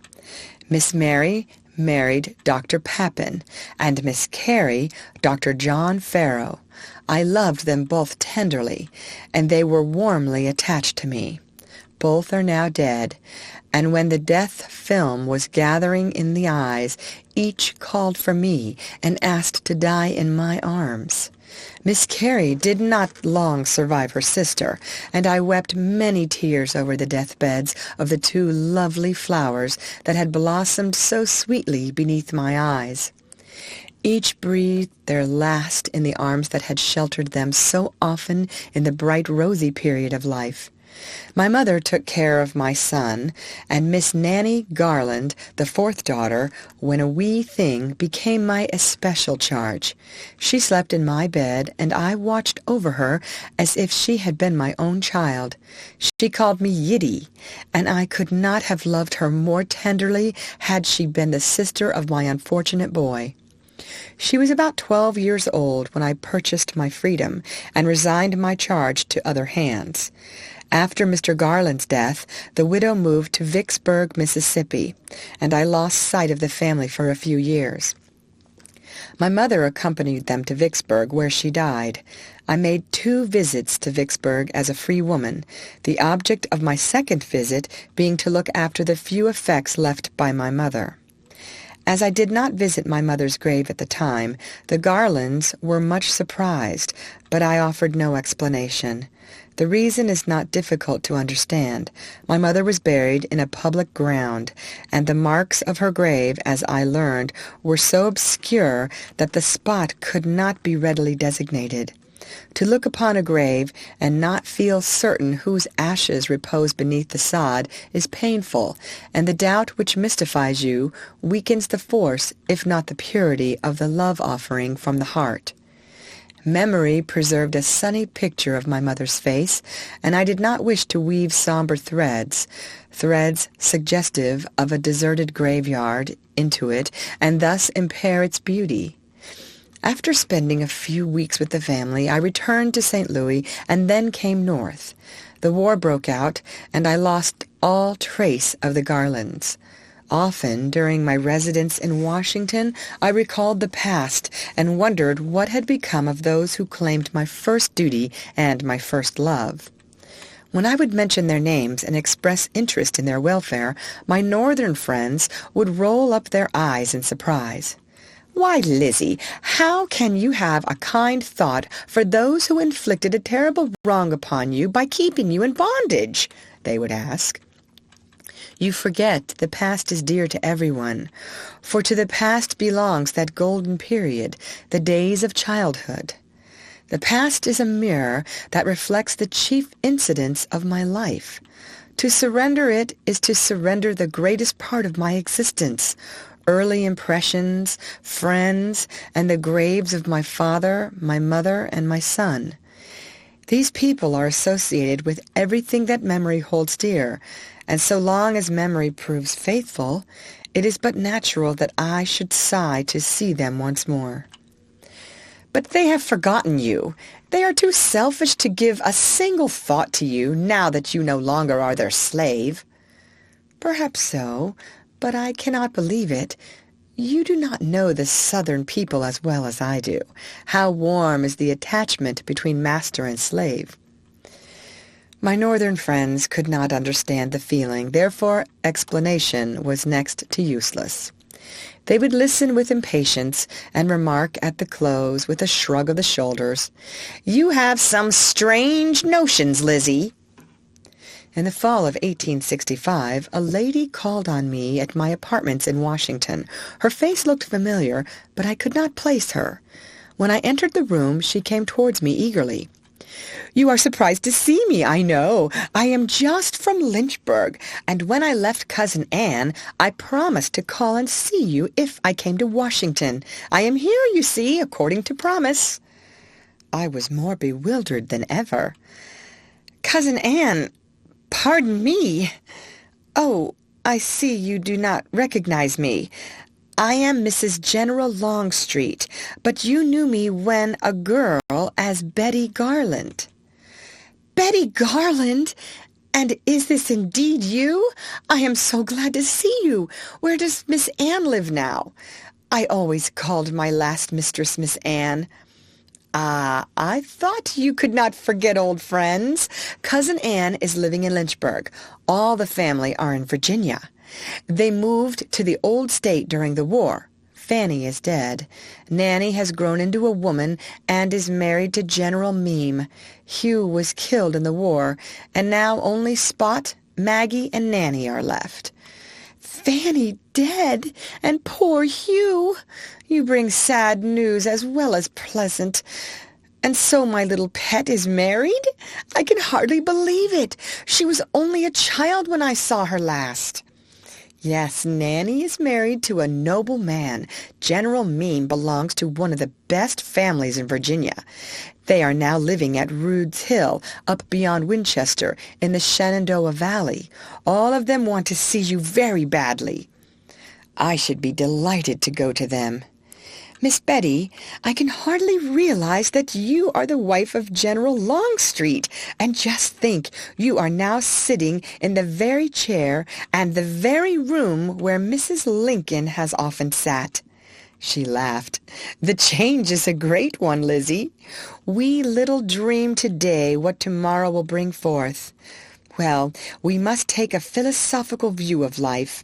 After fighting so long against the Yankees, General Longstreet is now in Washington suing for pardon, and we propose to live in peace with the United States again." I had many questions to ask her about old friends, and the time passed rapidly. She greeted me with the frankness that she had always extended to me, and I was transported to days of the long ago. Her stay in Washington was brief, as the general arranged his business, and they left the capital the next day. Mrs. Longstreet gave me the Garlands' address, and I wrote to them, expressing the hope that I would be able to see them before long. In reply came letters full of tender sympathy and affection. In the winter of 1865, Miss Nanny wrote to me that she had the best husband in the world, that they designed going to housekeeping in the spring, and that they would be glad to have me make them a visit in July. 1886, she sent me a pressing invitation. "You must come to me, dear Lizzie," she wrote. "We are now living at Rude's Hill. I am dying to see you. Ma, Maggie, Spot, and Minnie, Sister Mary's child, are with me, and you only are needed to make the circle complete. Come, I will not take no for an answer." I was anxious to go myself, and when I received the urgent invitation, I concluded to go at once, and I wrote them to expect me in August. On the 10th of August, I left Washington for Virginia, taking the train for Harper's Ferry. The journey was attended with several disappointments. We arrived at Harper's Ferry in the night, and being asleep at the time, I was carried to the station beyond, where I had to wait and take the return train. After returning to Harper's Ferry, where I changed cars for Winchester, I missed the train and was detained another day. From Winchester, the only way to reach Rude's Hill was by a line of stages. We commenced the weary drive in the evening and rode all night. A young gentleman in the stage said that he knew General Meem well, and that he would tell me when we reached the place. Relying upon him, I went to sleep, and it appears that the polite young gentleman followed my example. About 4 o'clock in the morning, one of the passengers shook me and asked, "Auntie, don't you want to get out at Rude's Hill?" I started up, rubbing my eyes. "Yes. Are we there?" "More than there. We have passed it." "Passed it?" "Yes. It is 6 miles back. You should not sleep so soundly, Auntie." "Why did you not tell me sooner? I am so anxious to be there." "Fact is, I forgot it. Never mind. Get out at this village, and you can find conveyance back." The village, Newmarket, was in a dilapidated condition. Everything about it spoke plainly of the sad destruction of war. Getting out of the stage, I went into a house, by courtesy named a hotel, where I obtained a cup of coffee. "Is there no conveyance from here to Rude's Hill?" I asked. "Yes, the stage returns this evening," answered the landlord. "This evening? I want to go as soon as possible. I should die if I had to stay all day in this lonely place." A colored man behind the bar, seeing how earnest I was, came forward and informed me that he would drive me over to General Meem's place in an hour. This was joyful news, and I urged him to get ready to start as soon as possible. While standing in the door of the hotel, impatiently waiting for my colored friend to drive round with his little wagon, a fat old lady waddled across the street and greeted me. "Ain't you Lizzie?" "Yes," I answered, surprised that she should know my name. "I thought so. They have been expecting you at Rude's Hill every day for 2 weeks, and they do but little but talk about you. Mrs. Meem was in town yesterday, and she said that she expected you this week certain. They will be mighty glad to see you. Why, will you believe it? They actually have kept a light burning in the front window every night for 10 nights, in order that you might not go by the place should you arrive in the night." "Thank you. It is pleasant to know that I am expected. I fell asleep in the stage and failed to see the light, so am here instead of at Rude's Hill." Just then the colored man drove up with the wagon, and I got in with him, and was soon on the road to General Meem's country seat. As we drove up to Rude's Hill, I observed a young man standing in the yard, and believing it to be Spot, whom I had not seen for 8 years. I beckoned to him. With an exclamation of joy, he came running towards me. His movements attracted the attention of the family, and in a minute the door was crowded with anxious, inquiring faces. "It is Lizzie! It is Lizzie!" was the happy cry from all parties. In my eagerness to get to them, I stepped from the wagon to the top of the stile, intending to make a triumphant leap into the yard, but alas, my exultation was brief. My hoop skirt caught on one of the posts, and I fell sprawling into the yard. Spot reached me first and picked me up, only to put me into the arms of Miss Nanny, her sister Maggie, and Mrs. Garland. Could my friends of the North have seen that meeting, they would never have doubted again that the mistress had any affection for her former slave. I was carried to the house in triumph. In the parlor, I was divested of my things and placed in an easy chair before a bright fire. The servants looked on in amazement. "Lizzie, you are not changed a bit. You look as young as when you left us in St. Louis years ago." And Mrs. Meme, my foster child, kissed me again. "Here, Lizzie, this is Minnie Pappin, Sister Mary's child. Hasn't she grown?" And Miss Maggie led a tall, queenly lady up to me. "Minnie! Poor dear Miss Mary's child! I can hardly believe it. She was only a baby when I saw her last. It makes me feel old to see how large she has grown."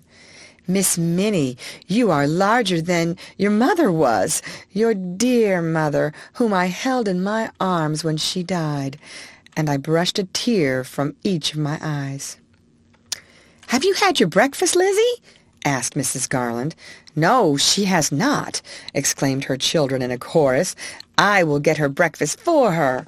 And Nanny, Maggie, and Minnie started for the kitchen. "It is not necessary that all should go," said Mrs. Garland. "Here is the cook. She will get breakfast ready." But the three did not heed her. All rushed to the kitchen and soon brought me a nice hot breakfast. While I was eating, the cook remarked, "I declare I never did see people carry on so. Wonder if I should go off and stay 2 or 3 years, if all of you would hug and kiss me so when I come back." After I had finished my breakfast, General Meme came in. He greeted me warmly. "Lizzie, I am very glad to see you. I feel that you are an old acquaintance.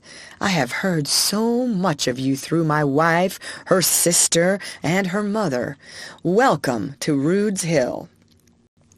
I was much pleased with his appearance, and closer acquaintance proved him to be a model gentleman. Rude's Hill, during the war, was once occupied by General Stonewall Jackson for his headquarters, which gave more than ordinary interest to the place. The location was delightful, but the marks of war could be seen everywhere on the plantation. General Meme was engaged in planting, and he employed a large number of servants to assist him in his work.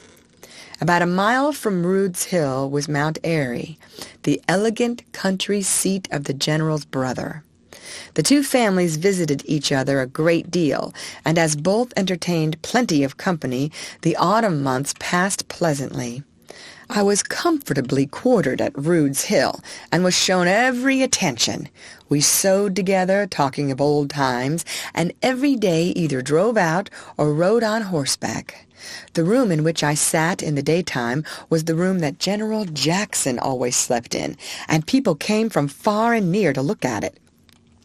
General Jackson was the ideal soldier of the Southern people, and they worshipped him as an idol. Every visitor would tear a splinter from the walls or windows of the room to take away and treasure as a priceless relic. It did not take me long to discover that I was an object of great curiosity in the neighborhood. My association with Mrs. Lincoln and my attachment for the Garlands, whose slave I had once been, clothed me with romantic interest. Colonel Harry Gilmore, well known as a partisan leader in Maryland and Virginia during the war, was a frequent visitor at Mount Airy and Rude's Hill. One day I accompanied a party to a tournament, and General Meme laughed pleasantly over the change that had come to me in so short a time. "Why, Lizzie, you are riding with Colonel Gilmore. Just think of the change from Lincoln to Gilmore. It sounds like a dream, but then the change is an evidence of the peaceful feeling of this country. A change, I trust, that augurs brighter days for us all." I had many long talks with Mrs. Garland, in one of which I asked what had become of the only sister of my mother, formerly maid to Mrs. G's mother. "She is dead, Lizzie. Has been dead for some years. A maid in the old time meant something different from what we understand by a maid at the present time. Your aunt used to scrub the floor and milk a cow now and then, as well as attend to the orders of my mother. My mother was severe with her slaves in some respects, but then her heart was full of kindness. She had your aunt punished one day, and not liking her sorrowful look, she made 2 extravagant promises in order to effect a reconciliation, both of which were accepted. On condition that her maid would look cheerful and be good and friendly with her, the mistress told her she might go to church the following Sunday, and that she would give her a silk dress to wear on the occasion. Now my mother had but one silk dress in the world, silk not being so plenty in those days as it is now, and yet she gave this dress to her maid to make friends with her. 2 weeks afterward, Mother was sent for to spend the day at a neighbor's house, and on inspecting her wardrobe, discovered that she had no dress fit to wear in company. She had but one alternative, and that was to appeal to the generosity of your Aunt Charlotte. Charlotte was summoned, and enlightened in regard to the situation. The maid proffered to loan the silk dress to her mistress for the occasion, and the mistress was only too glad to accept. She made her appearance at the social gathering, duly arrayed in the silk that her maid had worn to church on the preceding Sunday. We laughed over the incident when Mrs. Garland said, "Lizzie, during the entire war I used to think of you every day and have longed to see you so much. When we heard you were with Mrs. Lincoln, the people used to tell me that I was foolish to think of ever seeing you again, that your head must be completely turned. But I knew your heart, and could not believe that you would forget us. I always argued that you would come and see us some day." "You judged me rightly, Miss Anne. How could I forget you, whom I had grown up with from infancy? Northern people used to tell me that you would forget me, but I told them I knew better and hoped on." Ah, love is too strong to be blown away like gossamer threads. The chain is strong enough to bind life even to the world beyond the grave. Do you always feel kindly towards me, Lizzie? To tell you candidly, Miss Anne, I have but one unkind thought, and that is that you did not give me the advantages of a good education. What I have learned has been the study of after years. You are right. I did not look at things then as I do now. I have always regretted that you were not educated when a girl. But you have not suffered much on this score, since you get along in the world better than we, who enjoyed every educational advantage in childhood. I remained 5 weeks at Rude's Hill, and they were 5 of the most delightful weeks of my life. I designed going direct to Richmond, but the cholera was reported to be raging in that city, so I took the train for Baltimore. In Baltimore, I stopped with Mrs. Annette Jordan. Mrs. Garland had given me a letter to Mrs. Douglas Gordon, who introduced me to several Baltimore ladies, among others Mrs. Dr. Thomas, who said to me with tears in her eyes, "Lizzie, you deserve to meet with success for having been so kind to our friends in the days of the past. I wish there were more women in the world like you. I will always do what little I can to promote your welfare."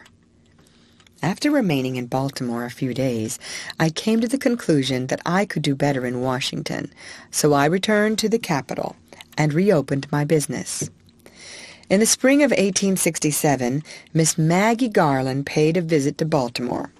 Before leaving Virginia, she said to some of her friends in Lynchburg that she designed going by Washington to see Lizzie. Her friends ridiculed the idea, but she persisted. "I love Lizzie next to Mother. She has been a mother to us all. Half the pleasure of my visit is that I will be able to see her."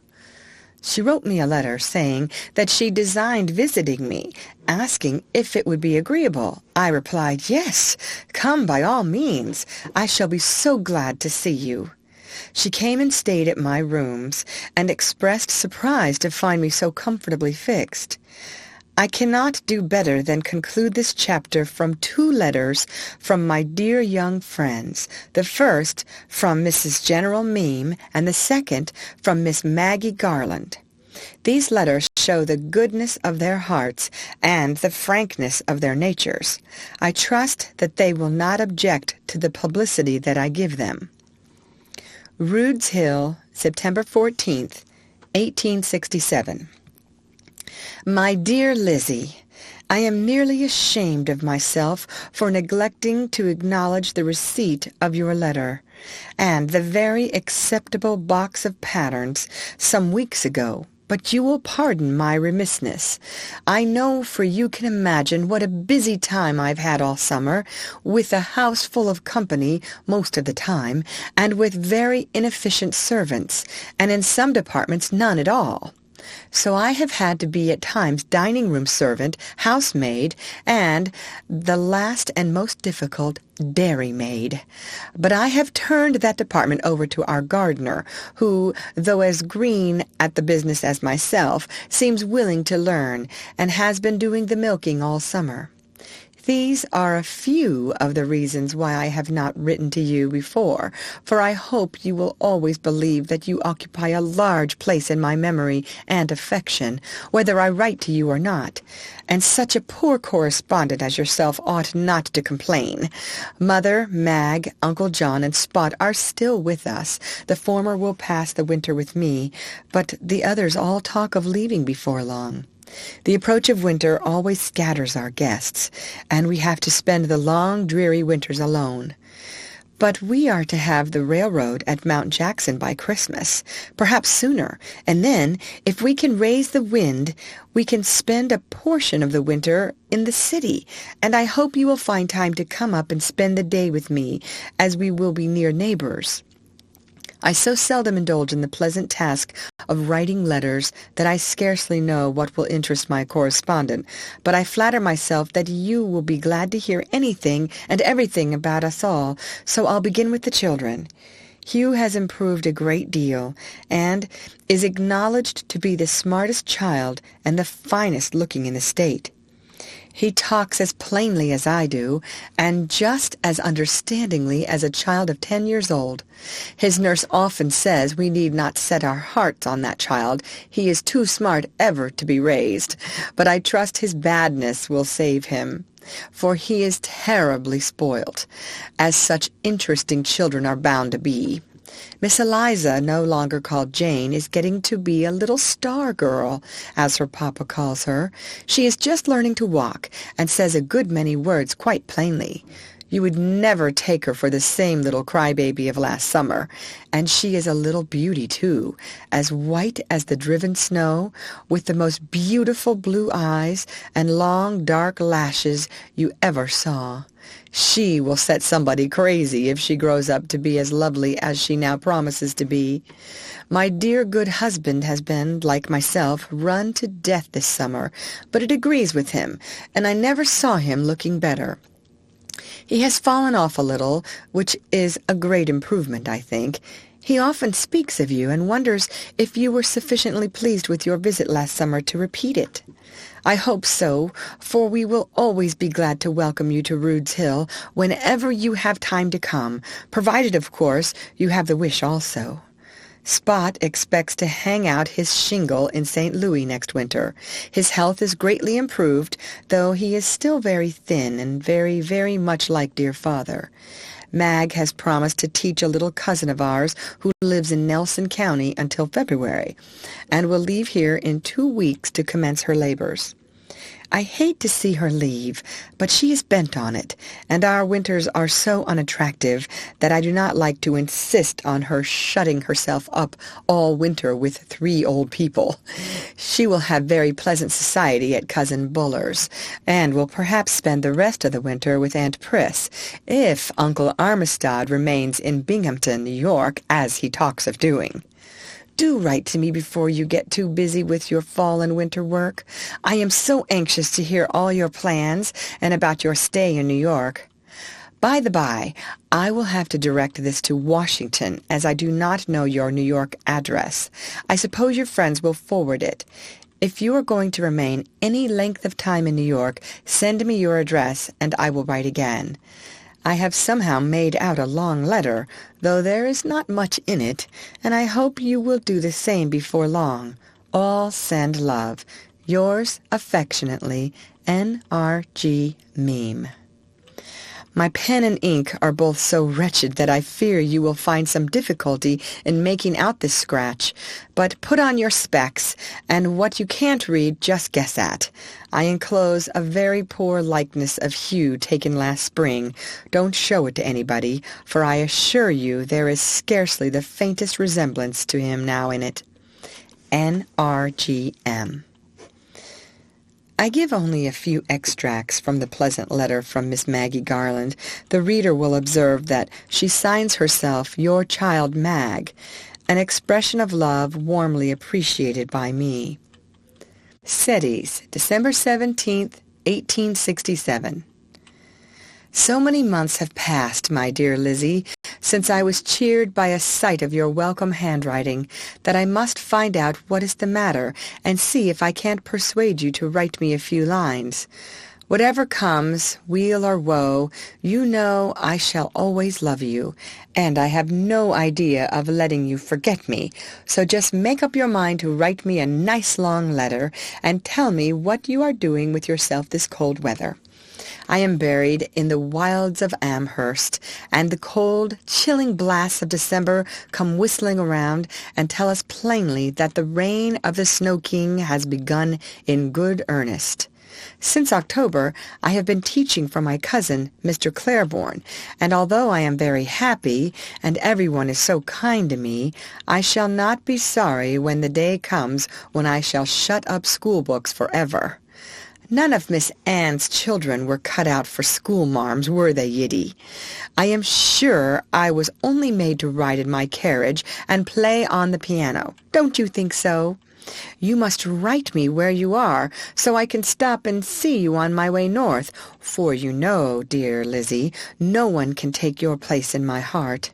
I expect to spend the Christmas holidays in Lynchburg. It will be very gay there, and I will be glad enough to take a good dance. This is a short letter to send you after such a long silence, but 'tis too cold to write. Let me hear from you very soon. Your child Mag. Please write, for I long to hear from you. End of chapter. Chapter 15. The Secret History of Mrs. Lincoln's Wardrobe in New York. In March 1867, Mrs. Lincoln wrote to me from Chicago that as her income was insufficient to meet her expenses, she would be obliged to give up her house in the city and return to boarding. She said that she had struggled long enough to keep up appearances, and that the mask must be thrown aside. I have not the means, she wrote, to meet the expenses of even a first-class boarding-house, and must sell out and secure cheap rooms at some place in the country.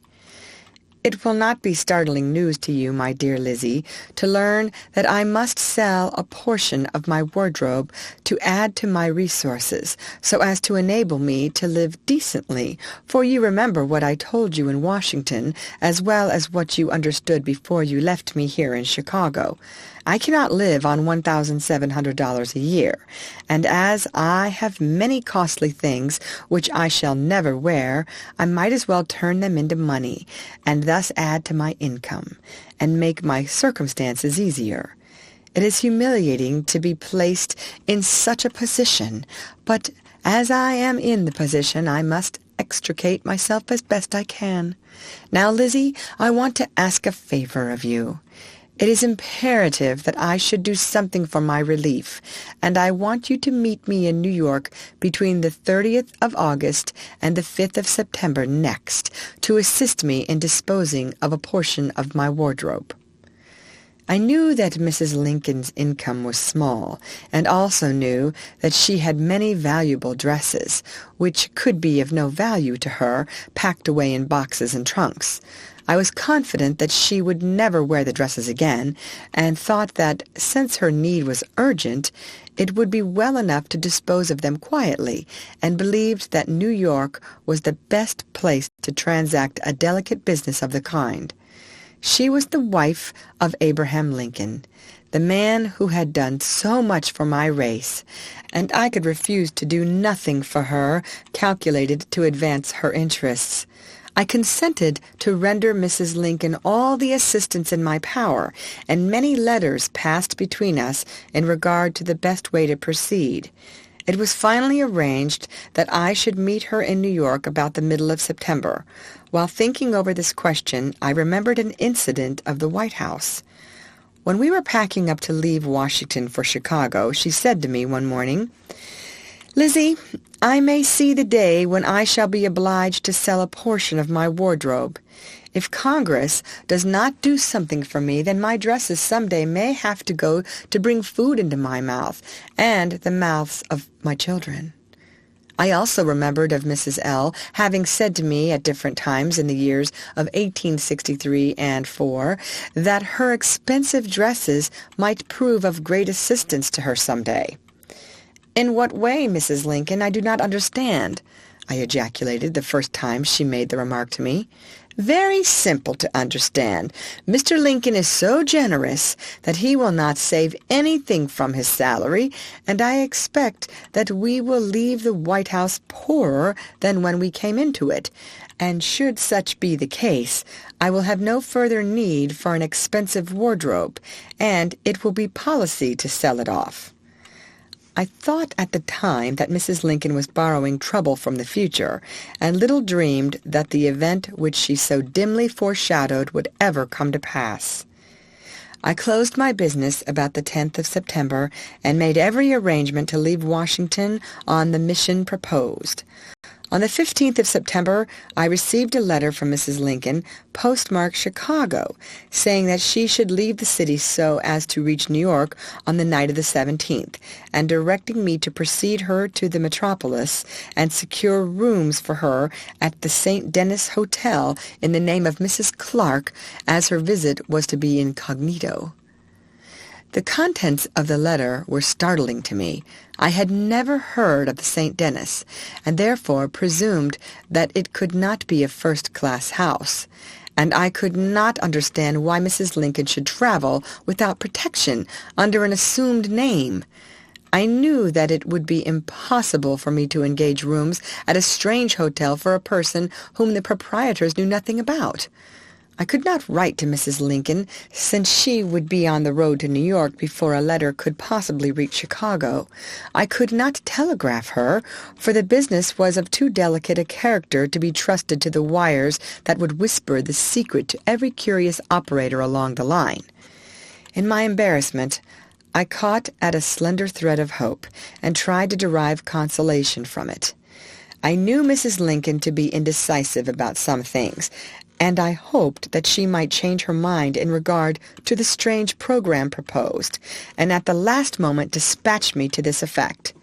The 16th and then the 17th of September passed, and no dispatch reached me. So on the 18th I made all haste to take the train for New York.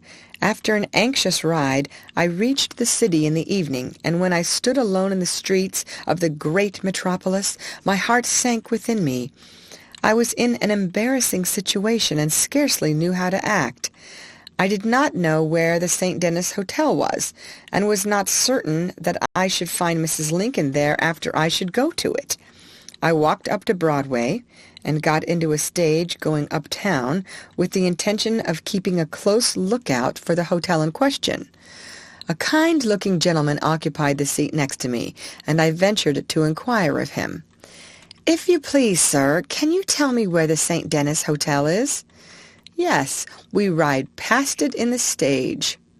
"I will point it out to you when we come to it." "Thank you, sir."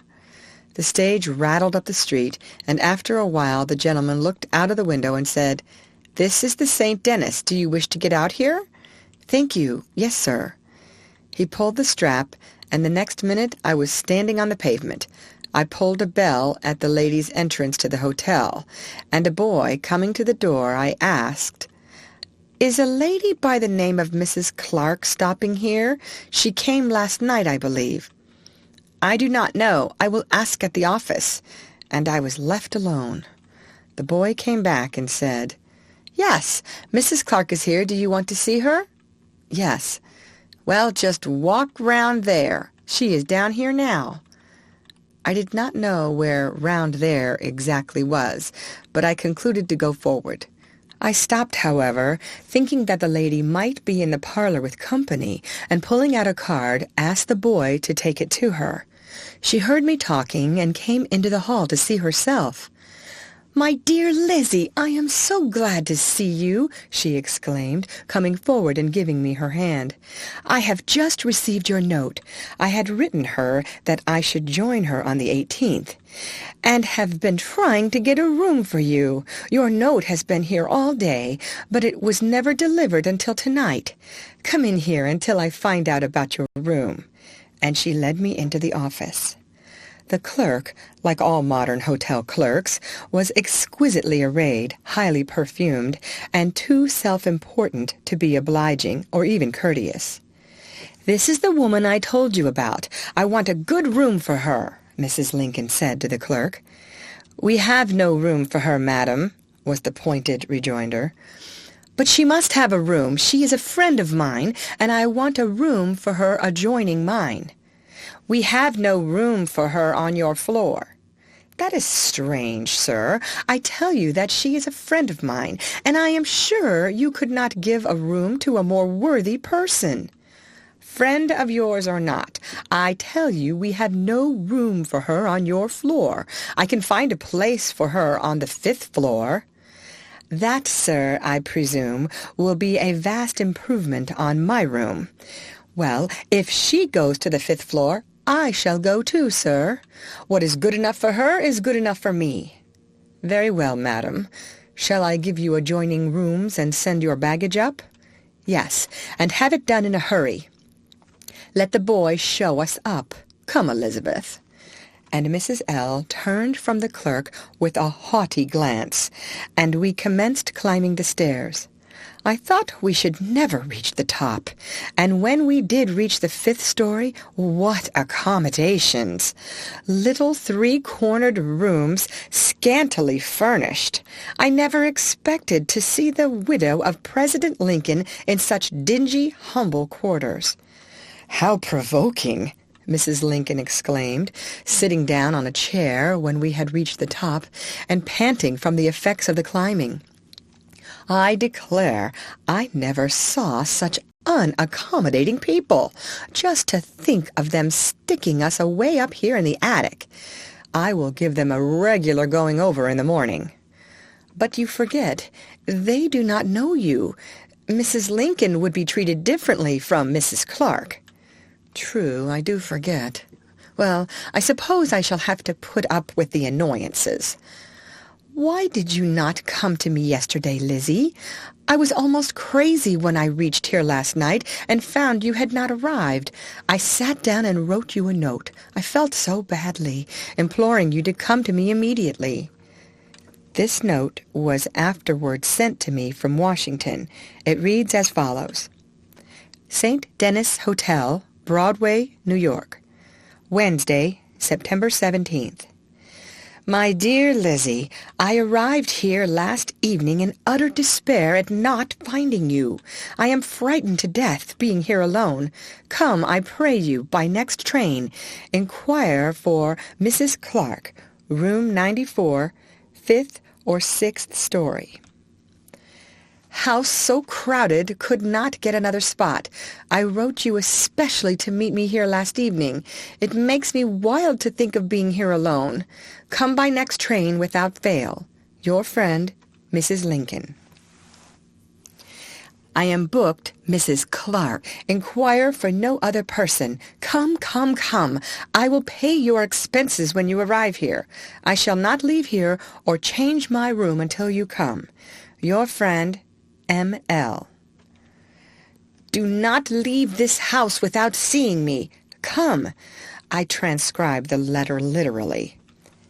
In reply to Mrs. Lincoln's last question, I explained what has already been explained to the reader, that I was in hopes she would change her mind, and knew that it would be impossible to secure the rooms requested for a person unknown to the proprietors or attachés of the hotel. The explanation seemed to satisfy her. Turning to me suddenly, she exclaimed, "You have not had your dinner, Lizzie, and must be hungry. I nearly forgot about it in the joy of seeing you. You must go down to the table right away." She pulled the bell rope, and a servant appearing, she ordered him to give me my dinner. I followed him downstairs, and he led me into the dining hall, and seated me at a table in one corner of the room. I was giving my order when the steward came forward and gruffly said, "You are in the wrong room." "I was brought here by the waiter," I replied. "It makes no difference. I will find you another place where you can eat your dinner." I got up from the table and followed him, and when outside of the door said to him, "It is very strange that you should permit me to be seated at the table in the dining room only for the sake of ordering me to leave it in the next moment." "Are you not Mrs. Clark's servant?" was his abrupt question. "I am with Mrs. Clark." "It's all the same. Servants are not allowed to eat in the large dining room. Here, this way. You must take your dinner in the servants' hall." Hungry and humiliated as I was willing to follow to any place to get my dinner, for I had been riding all day and had not tasted a mouthful since early morning. On reaching the servants' hall, we found the door of the room locked. The waiter left me standing in the passage while he went to inform the clerk of the fact. In a few minutes, the obsequious clerk came blustering down the hall. "Did you come out of the street or from Mrs. Clark's room?" "From Mrs. Clark's room," I meekly answered. My gentle words seemed to quiet him, and then he explained. "It is after the regular hour for dinner. The room is locked up, and Annie has gone out with the key." My pride would not let me stand longer in the hall. "Very well," I remarked, as I began climbing the stairs. "I will tell Mrs. Clark that I cannot get any dinner." He looked after me with a scowl on his face. "You need not put on airs. I understand the whole thing." I said nothing, but continued to climb the stairs, thinking to myself, "Well, if you understand the whole thing, it is strange that you should put the widow of ex-President Abraham Lincoln in a three-cornered room in the attic of this miserable hotel." When I reached Mrs. Lincoln's rooms, tears of humiliation and vexation were in my eyes. "What is the matter, Lizzie?" she asked. "I cannot get any dinner." "Cannot get any dinner? What do you mean?" I then told her of all that had transpired below. "The insolent, overbearing people!" she fiercely exclaimed. "Never mind, Lizzie. You shall have your dinner. Put on your bonnet and shawl." "What for?" "What for? Why, we will go out of the hotel and get you something to eat where they know how to behave decently." And Mrs. Lincoln already was tying the strings of her bonnet before the glass. Her impulsiveness alarmed me. "Surely, Mrs. Lincoln, you do not intend to go out on the street tonight?" "Yes, I do. Do you suppose I'm going to have you starve when we can find something to eat on every corner?" "But you forget. You are here as Mrs. Clark, and not as Mrs. Lincoln. You came alone, and the people already suspect that everything is not right. If you go outside of the hotel tonight, they will accept the fact as evidence against you." "Nonsense. What do you suppose I care for what these low-bred people think? Put on your things." "No, Mrs. Lincoln, I shall not go outside of the hotel tonight, for I realize your situation if you do not. Mrs. Lincoln has no reason to care what these people may say about her as Mrs. Lincoln, but she should be prudent and give them no opportunity to say anything about her as Mrs. Clark." It was with difficulty I could convince her that she should act with caution. She was so frank and impulsive that she never once thought that her actions might be misconstrued. It did not occur to her that she might order dinner to be served in my room, so I went to bed without a mouthful to eat. The next morning Mrs. Lincoln knocked at my door before 6 o'clock. "Come, Elizabeth, get up. I know you must be hungry. Dress yourself quickly, and we will go out and get some breakfast. I was unable to sleep last night for thinking of you being forced to go to bed without anything to eat." I dressed myself as quickly as I could, and together we went out and took breakfast at a restaurant on Broadway, some place between 609 and the St. Denis Hotel. I do not give the number, as I prefer leaving it to conjecture. Of one thing I am certain: the proprietor of the restaurant little dreamed who one of his guests was that morning. After breakfast, we walked up Broadway, and entering Union Square Park, took a seat on one of the benches under the trees, watched the children at play, and talked over the situation. Mrs. Lincoln told me, "Lizzie, yesterday morning I called for the Herald at the breakfast table, and on looking over the list of diamond brokers advertised, I selected the firm of W. H. Brady and Company, 609 Broadway. After breakfast, I walked down to the house and tried to sell them a lot of jewelry. I gave my name as Mrs. Clark. I first saw Mr. Judd, a member of the firm, a very pleasant gentleman. We were unable to agree about the price. He went back into the office, where a stout gentleman was seated at the desk, but I could not hear what he said. I know now what was said, and so shall the reader. In parentheses, Mr. Brady has since told me that he remarked to Mr. Judd that the woman must be crazy to ask such outrageous prices, and to get rid of her as soon as possible. Soon after Mr. Judd came back to the counter, another gentleman, Mr. Keyes, as I have since learned, a silent partner in the house, entered the store. He came to the counter, and in looking over my jewelry discovered my name inside of one of the rings.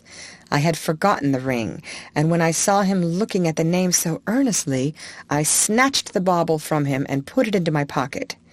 I hastily gathered up my jewelry and started out. They asked for my address, and I left my card, Mrs. Clark, at the St. Denis Hotel. They are to call to see me this forenoon, when I shall enter into negotiations with them.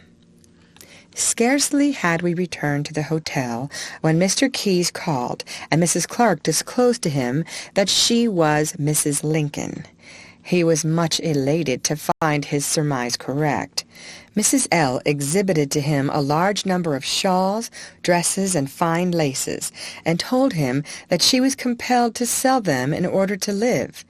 He was an earnest Republican, was much affected by her story, and denounced the ingratitude of the government in the severest terms. She complained to him of the treatment she had received at the St. Denis, and he advised her to move to another hotel forthwith. She readily consented, and as she wanted to be in an out-of-the-way place where she would not be recognized by any of her old friends, he recommended the Earl Hotel in Canal Street. On the way down to the hotel that morning, she acceded to a suggestion made by me and supported by Mr. Keyes, that she confide in the landlord and give him her name without registering, so as to ensure the proper respect. Unfortunately, the Earl Hotel was full, and we had to select another place. We drove to the Union Place Hotel, where we secured rooms for Mrs. Clark, Mrs. Lincoln changing her mind, deeming it would not be prudent to disclose her real name to anyone. After we had become settled in our new quarters, Messrs. Keyes and Brady called frequently on Mrs. Lincoln and held long conferences with her. They advised her to pursue the course she did, and were sanguine of success. Mrs. Lincoln was very anxious to dispose of her things and return to Chicago as quickly and quietly as possible. But they presented the case in a different light, and I regret to say she was guided by their counsel. "Pooh!" said Mr. Brady. "Place your affairs in our hands, and we will raise you at least $100,000 in a few weeks. The people will not permit the widow of Abraham Lincoln to suffer. They will come to her rescue when they know she is in want." The argument seemed plausible, and Mrs. Lincoln quietly acceded to the proposals of Keyes and Brady. We remained quietly at the Union Place Hotel for a few days. On Sunday, Mrs. Lincoln accepted the use of a private carriage, and accompanied by me, she drove out to Central Park. We did not enjoy the ride much, as the carriage was a closed one, and we could not throw open the window for fear of being recognized by some one of the many thousands in the park. Mrs. Lincoln wore a heavy veil so as to more effectually conceal her face. We came near being run into, and we had a spasm of alarm, for an accident would have exposed us to public gaze, and of course the masquerade would have been at an end. On Tuesday I hunted up a number of dealers in second-hand clothing, and had them call at the hotel by appointment. Mrs. Lincoln soon discovered that they were hard people to drive a bargain with, so on Thursday we got into a closed carriage, taking a bundle of dresses and shawls with us, and drove to a number of stores on 7th Avenue, where an attempt was made to dispose of a portion of the wardrobe. The dealers wanted the goods for little or nothing, and we found it a hard matter to drive a bargain with them. Mrs. Lincoln met the dealers squarely, but all of her tact and shrewdness failed to accomplish much. I do not care to dwell upon this portion of my story. Let it answer to say that we returned to the hotel more disgusted than ever with the business in which we were engaged. There was much curiosity at the hotel in relation to us, as our movements were watched, and we were regarded with suspicion. Our trunks in the main hall below were examined daily, and curiosity was more keenly excited when the Argus-eyed reporters for the press traced Mrs. Lincoln's name on the cover of one of her trunks. The letters had been rubbed out, but the faint outlines remained, and these outlines only served to stimulate curiosity. Messrs. Keyes and Brady called often, and they made Mrs. Lincoln believe that if she would write certain letters for them to show to prominent politicians, they could raise a large sum of money for her. They argued that the Republican Party would never permit it to be said that the wife of Abraham Lincoln was in want, that the leaders of the party would make heavy advances rather than have it published to the world that Mrs. Lincoln's poverty compelled her to sell her wardrobe. Mrs. L's wants were urgent, as she had to borrow $600 from Keyes and Brady, and she was willing to adopt any scheme which promised to place a good bank account to her credit.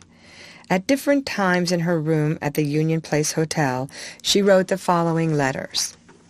Chicago, September 18th, 1867. Mr. Brady, Commission Broker, number 609, Broadway, New York. I have this day sent to you personal property which I am compelled to part with, and which you will find of considerable value. The articles consist of 4 camel's hair shawls, 1 lace dress and shawl, a parasol cover, a diamond ring, 2 dress patterns, some furs, etc. Please have them appraised and confer by letter with me. Very respectfully, Mrs. Lincoln. Chicago. Mr. Brady, number 609 Broadway, New York City. Dear Sir, the articles I am sending you to dispose of were gifts of dear friends, which only urgent necessity compels me to part with, and I am especially anxious that they shall not be sacrificed. The circumstances are peculiar and painfully embarrassing, therefore I hope you will endeavor to realize as much as possible for them. Hoping to hear from you, I remain very respectfully, Mrs. A. Lincoln. September 25th, 1867. W. H. Brady, Esquire. My great, great sorrow and loss have made me painfully sensitive. But as my feelings and pecuniary comforts were never regarded or even recognized in the midst of my overwhelming bereavement, now that I am pressed in a most startling manner for means of subsistence, I do not know why I should shrink from an opportunity of improving my trying position. Being assured that all you do will be appropriately executed and in a manner that will not startle me very greatly and excite as little comment as possible, again I shall leave all in your hands. I am passing through a very painful ordeal which the country, in remembrance of my noble and devoted husband, should have spared me. I remain, with great respect, very truly, Mrs. Lincoln. P.S. As you mention that my goods have been valued at over $24,000, I will be willing to make a reduction of $8,000 and relinquish them for $16,000. If this is not accomplished, I will continue to sell and advertise largely until every article is sold. I must have means to live, at least in a medium comfortable state. M.L. The letters are dated Chicago and addressed to Mr. Brady, though every one of them was written in New York, for when Mrs. L. left the West for the East, she had settled upon no definite plan of action. Mr. Brady proposed to show the letters to certain politicians and ask for money on a threat to publish them if his demands, as Mrs. Lincoln's agent, were not complied with. When writing the letters, I stood at Mrs. Lincoln's elbow and suggested that they be couched in the mildest language possible. "Never mind, Lizzie," she said, "anything to raise the wind. One might as well be killed for a sheep as a lamb." This latter expression was a favorite one of hers, she meaning by it that if one must be punished for an act, such as theft, for instance, that the punishment would be no more severe if a sheep were taken instead of a lamb. Mr. Brady exhibited the letters quite freely, but the parties to whom they were shown refused to make any advances. Meanwhile, our stay at the Union Place Hotel excited so much curiosity that a sudden movement was rendered expedient to avoid discovery. We sent the large trunks to 609 Broadway, packed the smaller ones, paid our bills at the hotel, and one morning hastily departed for the country, where we remained 3 days. The movement was successful. The keen-eyed reporters for the daily papers were thrown off the scent, and when we returned to the city, we took rooms at the Brandreth House, where Mrs. Lincoln registered as Mrs. Morris. I had desired her to go to the Metropolitan Hotel and confide in the proprietors, as the Messrs. Leland had always been very kind to her, treating her with distinguished courtesy whenever she was their guest, but this she refused to do. Several days passed, and Messrs. Brady and Keyes were forced to acknowledge that their scheme was a failure. The letters had been shown to various parties, but everyone declined to act. Aside from a few dresses sold at small prices to second-hand dealers, Mrs. Lincoln's wardrobe was still in her possession. Her visit to New York had proved disastrous, and she was goaded into more desperate measures. Money she must have, and to obtain it, she proposed to play a bolder game. She gave Mr. Brady permission to place her wardrobe on exhibition for sale, and authorized him to publish the letters in the World. After coming to this determination, she packed her trunks to return to Chicago. I accompanied her to the depot and told her goodbye on the very morning that the letters appeared in the World. Mrs. Lincoln wrote me the incidents of the journey, and the letter describes the story more graphically than I could hope to do. I suppress many passages, as they are of too confidential a nature to be given to the public. Chicago, October 6th. My dear Lizzie, my ink is like myself, and my spirits failing, so I write you today with a pencil. I had a solitary ride to this place, as you may imagine, varied by one or two amusing incidents. I found after you left me I could not continue in the car in which you left me, owing to every seat's berth being engaged. So, being simple Mrs. Clark, I had to eat humble pie in a car less commodious. My thoughts were too much with my dry goods and interests at 609 Broadway to care much for my surroundings, as uncomfortable as they were. In front of me sat a middle-aged, gray-haired, respectable-looking gentleman who, for the whole morning, had the page of the world before him which contained my letters and business concerns. About 4 hours before arriving at Chicago, a consequential-looking man of formidable size seated himself by him, and it appears they were entirely unknown to each other. The well-fed-looking individual opened the conversation with the man who had read the world so attentively, and the conversation soon grew warm and earnest. The war and its devastation engaged them. The bluffy individual, doubtless a Republican who had pocketed his many thousands, spoke of the widows of the land made so by the war. My reading man remarked to him, "Are you aware that Mrs. Lincoln is in indigent circumstances and has to sell her clothing and jewelry to gain means to make life more endurable?" The well-conditioned man replied, "I do not blame her for selling her clothing if she wishes it. I suppose when sold she will convert the proceeds into 5/20s to enable her to have means to be buried." The world man turned towards him with a searching glance and replied with the haughtiest manner, "That woman is not dead yet."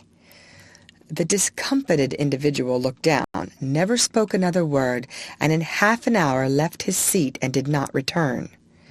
I give you word for word as the conversation occurred.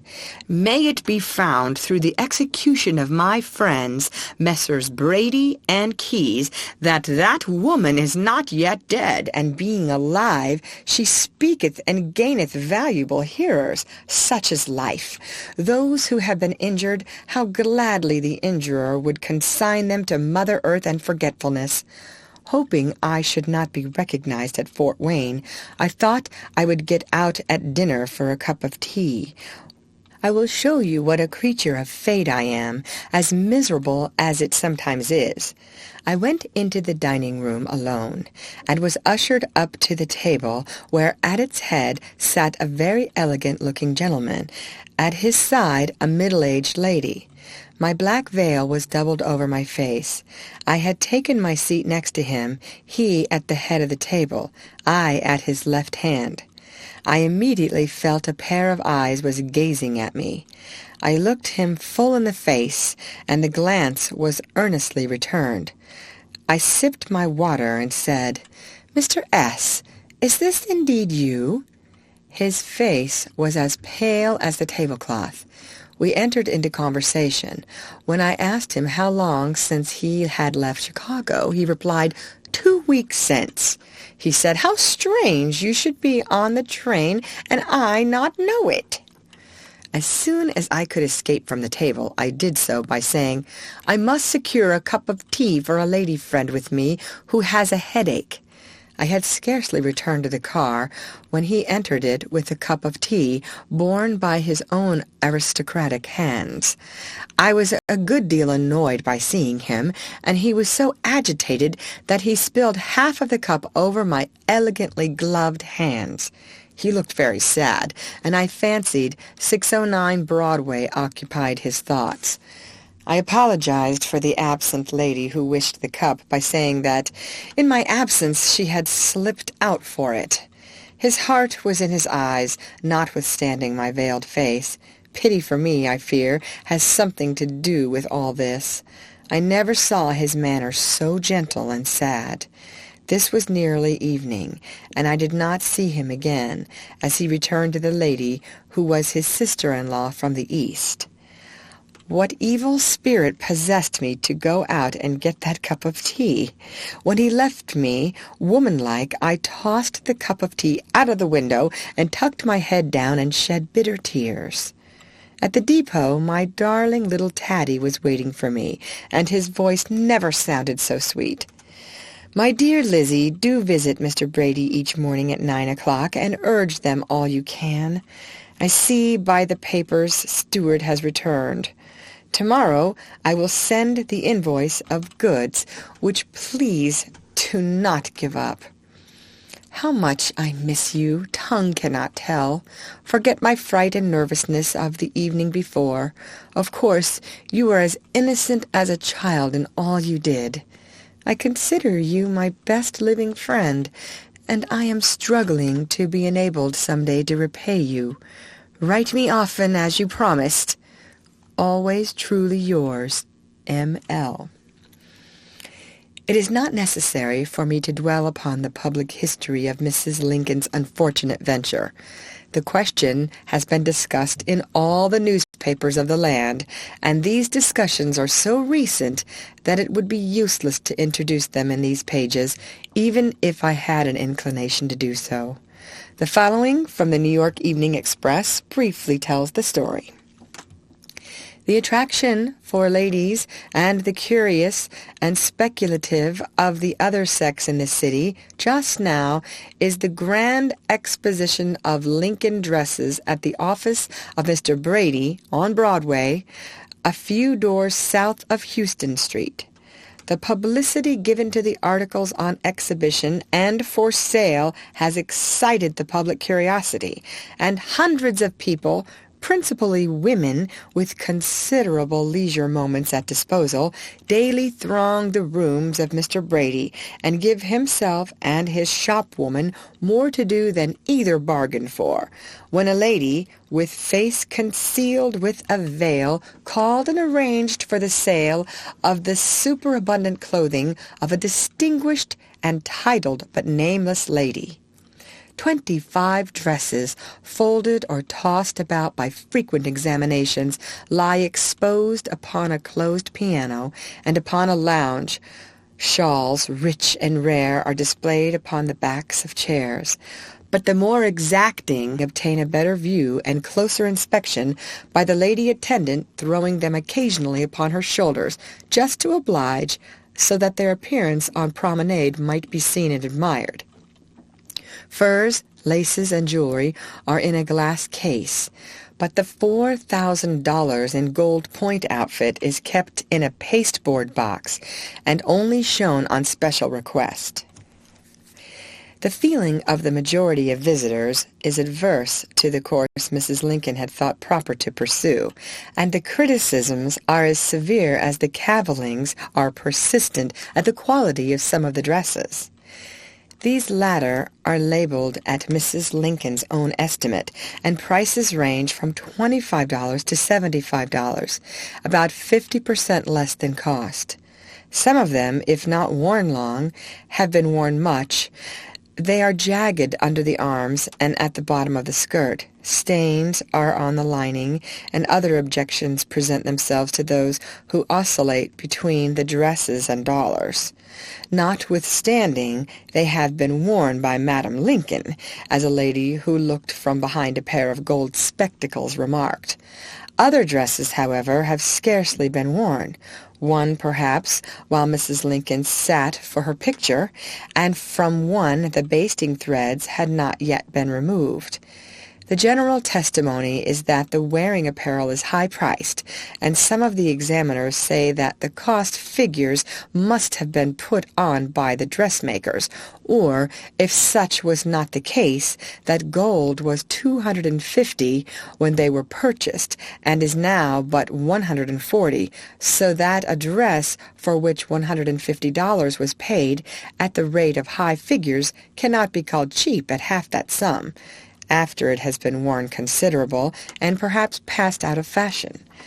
The peculiarity of the dresses is that the most of them are cut low-necked, a taste which some ladies attribute to Mrs. Lincoln's appreciation of her own bust.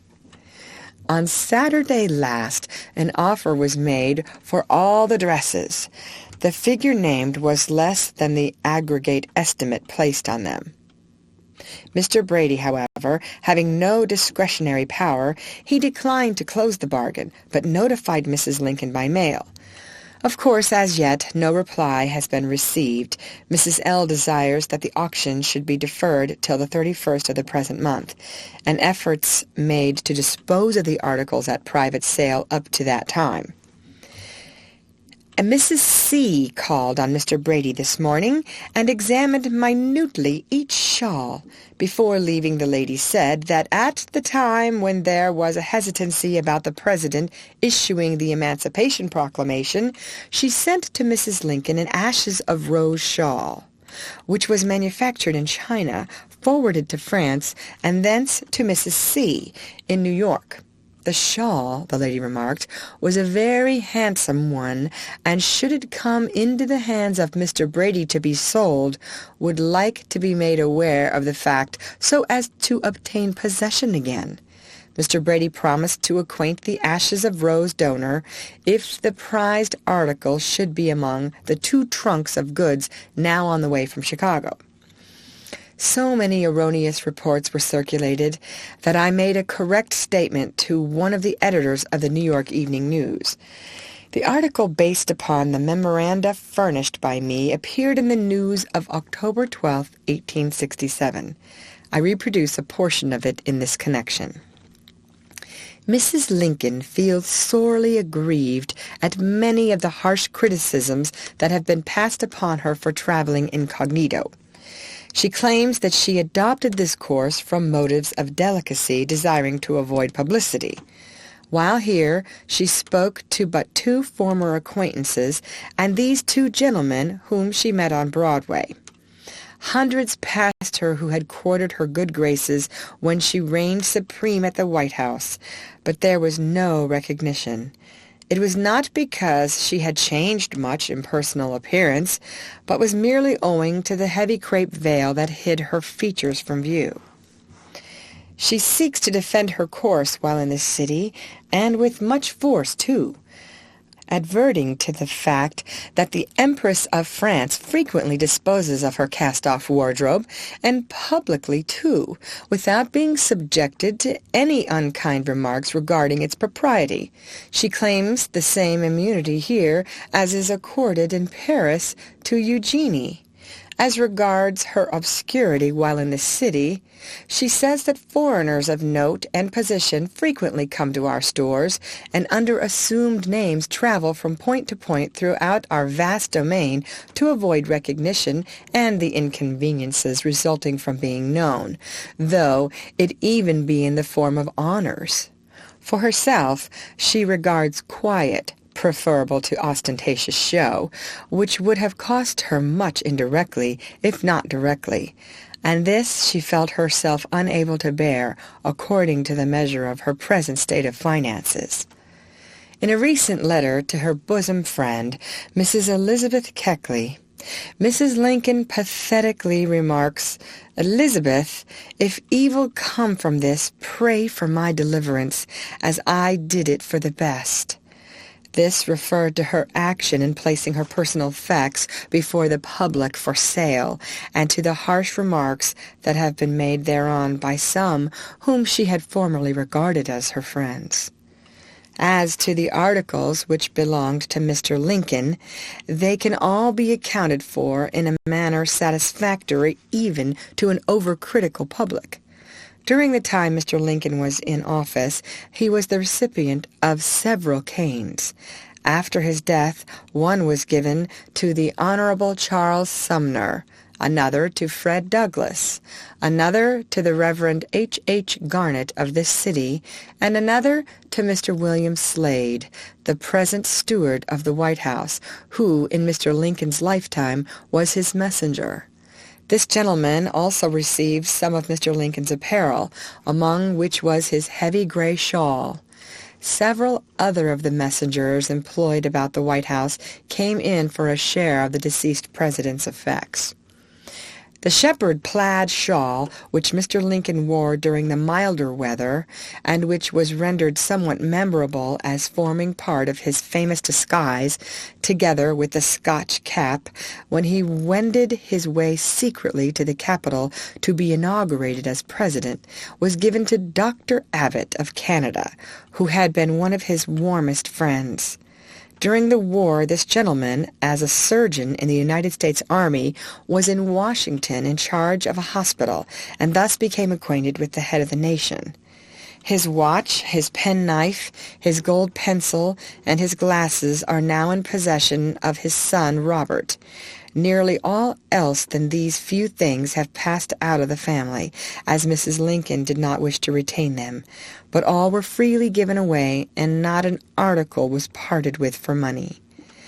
The Reverend Dr. Gurley of Washington was the spiritual adviser of the President and his family. They attended his church. When little Willie died, he officiated at the funeral. He was a most intimate friend of the family, and when Mr. Lincoln lay upon his deathbed, Mr. Gurley was by his side. He, as his clergyman, performed the funeral rites upon the body of the deceased president when it lay cold in death at the city of Washington. He received the hat worn last by Mr. Lincoln, as we have before stated, and it is still retained by him. The dress that was worn by Mrs. Lincoln on the night of the assassination was presented to Mrs. William Slade. It is a black silk with a little white stripe. Most of the other articles that adorned Mrs. Lincoln on that fatal night became the property of Mrs. Keckley.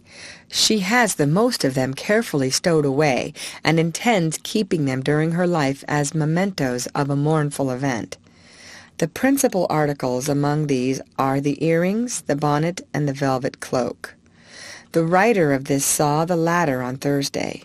It bears most palpable marks of the assassination, being completely bespattered with blood that has dried upon its surface and which can never be removed. A few words as regard the disposition and habits of Mrs. Lincoln. She is no longer the sprightly body she was when her very presence illumined the White House with gaiety. Now she is sad and sedate, seeking seclusion and maintaining communication merely with her most intimate personal friends. The most of her time she devotes to instructive reading within the walls of her boudoir.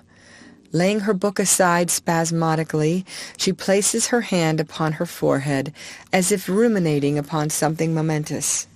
Then her hand wanders amid her heavy tresses, while she ponders for but a few seconds. Then, by a sudden start, she approaches her writing-stand, seizes a pen, and indites a few hasty lines to some trusty friend upon the troubles that weigh so heavily upon her.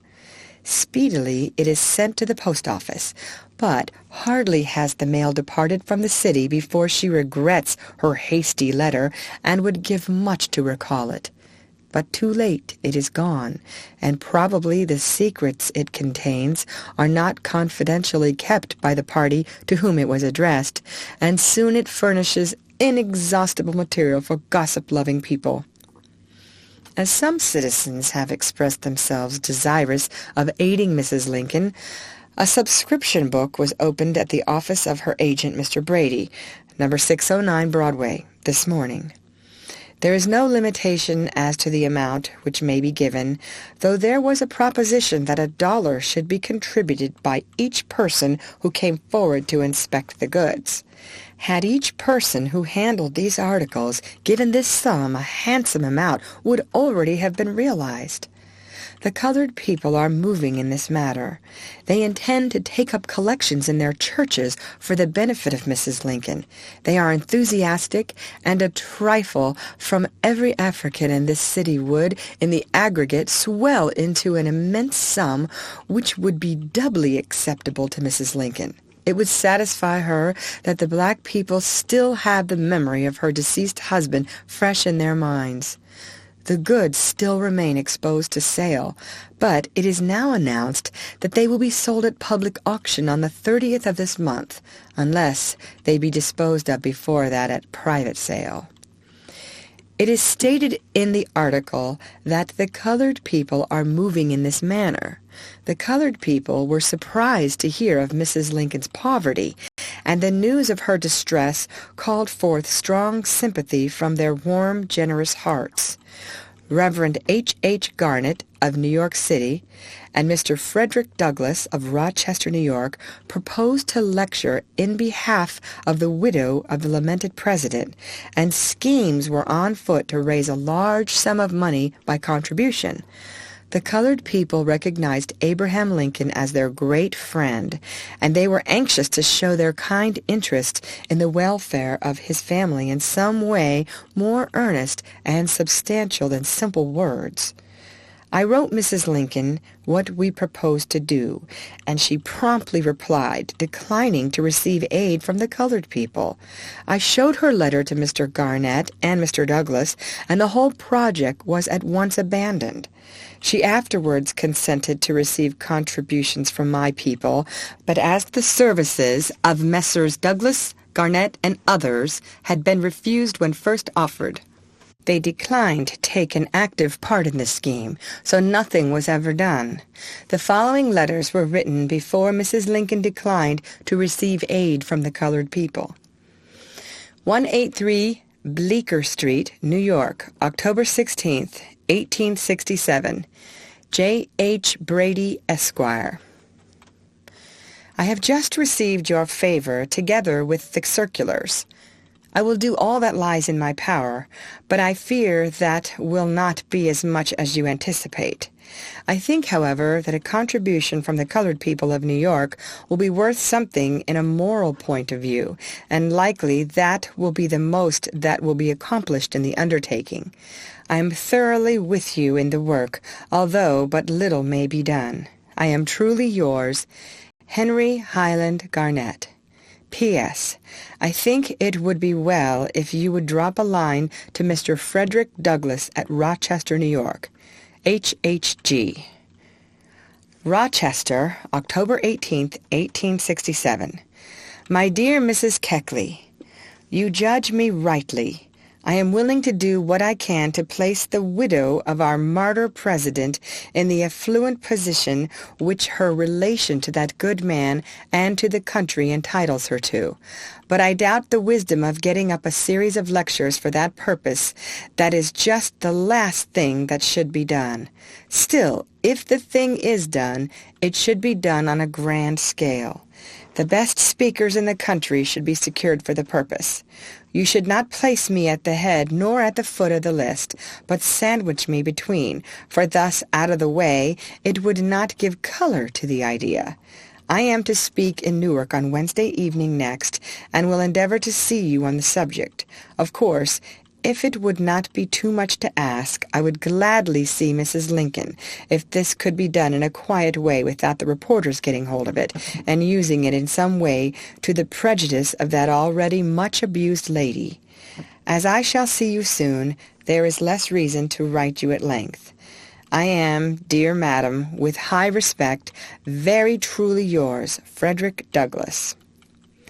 Pottsville, October 29th, 1867. My dear Mrs. Keckley, you know the drift of my views concerning the subscription for Mrs. Lincoln, yet I wish to place them more distinctly before you, so that if you have occasion to refer to me in connection with the matter, you can do so with accuracy and certainty. It is due Mrs. Lincoln that she should be indemnified, as far as money can do so, for the loss of her beloved husband. Honor, gratitude, and a manly sympathy all say yes to this. I am willing to go farther than this, and say that Mrs. Lincoln herself should be the judge of the amount which shall be deemed sufficient, believing that she would not transcend reasonable limits. The obligation resting on the nation at large is great and increasing, but especially does it become colored men to recognize that obligation.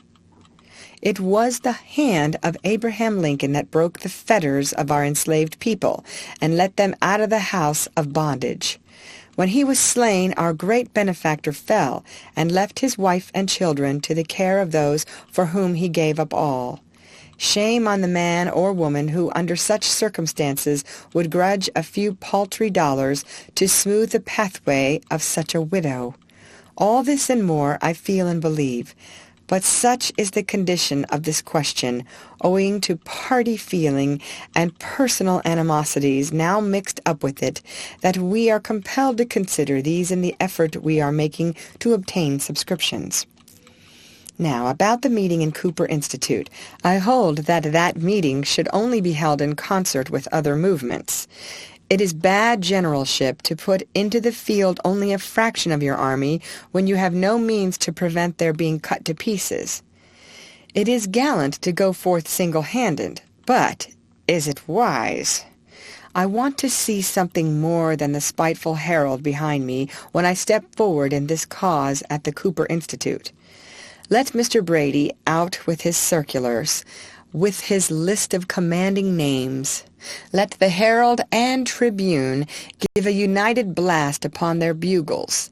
Let the city be placarded, and the doors of Cooper Institute be flung wide open, and the people, without regard to party, come up to the discharge of this national duty. Don't let the cause be made ridiculous by failure at the outset. Mr. Garnett and I could bear any mortification of this kind, but the cause could not, and our cause must not be damaged by any such generalship which would place us in the van unsupported.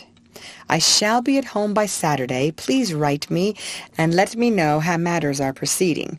Show this letter to Messrs. Brady and Garnett. I am, dear madam, very truly yours, Frederick Douglass. Rochester, October 30th, 1867. My dear Mrs. Keckley, it is just possible that I may not take New York in my route homeward. In that case, please write me directly at Rochester, and let me know fully how the subscription business is proceeding. The meeting here last night was a grand success. I speak again this evening, and perhaps at reading tomorrow evening. My kind regards to all who think of me at 21, including Mrs. Lawrence. Very truly yours, Frederick Douglass. Rochester, November 10th, 1867. My dear Mrs. Keckley, I very easily read your handwriting. With practice, you will not only write legibly, but elegantly, so no more apologies for bad writing. Penmanship has always been one of my own deficiencies, and I know how to sympathize with you. I am just home and find your letter awaiting me. You should have received an earlier answer, but for this absence. I am sorry it will be impossible for me to see you before I go to Washington. I am leaving home this week for Ohio, and shall go from Ohio to Washington. I shall be in New York a day or two after my visit to Washington, and will see you there. Any public demonstration in which it will be desirable for me to take part ought to come off the last of this month or the first of next.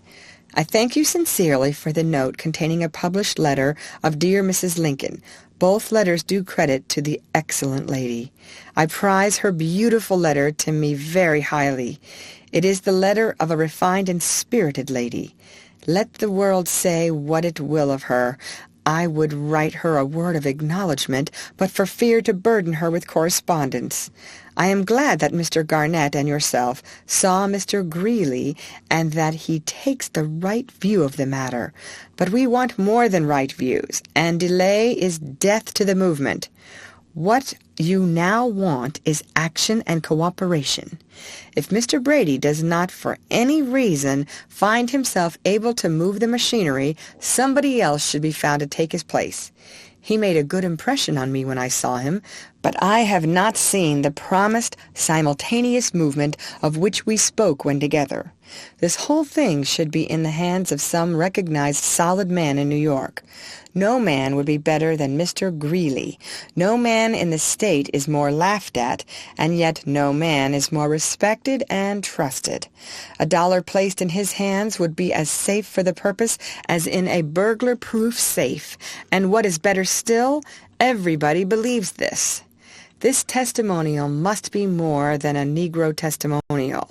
It is a great national duty. Mr. Lincoln did everything for the black man, but he did it not for the black man's sake, but for the nation's sake. His life was given for the nation, but for being president, Mr. Lincoln would have been alive, and Mrs. Lincoln would have been a wife and not a widow as now. Do all you can, dear Mrs. Keckley. Nobody can do more than you in removing the mountains of prejudice towards that good lady and opening the way of success in the plan. I am, dear madam, very truly yours, Frederick Douglass.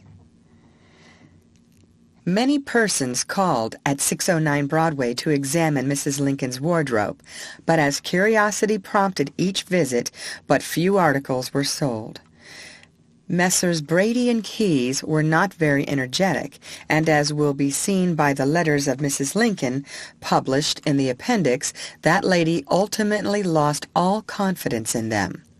It was proposed to send circulars stating Mrs. Lincoln's wants and appealing to the generosity of the people for aid broadcast over the country, but the scheme failed. Messrs. Brady and Keyes were unable to obtain the names of prominent men whom the people had confidence in for the circular to give character and responsibility to the movement, so the whole thing was abandoned. With the Reverend Mr. Garnett, I called on Mr. Greeley at the office of the Tribune in connection with this scheme. Mr. Greeley received us kindly and listened patiently to our proposals, then said, "I shall take pleasure in rendering you what assistance I can, but the movement must be engineered by responsible parties. Messrs. Brady and Keyes are not the men to be at the head of it. Nobody knows who they are or what they are. Place the matter in the hands of those that the people know and have some confidence in, and then there will be a chance for success." We thanked Mr. Greeley for his advice, for we believed it to be good advice, and bowed ourselves out of his room. When Messrs. Brady and Keyes were informed of the result of our interview, they became very much excited and denounced Mr. Greeley as an old fool. This put an end to the circular movement. The enterprise was nipped in the bud, and with the bud withered Mrs. Lincoln's last hope for success. A portion of the wardrobe was then taken to Providence to be exhibited, but without her consent. Mr. Brady remarked that the exhibition would bring in money, and as money must be raised, this was the last resort. He was of the impression that Mrs. Lincoln would approve of any movement, so it ended in success. This, at least, is a charitable view to take of the subject. Had the exhibition succeeded in Providence, it is my opinion that the agents of Brady and Keyes would now be traveling over the country, exposing Mrs. Lincoln's wardrobe to the view of the curious at so much per head. As is well known, the city authorities refused to allow the exhibition to take place in Providence. Therefore, Mr. Brady returned to New York with the goods, and the traveling show scheme, like the circular scheme, was abandoned. Weeks lengthened into months, and at Mrs. Lincoln's urgent request, I remained in New York to look after her interests. When she left the city, I engaged quiet lodgings in a private family, where I remained about 2 months, when I moved to 14 Carroll Place, and became one of the regular boarders of the house. Mrs. Lincoln's venture proved so disastrous that she was unable to reward me for my services, and I was compelled to take in sewing to pay for my daily bread. My New York expedition has made me richer in experience, but poorer in purse. During the entire winter I have worked early and late and practiced the closest economy. Mrs. Lincoln's business demanded much of my time, and it was a constant source of trouble to me. When Mrs. L. left for the West, I expected to be able to return to Washington in 1 week from the day, but unforeseen difficulties arose, and I have been detained in the city for several months. As I am writing the concluding pages of this book, I have succeeded in closing up Mrs. Lincoln's imprudent business arrangement at 609 Broadway. The firm of Brady and Keyes is dissolved, and Mr. Keyes has adjusted the account. The story is told in a few words. On the 4th of March, I received the following invoice from Mr. Keyes. March 4th, 68. Invoice of articles sent to Mrs. A. Lincoln. 1 trunk, 1 lace dress, 1 lace dress flounced, 5 lace shawls, 3 camel hair shawls, 1 lace parasol cover, 1 lace handkerchief, 1 sable boa, 1 white boa, 1 set furs, 2 paisley shawls, 2 gold bracelets, 16 dresses, 2 opera cloaks, 1 purple shawl, 1 feather cape, 28 yards silk. Articles sold: 1 diamond ring, 3 small rings, 1 set furs, 1 camel hair shawl, 1 red shawl, 2 dresses, 1 child's shawl, 1 lace chantilly shawl. The charges of the firm amounted to $800. Mrs. Lincoln sent me a check for this amount. I handed this check to Mr. Keyes, and he gave me the following receipt. Received New York, March 4th, 1868, of Mrs. Abraham Lincoln, $820 by draft on American National Bank, New York. S. C. Keyes. I packed the articles, invoiced, and expressed the trunks to Mrs. Lincoln at Chicago. I then demanded and received a receipt worded as follows. Received New York, March 4th, 1868, of Mrs. Abraham Lincoln, $820 in full of all demands of every kind up to date.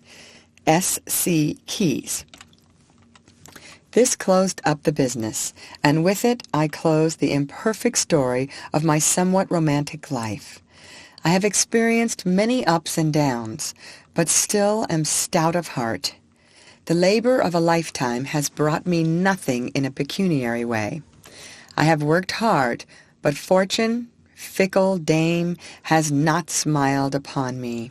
If poverty did not weigh me down as it does, I would not now be toiling by day with my needle and writing by night in the plain little room on the 4th floor of number 14 Carroll Place. And yet I have learned to love the garret-like room. Here, with Mrs. Amelia Lancaster as my only companion, I have spent many pleasant hours as well as sad ones, and every chair looks like an old friend. In memory, I have traveled through the shadows and the sunshine of the past, and the bare walls are associated with the visions that have come to me from the long ago. As I love the children of memory, so I love every article in this room, for each has become a part of memory itself. Though poor in worldly goods, I am rich in friendships, and friends are a recompense for all the woes of the darkest pages of life. For sweet friendship's sake, I can bear more burdens than I have borne. The letters appended from Mrs. Lincoln to myself throw a flood of light upon the history of the old clothes speculation in New York. End of chapter. Appendix. Letters from Mrs. Lincoln to Mrs. Keckley. Chicago, Sunday morning, October 6th. My dear Lizzie, I am writing this morning with a broken heart after a sleepless night of great mental suffering. R. came up last evening like a maniac, and almost threatening his life, looking like death, because the letters of the world were published in yesterday's paper. I could not refrain from weeping when I saw him so miserable. But yet, my dear good Lizzie, was it not to protect myself and help others? And was not my motive and action of the purest kind? Pray for me that this cup of affliction may pass from me or be sanctified to me. I weep whilst I am writing. I pray for death this morning. Only my darling Taddy prevents my taking my life. I shall have to endure a round of newspaper abuse from the Republicans because I dared venture to relieve a few of my wants. Tell Mr. Brady and Keyes not to have a line of mine once more in print. I am nearly losing my reason. Your friend, M.L. Chicago, October 8. My dear Lizzie, bowed down with suffering and anguish again I write you. As we might have expected, the Republicans are falsifying me and doing just as they did when they prevented the congressional appropriation. Mrs. knows something about these same people. As her husband is living, they dare not utter all they would desire to speak. You know yourself how innocently I have acted, and from the best and purest motives. They will howl on to prevent my disposing of my things. What a vile, vile set they are! The Tribune here, Mr. White's paper, wrote a very beautiful editorial yesterday in my behalf. Yet knowing that I have been deprived of my rights by the party, I suppose I would be mobbed if I ventured out. What a world of anguish this is, and how I have been made to suffer. You would not recognize me now. The glass shows me a pale, wretched, haggard face, and my dresses are like bags on me. And all because I was doing what I felt to be my duty. Our minister, Mr. Swayze, called on me yesterday and said I had done perfectly right. Mrs. F. says everyone speaks in the same way. The politicians, knowing they have deprived me of my just rights, would prefer to see me starve rather than dispose of my things. They will prevent the sale of anything, so I have telegraphed for them. I hope you have received from B. the letters I have consigned to his care. See to this. Show none of them. Write me every day. M.L. Chicago, Wednesday, October 9th. My dear Lizzie, it appears as if the fiends had let loose, for the Republican papers are tearing me to pieces in this border ruffian West. If I had committed murder in every city in this blessed Union, I could not be more traduced. And you know how innocent I have been on the intention of doing wrong. A piece in the Morning Tribune, signed B., pretending to be a lady, says there is no doubt Mrs. L. is deranged, has been for years past, and will end her life in a lunatic asylum. They would doubtless like me to begin it now. Mrs. S., a very kind, sympathizing minister, has been with me this morning, and has now gone to see Mr. Medill of the Tribune to know if he sanctioned his paper publishing such an article. Pray for me, dear Lizzie, for I am very miserable and broken-hearted.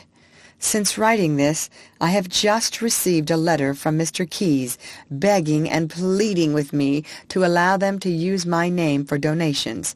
I think I will consent. Truly yours, M.L. Chicago, Sunday, October 13th. My dear Lizzie, I am greatly disappointed, having only received one letter from you since we parted, which was dated the day after. Day after day I sent to Mrs. F. for letters, after your promise of writing to me every other day. I can scarcely understand it. I hope tomorrow will bring me a letter from you. How much I miss you cannot be expressed. I hope you have arrived safely in Washington and will tell me everything. Was there ever such cruel newspaper abuse lavished upon an unoffending woman as has been showered upon my devoted head? The people of this ungrateful country are like the dogs in the manger. Will never do anything themselves, nor allow me to improve my own condition. What a government we have! All their abuse lavished upon me only lowers themselves in the estimation of all true-hearted people. The Springfield Journal had an editorial a few days since, with the important information that Mrs. Lincoln had been known to be deranged for years and should be pitied for all her strange acts. I should have been all right if I had allowed them to take possession of the White House. In the comfortable stealings by contracts from the government, these low creatures are allowed to hurl their malicious wrath at me, with no one to defend me or protect me if I should starve. These people injure themselves far more than they could do me by their lies and villainy. Their aim is to prevent my goods being sold or anything being done for me. In this, I very much fear they have succeeded. Write me, my dear friend, your candid opinion about everything. I wished to be made better off, quite as much to improve your condition as well as for myself. 2 weeks ago, dear Lizzie, we were in that den of discomfort and dirt. Now we are far asunder. Every other day for the past week I have had a chill brought on by excitement and suffering of mind. In the midst of it, I have moved into my winter quarters, and am now very comfortably situated. My parlor and bedroom are very sweetly furnished. I am lodged in a handsome house, a very kind, good, quiet family, and their meals are excellent. I consider myself fortunate in all this. I feel assured that the Republicans, who, to cover up their own perfidy and neglect, have used every villainous falsehood in their power to injure me. I fear they have more than succeeded, but if their day of reckoning does not come in this world, it will surely in the next. Saturday. I have determined to shed no more tears over all their cruel falsehoods, yet just now I feel almost forsaken by God and man, except by the latter to be vilified. Write me all that Keyes and Brady think of the result. For myself, after such abuse, I expect nothing. Oh, that I could see you! Write me, dear Lizzie, if only a line. I cannot understand your silence. Hereafter direct your letters to Mrs. A. Lincoln, 460 West Washington Street, Chicago, Illinois, care of D. Cole. Remember, 460. I am always so anxious to hear from you. I am feeling so friendless in the world. I remain always your affectionate friend, M.L. Postscript to letter of October 24th. I cannot send this letter off without writing you 2 little incidents that have occurred within the past week. We may call it justice rendered for evil words, to say the least. There is a paper published in Chicago called The Republican, owned and published by Springfield men. Each morning since my return it has been thrown at my door, filled with abuse of myself. 4 days ago a piece appeared in it, asking what right had Mrs. L. to diamonds and laces. Yesterday morning an article appeared in the same paper, announcing that the day previous, at the house of Mr. Bunn, the owner of the paper, in Springfield, Illinois, the house had been entered at 11 in the morning by burglars and had been robbed of 5 diamond rings and a quantity of fine laces. This morning's paper announces the recovery of these articles. Mr. Bunn, who made his hundreds of thousands off our government, is running this paper and denouncing the wife of the man from whom he obtained his means. I enclose you the article about the recovery of the goods. A few years ago he had a small grocery.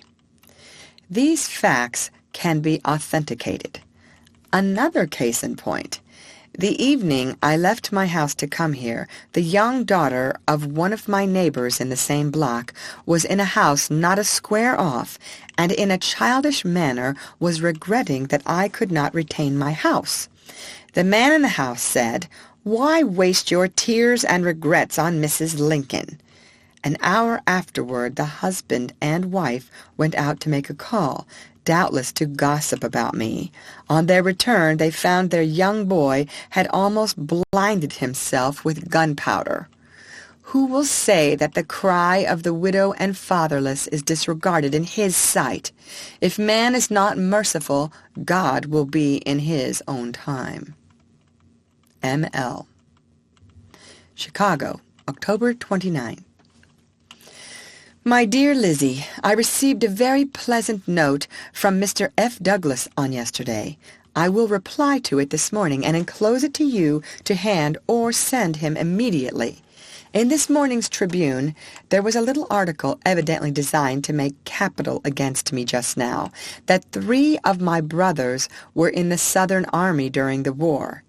If they had been friendly with me, they might have said they were half-brothers of Mrs. L., whom she had not known since they were infants, and as she left Kentucky at an early age, her sympathies were entirely Republican, that her feelings were entirely with the North during the war, and always.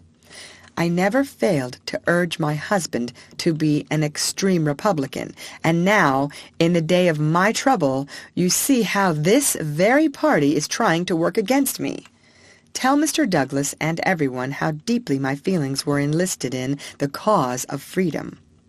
Why harp upon these half-brothers, whom I never knew since they were infants, and scarcely then, for my early home was truly at a boarding school.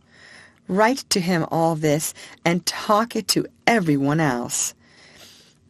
If we succeed, I will soon send you enough for a very large supply of trimming material for the winter. Truly, M.L. Chicago, November 2nd. Your letter of last Wednesday is received, and I cannot refrain from expressing my surprise that before now K and B did not go out in search of names, and have sent forth all those circulars. Their conduct is becoming mysterious. We have heard enough of their talk. It is time now they should be acting. Their delay, I fear, has ruined the business. The circulars should all have been out before the election. I cannot understand their slowness. As Mr. Greeley's home is in New York, he could certainly have been found had he been sought, and there are plenty of other good men in New York as well as himself. I venture to say that before the election not a circular will be sent out. I begin to think they are making a political business of my clothes, and not for my benefit either. Their delay in acting is becoming very suspicious. Their slow, bad management is ruining every prospect of success. I fear you are only losing your time in New York, and that I shall be left in debt for what I am owing the firm. I have written to K and B, and they do nothing that I request. I want neither Mr. Douglas nor Garnett to lecture in my behalf. The conduct in New York is disgusting me with the whole business. I cannot understand what they have been about. Their delay has only given the enemies time to gather strength. What does it all mean? Of course, give the lady at 609 permission to sell the dresses cheaper. I am feeling wretchedly over the slowness and do nothing style of B and K. I believe in my heart I am being used as a tool for party purposes, and they do not design sending out a circular. Your friend, M.L. Chicago, November 9, 1867. My dear Lizzie, did you receive a letter a few days since with one enclosed for F. Douglas?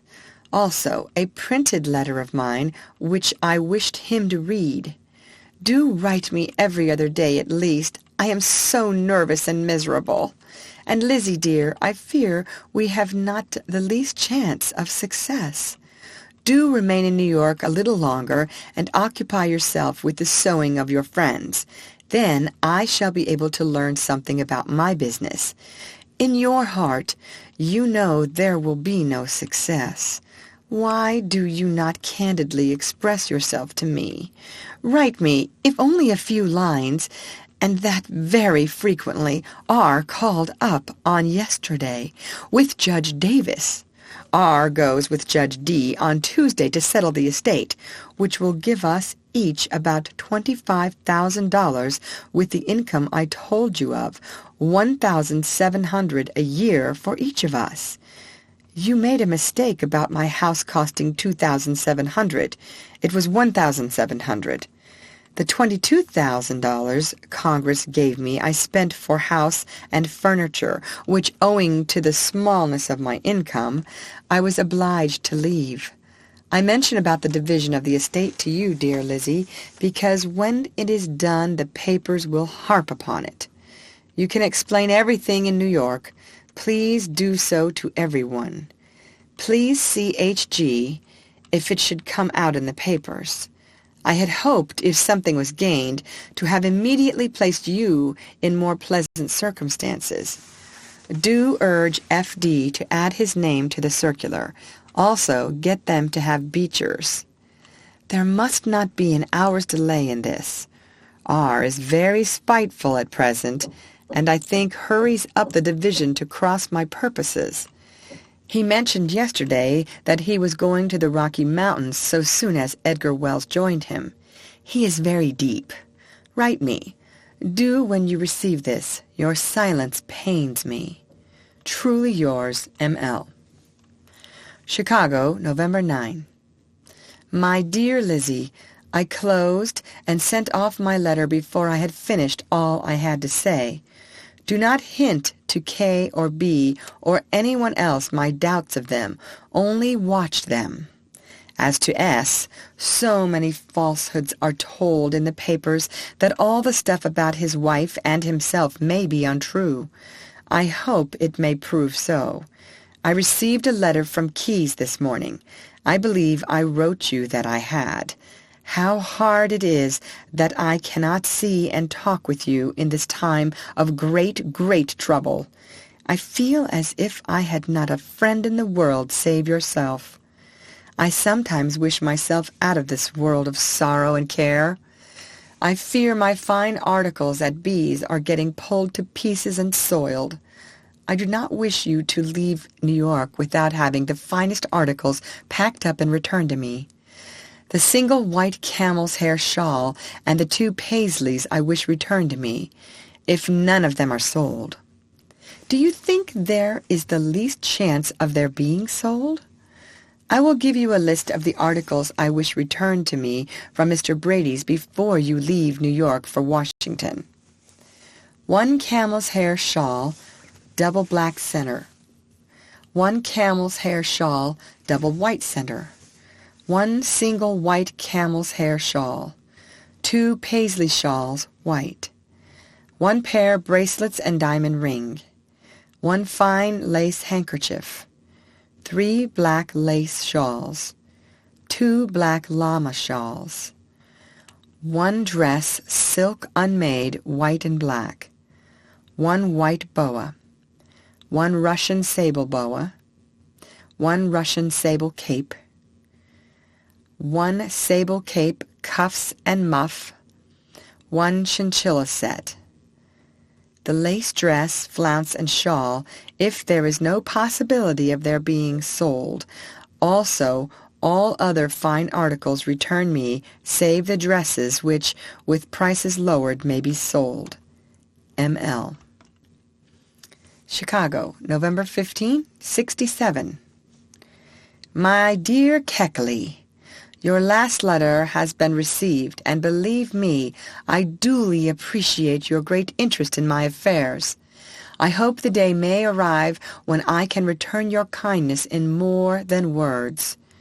As you are aware of my beloved husband's great indulgence to me in pecuniary matters, thereby allowing me to indulge in bestowing favors on those whom I considered worthy of it, it is in this respect I feel chiefly the humiliation of my small, circumscribed income. If Congress or the nation had given me the 4 years' salary, I should have been able to live as the widow of the great President Lincoln should. with sufficient means to give liberally to all benevolent objects, and at my death should have left at least half of it to the freedom for the liberty of whom his precious sacred life was sacrificed. The men who prevented this being done by their villainous, unscrupulous falsehoods are no friends of the colored race, and as you well know, have led Johnson on in his wicked course. God is just, and the day of retribution will come to all such, if not in this world, in the great hereafter, to which those hoary-headed sinners are so rapidly hastening with an innocent conscience. I did not feel it necessary to raise my weak woman's voice against the persecutions that have assailed me, emanating from the tongues of such men as Weed and Company. I have felt that their infamous false lives was a sufficient vindication of my character. They have never forgiven me for standing between my pure and noble husband and themselves, when for their own vile purposes they would have led him into error. All this the country knows, and why should I dwell longer on it? In the blissful home where my worshipped husband dwells, God is ever merciful, and it is the consolation of my broken heart that my darling husband is ever retaining the devoted love which he always so abundantly manifested for his wife and children in this life. I feel assured his watchful, loving eyes are always watching over us, and he is fully aware of the wrong and injustice permitted his family by a country he lost his life in protecting. I write earnestly because I feel very deeply. It appears to me a very remarkable coincidence that most of the good feeling regarding my straitened circumstances proceeds from the colored people, in whose cause my noble husband was so largely interested. Whether we are successful or not, Mr. F. Douglass and Mr. Garnett will always have my most grateful thanks. They are very noble men. If any favorable results should crown their efforts, you may well believe at my death, whatever sum it may be, will be bequeathed to the colored people, who are very near my heart. In yesterday's paper it was announced that Governor Andrews' family were having $100,000 contributed to them. Governor A. was a good man, but what did he do compared to President Lincoln? Right and left the latter gave, when he had but little to bestow, and in consequence his family are now feeling it. Yet for my life I would not recall a dollar he ever gave. Yet his favorite expression, when I have playfully alluded to the rainy day that might be in store for himself and his own on several occasions, he has looked at me so earnestly and replied, "Cast your bread upon the waters," although the petty sum of $22,000 was an insufficient return for Congress to make me, and allowanced to its meagerness by men who traduced and vilified the loved wife of the great man who made them, and from whom they amassed great fortunes, for Weed and Seward and R. did this last. And yet all this was permitted by an American people, who owed their remaining a nation to my husband. I have dwelt too long on this painful subject, but when I have been compelled from a pitiful income to make a boarding-house of my home, as I now am doing, think you that it does not rankle in my heart? Fortunately, with my husband's great, great love for me, the knowledge of this future for his petted and idolized wife was spared him, and yet I feel in my heart he knows it all. Mr. Sumner, the intimate friend of better days, called to see me 2 or 3 weeks since. He, who has been an habitué of the White House, both the rooms of the President and my own reception room, in either place he was always sure of a heartfelt welcome. My present situation must have struck a painful chord in his noble, sympathizing heart, and yet, when I endeavored to ameliorate my condition, the cry has been so fearful against me as to cause me to forget my own identity. And suppose I had plundered the nation, indeed, and committed murder. This certainly cannot be America, the land of the free, the home of the brave. The evening before Mr. Sumner's last call, I had received Mr. Douglas's letter. I mentioned the circumstance to Mr. Sumner, who replied, "Mr. Frederick Douglass is a very noble, talented man, and I know of no one who writes a more beautiful letter. I am sending you a long letter, Lizzie, but I rely a great deal on your indulgence. My fear is that you will not be able to decipher the scrawl written so hastily. I remain truly yours, Mary Lincoln." Chicago, November 17th. My dear Lizzie, by the time you receive this note, you will doubtless find the papers raving over the large income which we are each said to have.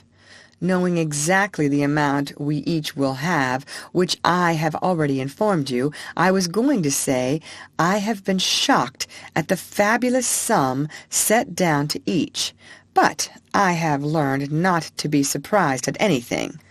Of course, it is gotten up to defeat success. You will now see the necessity for those circulars being issued weeks since. I enclose you a scrap from yesterday's Times of C, marked number 1, also number 2, today's Times. The sum of $11,000 has been subtracted in 24 hours from the same paper. If it continues for a few days longer, it will soon be right. It is a secesh paper. Says Congress gave me $25,000 as a present, besides $20,000 of remaining salary. The $25,000 you know to be utterly false. You can show this note to B and K, also the scraps sent. Let no one see them but themselves, and then burn them.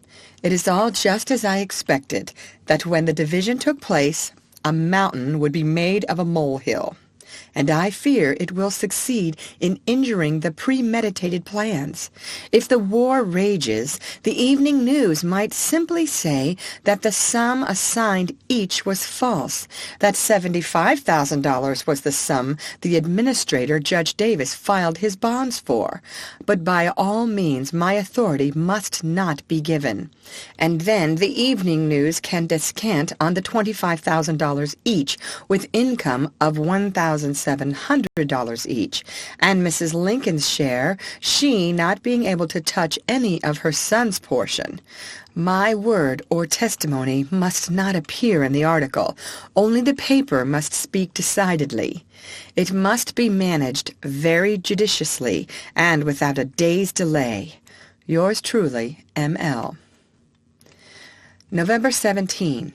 Private for yourself. Lizzie, show the note enclosed with this to B and K. Do not let them retain it an instant after reading, nor the printed articles.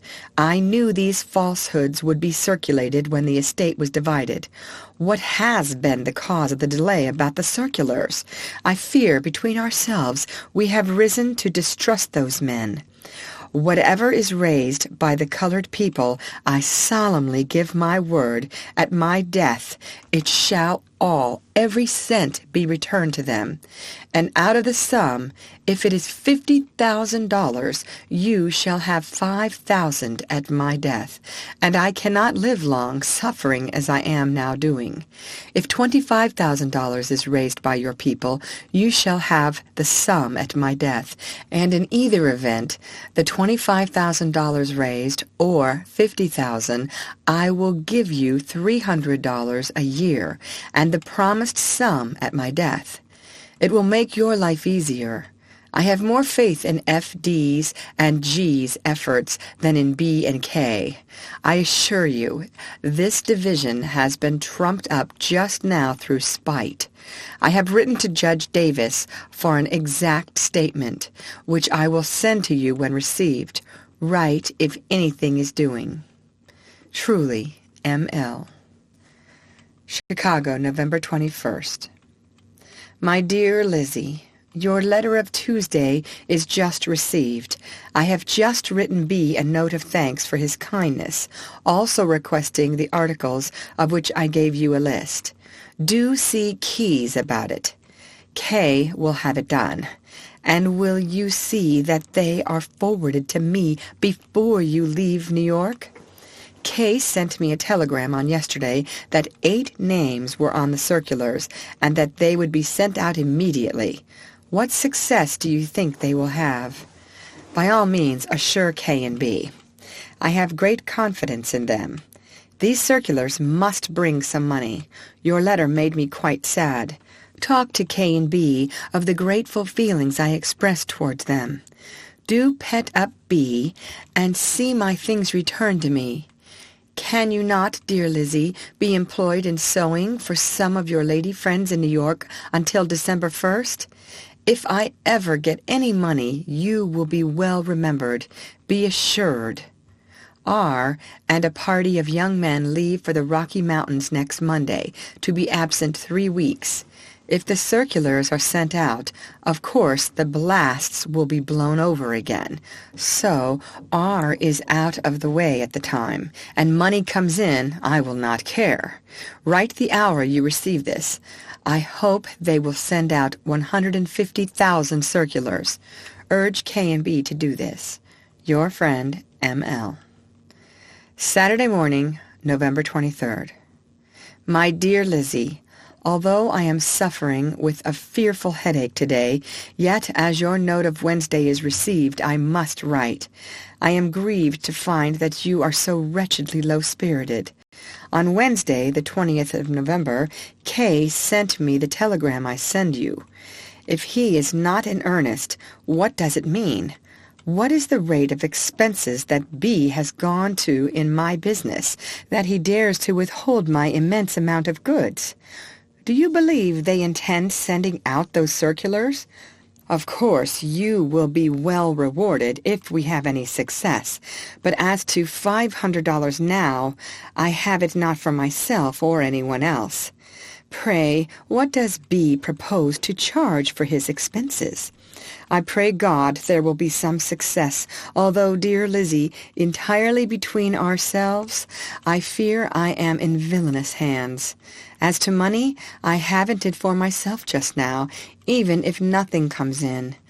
When I get my things back, if ever, I will send you some of those dresses to dispose of at Washington for your own benefit. If we get something, you will find that promises and performance for this life will be forthcoming.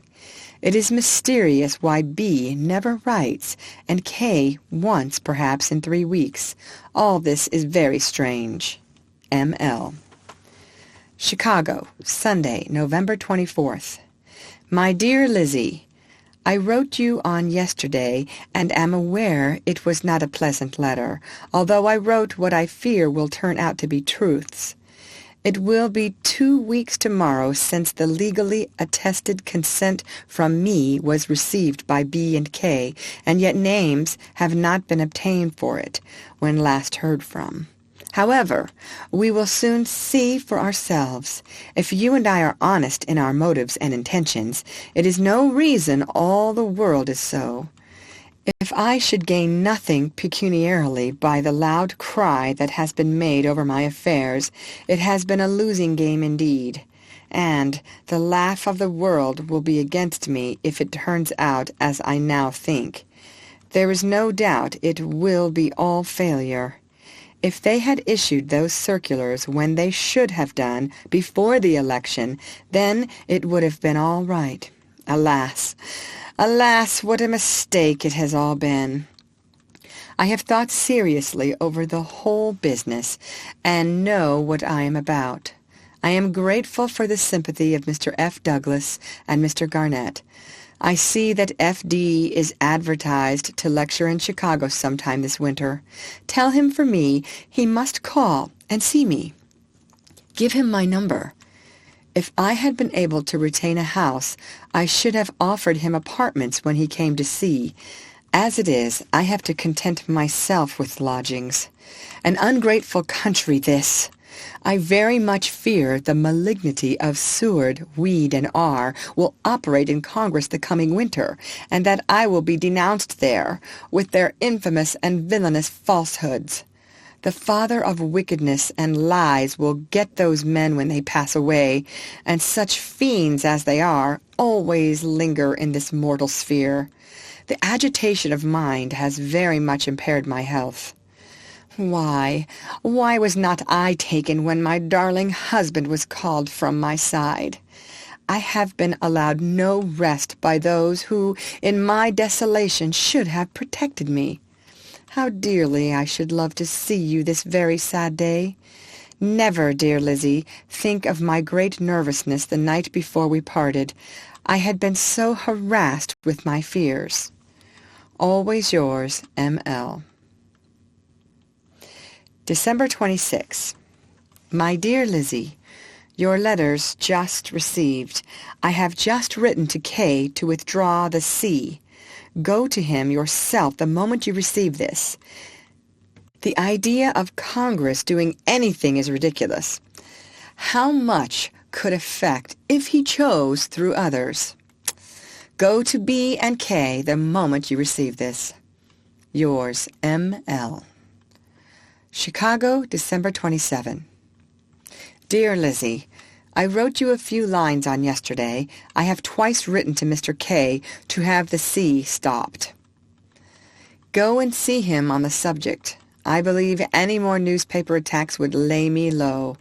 As influence has passed away from me with my husband, my slightest act is misinterpreted. Time makes all things right. I am positively suffering for a decent dress. I see Mr. A. and some recent visitors eyeing my clothing askance. Do send my black merino dress to me very soon. I must dress better in the future. I tremble at the bill that B and K may send me. I am so illy prepared to meet any expense. All my articles not sold must be sent to me. I leave this place early in the spring. Had you better not go with me and share my fortunes for a year or more?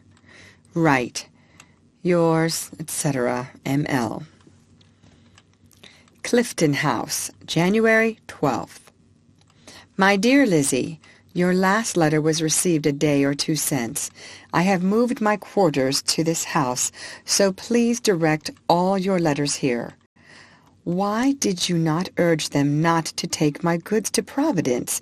For heaven's sake, C, K, and B when you receive this, and have them immediately returned to me with their bill. I am so miserable, I feel like taking my own life. My darling boy, my Taddy, alone, I fully believe prevents the deed. Your letter announcing that my clothes were to be paraded in Europe, those I gave you, has almost turned me wild. R. would go raving distracted if such a thing was done. If you have the least regard for our reason, pray write to the bishop that it must not be done. How little did I suppose you would do such a thing! You cannot imagine how much my overwhelming sorrows would be increased. May kind heaven turn your heart, and have you write that this exhibition must not be attempted. R. would blast us all if you were to have this project carried out. Do remember us in our unmitigated anguish, and have those clothes worn on those fearful occasions recalled. I am positively dying with a broken heart, and the probability is that I shall be living but a very short time. May we all meet in a better world, where such grief is unknown. Write me all about yourself. I should like you to have about 4 black widow's caps, just such as I had made in the fall in New York, sent to me. Of course, you would not suppose If I had you come out here and work for me 6 weeks, I would not pay your expenses and pay you as you made each dress. The probability is that I shall need few more clothes.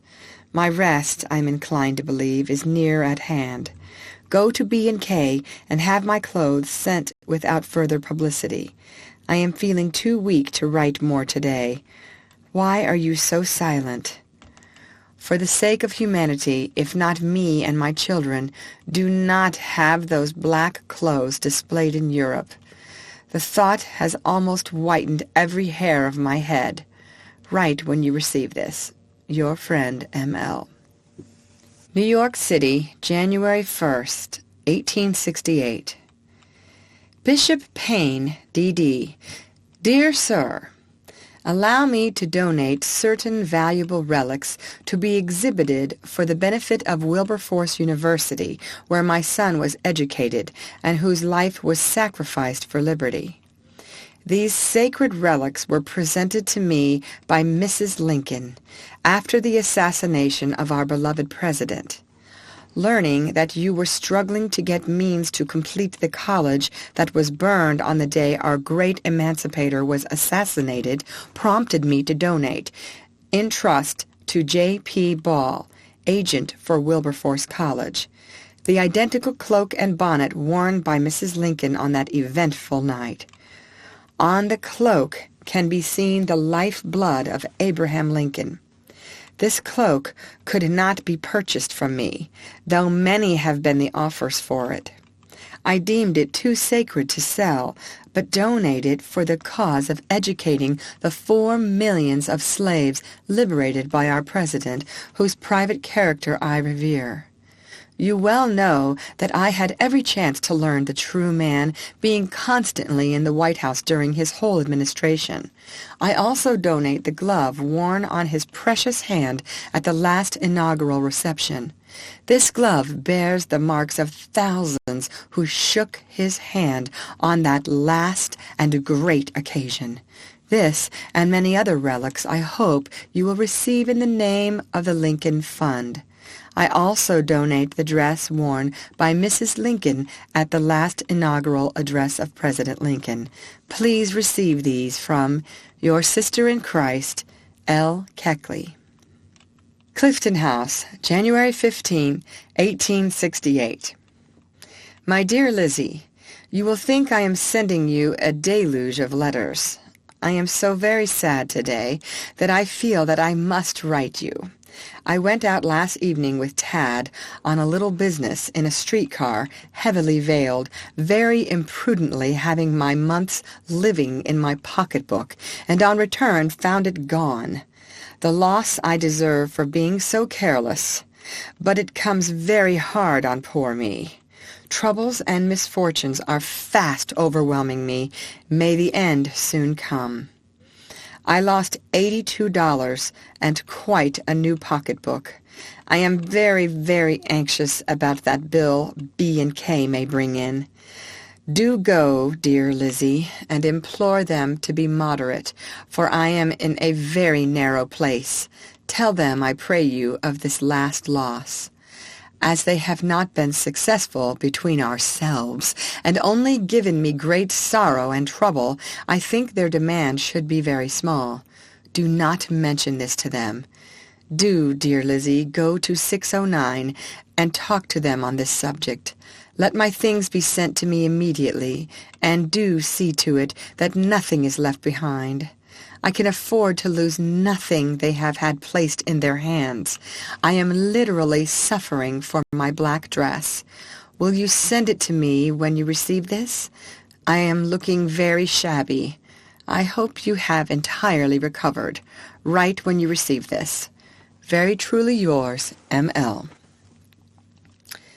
Chicago, February 7. Mr. Brady, I hereby authorize Mrs. Keckley to request my bill from you, also my goods. An exact account must be given of everything, and all goods unsold returned to me. Pray hand Mrs. Keckley my bill without fail immediately. Respectfully, Mrs. Lincoln. Saturday, February 29. Dear Lizzie, I am only able to sit up long enough to write you a line and enclose this check to Mr. K. Give it to him when he gives you up my goods, and require from him an exact inventory of them. I will write you tomorrow. The hour you receive this, go to him, get my goods, and do not give him the check until you get the goods, and be sure you get a receipt for the check from him. In his account, given 10 days since, he said we had borrowed $807. Now he writes for $820. Ask him what this means, and get him to deduct the $13. I cannot understand it. A letter received from K this morning says if the check is not received the first of the week, my goods will be sold, so do delay not an hour to see him. My diamond ring, he writes, has been sold. The goods sold have amounted to $824, and they appropriate all this for their expenses. A precious set, truly. My diamond ring itself cost more than that sum, and I charged them not to sell it under $700. Do get my things safely returned to me. Truly, M.L. The End. Read by Lorraine Montgomery for Lit2Go on the web at fcit.usf.edu.